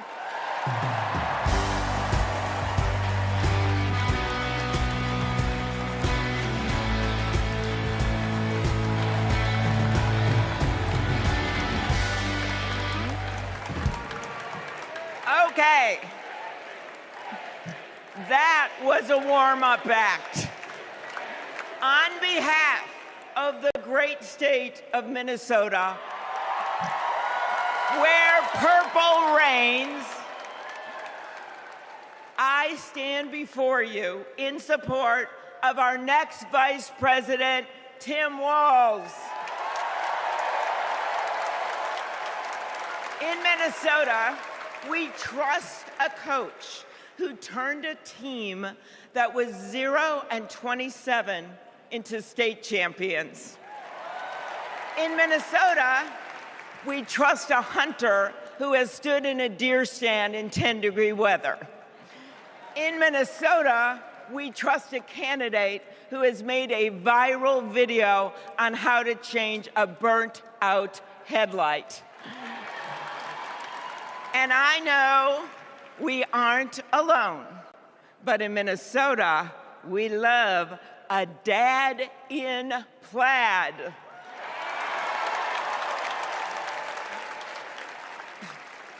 So Tim and I go way back. He taught high school right down the road from where my husband John grew up. My mother-in-law even brought him and Gwen a Parmesan chicken dinner when their son was born. That's what we do in America. We look out for our neighbors. Tim has been doing that his whole life, on the farm and in the factory, with his students and his fellow service members. And the truth is, that matters. Who better to take on the price of gas than a guy who could pull over to help change your tire? Who better to serve our nation than a guy who has served in uniform? Who better to find common ground than a guy with Midwestern common sense?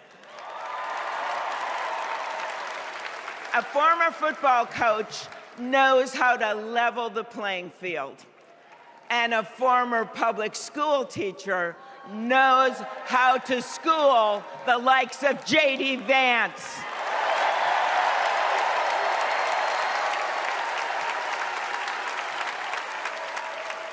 What you've done with your life matters, and what you do with power matters too.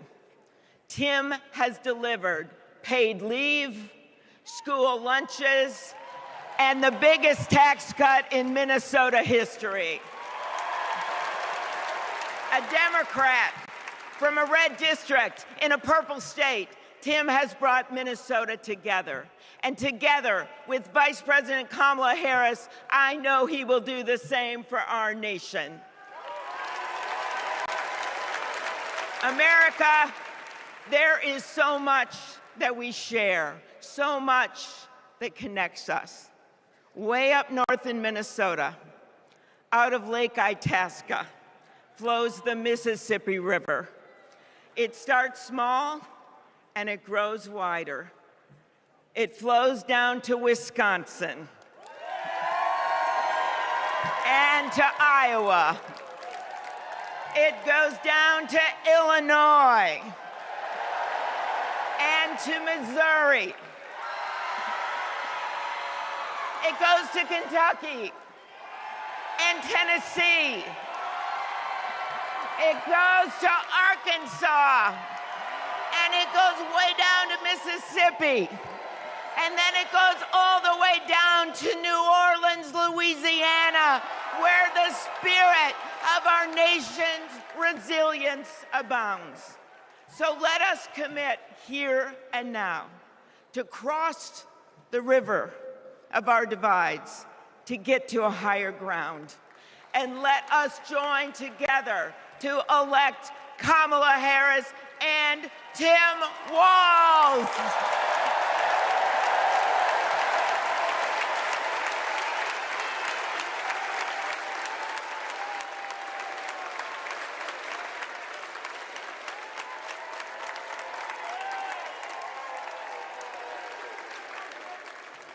Please welcome Ben Ingman from Minnesota.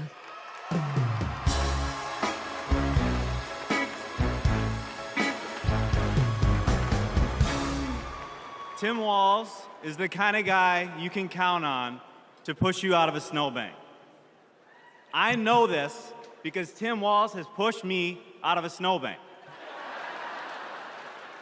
I grew up next door to the Walzes in Mankato. Mr. Walz was also my geography teacher and my coach. Not for high school football, but for 7th grade basketball and track. So what was a high school football coach doing, coaching 7th grade basketball and track? Well, there was a kid in the high school who couldn't afford to pay for lunch, and he ran up a lot of debt. And Tim and Gwen decided they'd help pay it off. They started calling around the district to see if there were any positions they could fill to make a little extra money, and that's how he wound up coaching us 7th graders. That's right. Coach Walz got us excited about what we might achieve together. He believed in us, and he helped us believe in each other. And his leadership stuck. That track team went on to win a state title, just like the football team. That's right. Speaking of which, come on out, Scarlets. Yeah!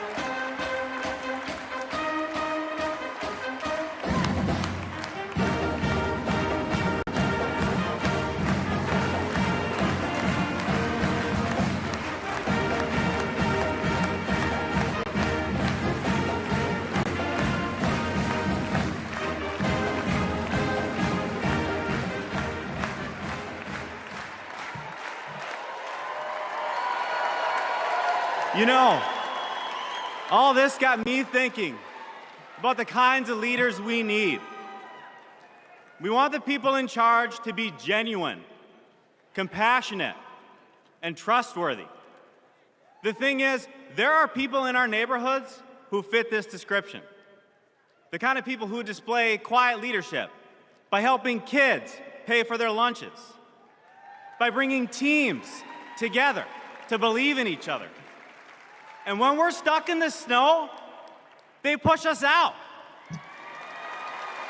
Well, in my neighborhood, we always wish that people like that would run for office. Well, in my neighborhood, someone like that did run for office. And he's going to be a wonderful vice president. Thanks very much.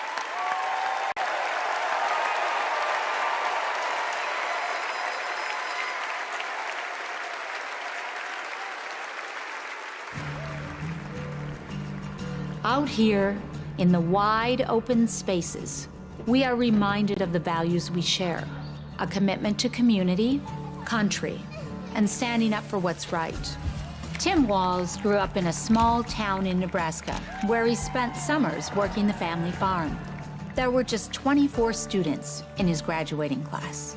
His dad served during the Korean War, and that meant a lot to Tim. So he enlisted right after his 17th birthday and served 24 years in the National Guard, rising to Command Sergeant Major. Tim went to college on the GI Bill and became a social studies teacher. That's where Tim and I met. We shared a classroom with a divider right down the middle.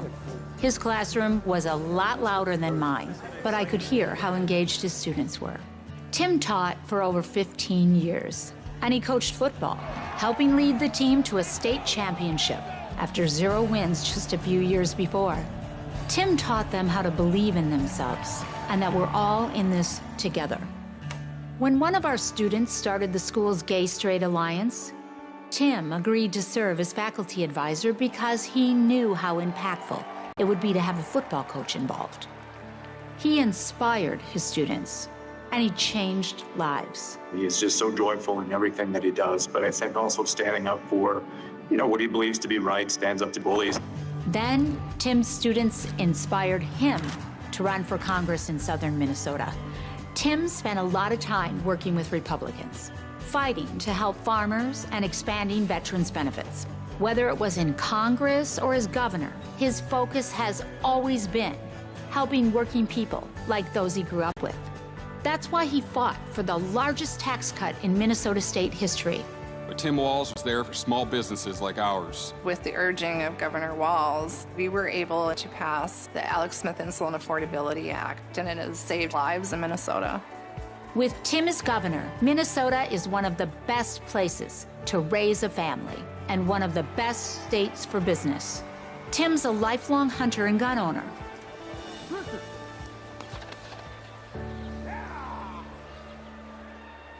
But after the Sandy Hook school shooting, he knew that we had to do something. So he's fought for background checks and red flag laws. But of all the things he's done, Tim loves being a dad. We struggled to have kids, and fertility treatments made it possible. There's a reason our daughter is named Hope.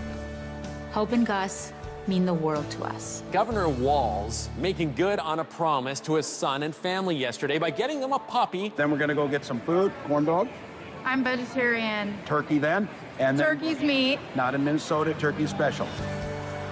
He's as at home on a farm, a fishing boat, a football field, or a factory floor as he is on the floor of Congress. Tim's commitment to service all comes back to the values we grew up with. Love your country, help your neighbor, and fight for what's right. Because that's what America is all about. 2 middle-class kids. One, a daughter of Oakland, California. The other, a son of the Nebraska Plains, only in America. Is it possible for them together to make it all the way to the White House?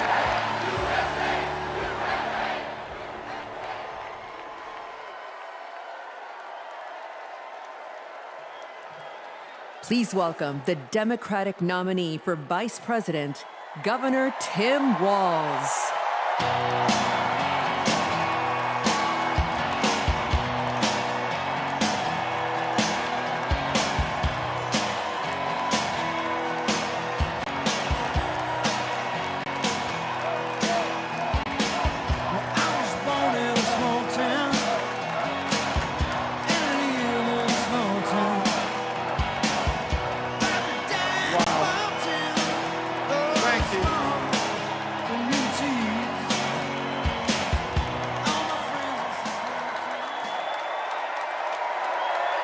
Thank you.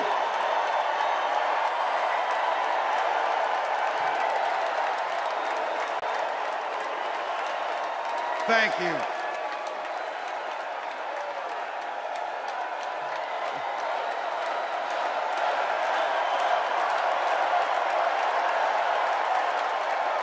Wow. Well, thank you. Thank you, first of all, to Vice President Harris. Thanks for putting your trust in me and for inviting me to be part of this incredible campaign. And a thank you to President Joe Biden for 4 years of strong, historic leadership.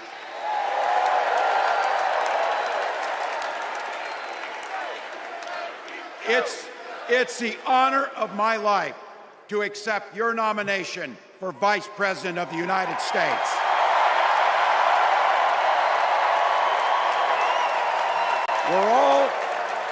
We're all here tonight for one beautiful, simple reason. We love this country. So thank you to all of you here in Chicago and all of you watching at home tonight. Thank you for your passion. Thank you for your determination. And most of all, thank you for bringing the joy to this fight.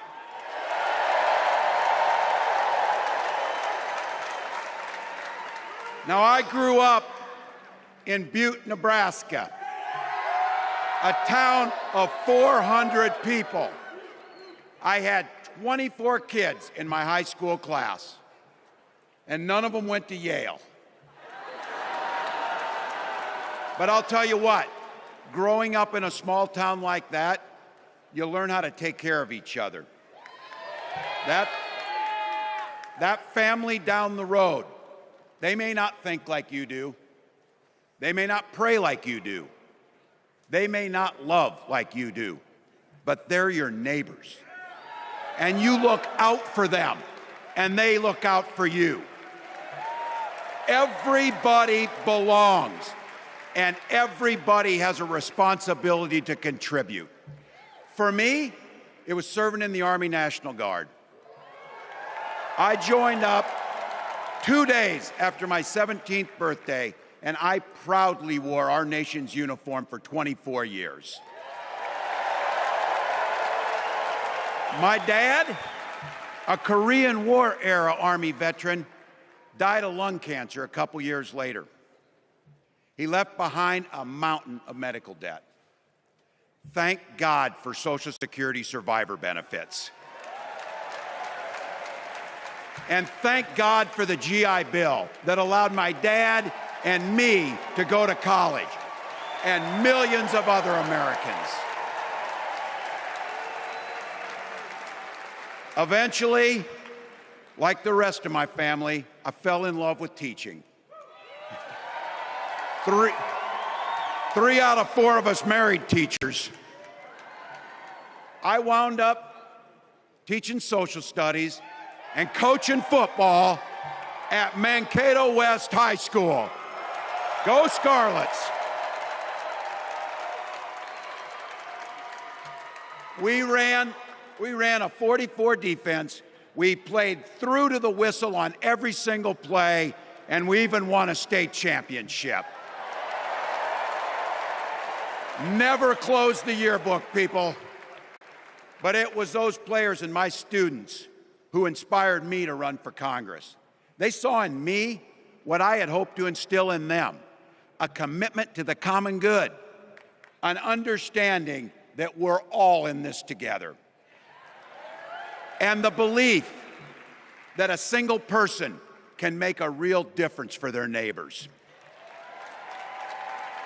So there I was, a 40-something high school teacher with little kids, 0 political experience, and no money, running in a deep red district. But you know what? Never underestimate a public school teacher. Never.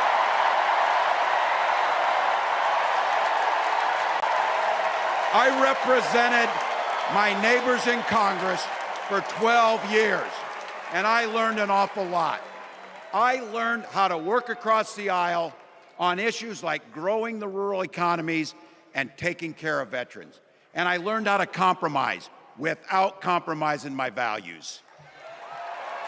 Then I came back to serve as governor, and we got right to work making a difference in our neighbors' lives. We cut taxes for the middle class. We passed paid family and medical leave.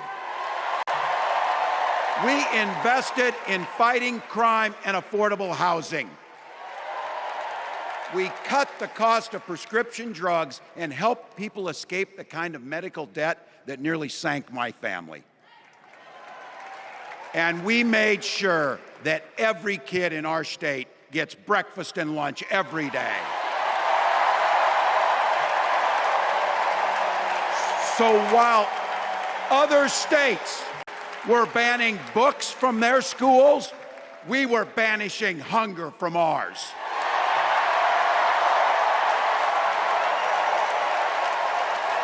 We also protected reproductive freedom because in Minnesota, we respect our neighbors and the personal choices they make.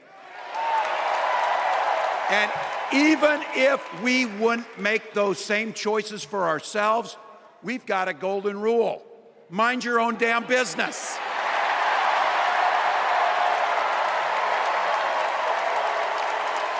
And that includes IVF and fertility treatments. And this is personal for Gwen and I. If you've never experienced the hell that is infertility, I guarantee you, you know somebody who has. And I can remember praying each night for a phone call. The pit in your stomach when the phone would ring, and the absolute agony when we heard the treatments hadn't worked. It took Gwen and I years, but we had access to fertility treatments. And when our daughter was born, we named her Hope. Hope, Gus, and Gwen, you are my entire world, and I love you.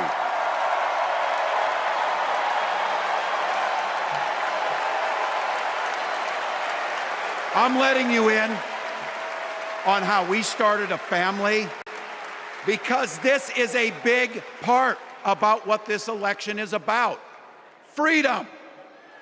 When Republicans use the word freedom, they mean that the government should be free to invade your doctor's office. Corporations free to pollute your air and water. And banks free to take advantage of customers. But when we Democrats talk about freedom, we mean the freedom to make a better life for yourself and the people that you love. Freedom to make your own health care decisions. And yeah, your kids' freedom to go to school without worrying about being shot dead in the hall. Look, I know guns. I'm a veteran. I'm a hunter.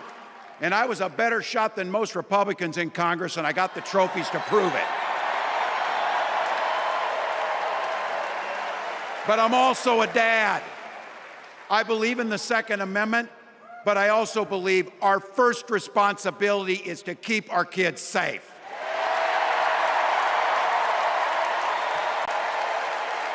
That's what this is all about. The responsibility we have to our kids, to each other, and to the future that we're building together, in which everyone is free to build the kind of life they want. But not everyone has that same sense of responsibility. Some folks just don't understand what it takes to be a good neighbor. Take Donald Trump and J.D. Vance.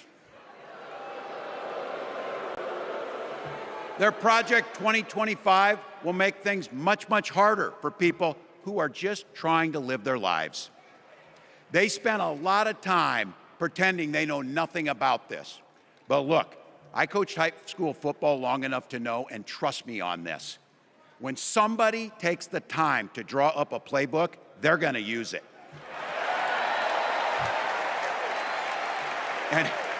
And we know if these guys get back in the White House, they'll start jacking up the costs on the middle class, they'll repeal the Affordable Care Act, they'll gut Social Security and Medicare, and they will ban abortion across this country with or without Congress. Here's the thing, it's an agenda nobody asked for. It's an agenda that serves nobody except the richest and the most extreme amongst us. And it's an agenda that does nothing for our neighbors in need. Is it weird? Absolutely. Absolutely. But it's also wrong, and it's dangerous. It's not just me saying so.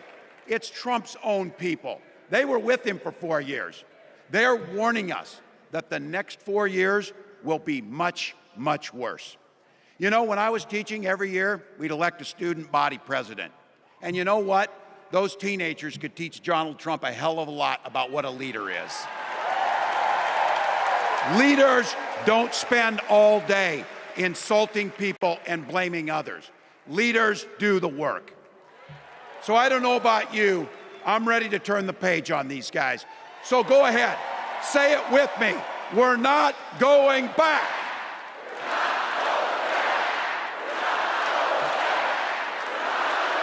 We've got something better to offer the American people. It starts with our candidate, Kamala Harris. From her first day as a prosecutor, as a district attorney, as an attorney general, as a United States senator, and then our vice president, she's fought on the side of the American people. She's taken on the predators and fraudsters. She's taken down the transnational gangs, and she stood up to powerful corporate interests. She has never hesitated to reach across that aisle if it meant improving your lives. And she's always done it with energy, with passion, and with joy. Folks, we've got a chance to make Kamala Harris the next president of the United States.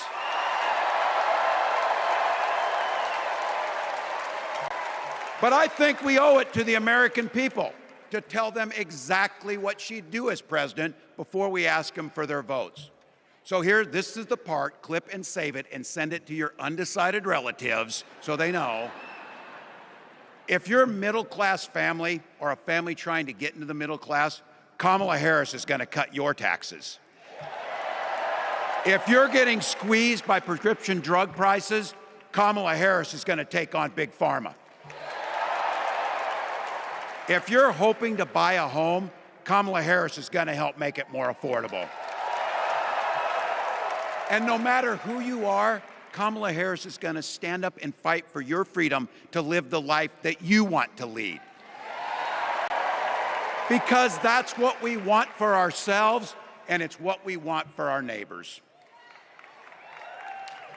You know, you might not know it, but I haven't given a lot of big speeches like this.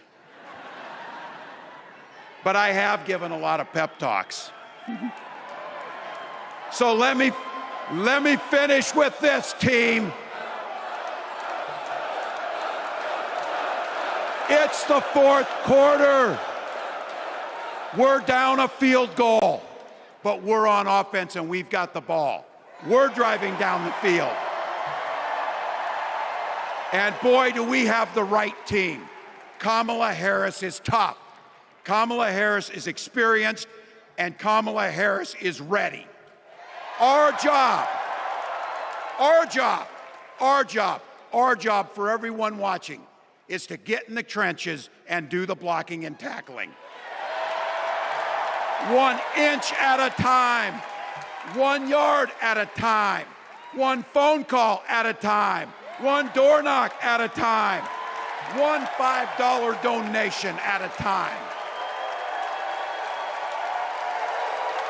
Look, we got 76 days. That's nothing. There'll be time to sleep when you're dead.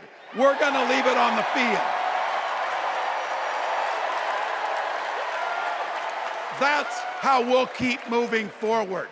That's how we'll turn the page on Donald Trump. That's how we'll build a country where workers come first. Healthcare and housing are human rights. And the government stays the hell out of your bedroom.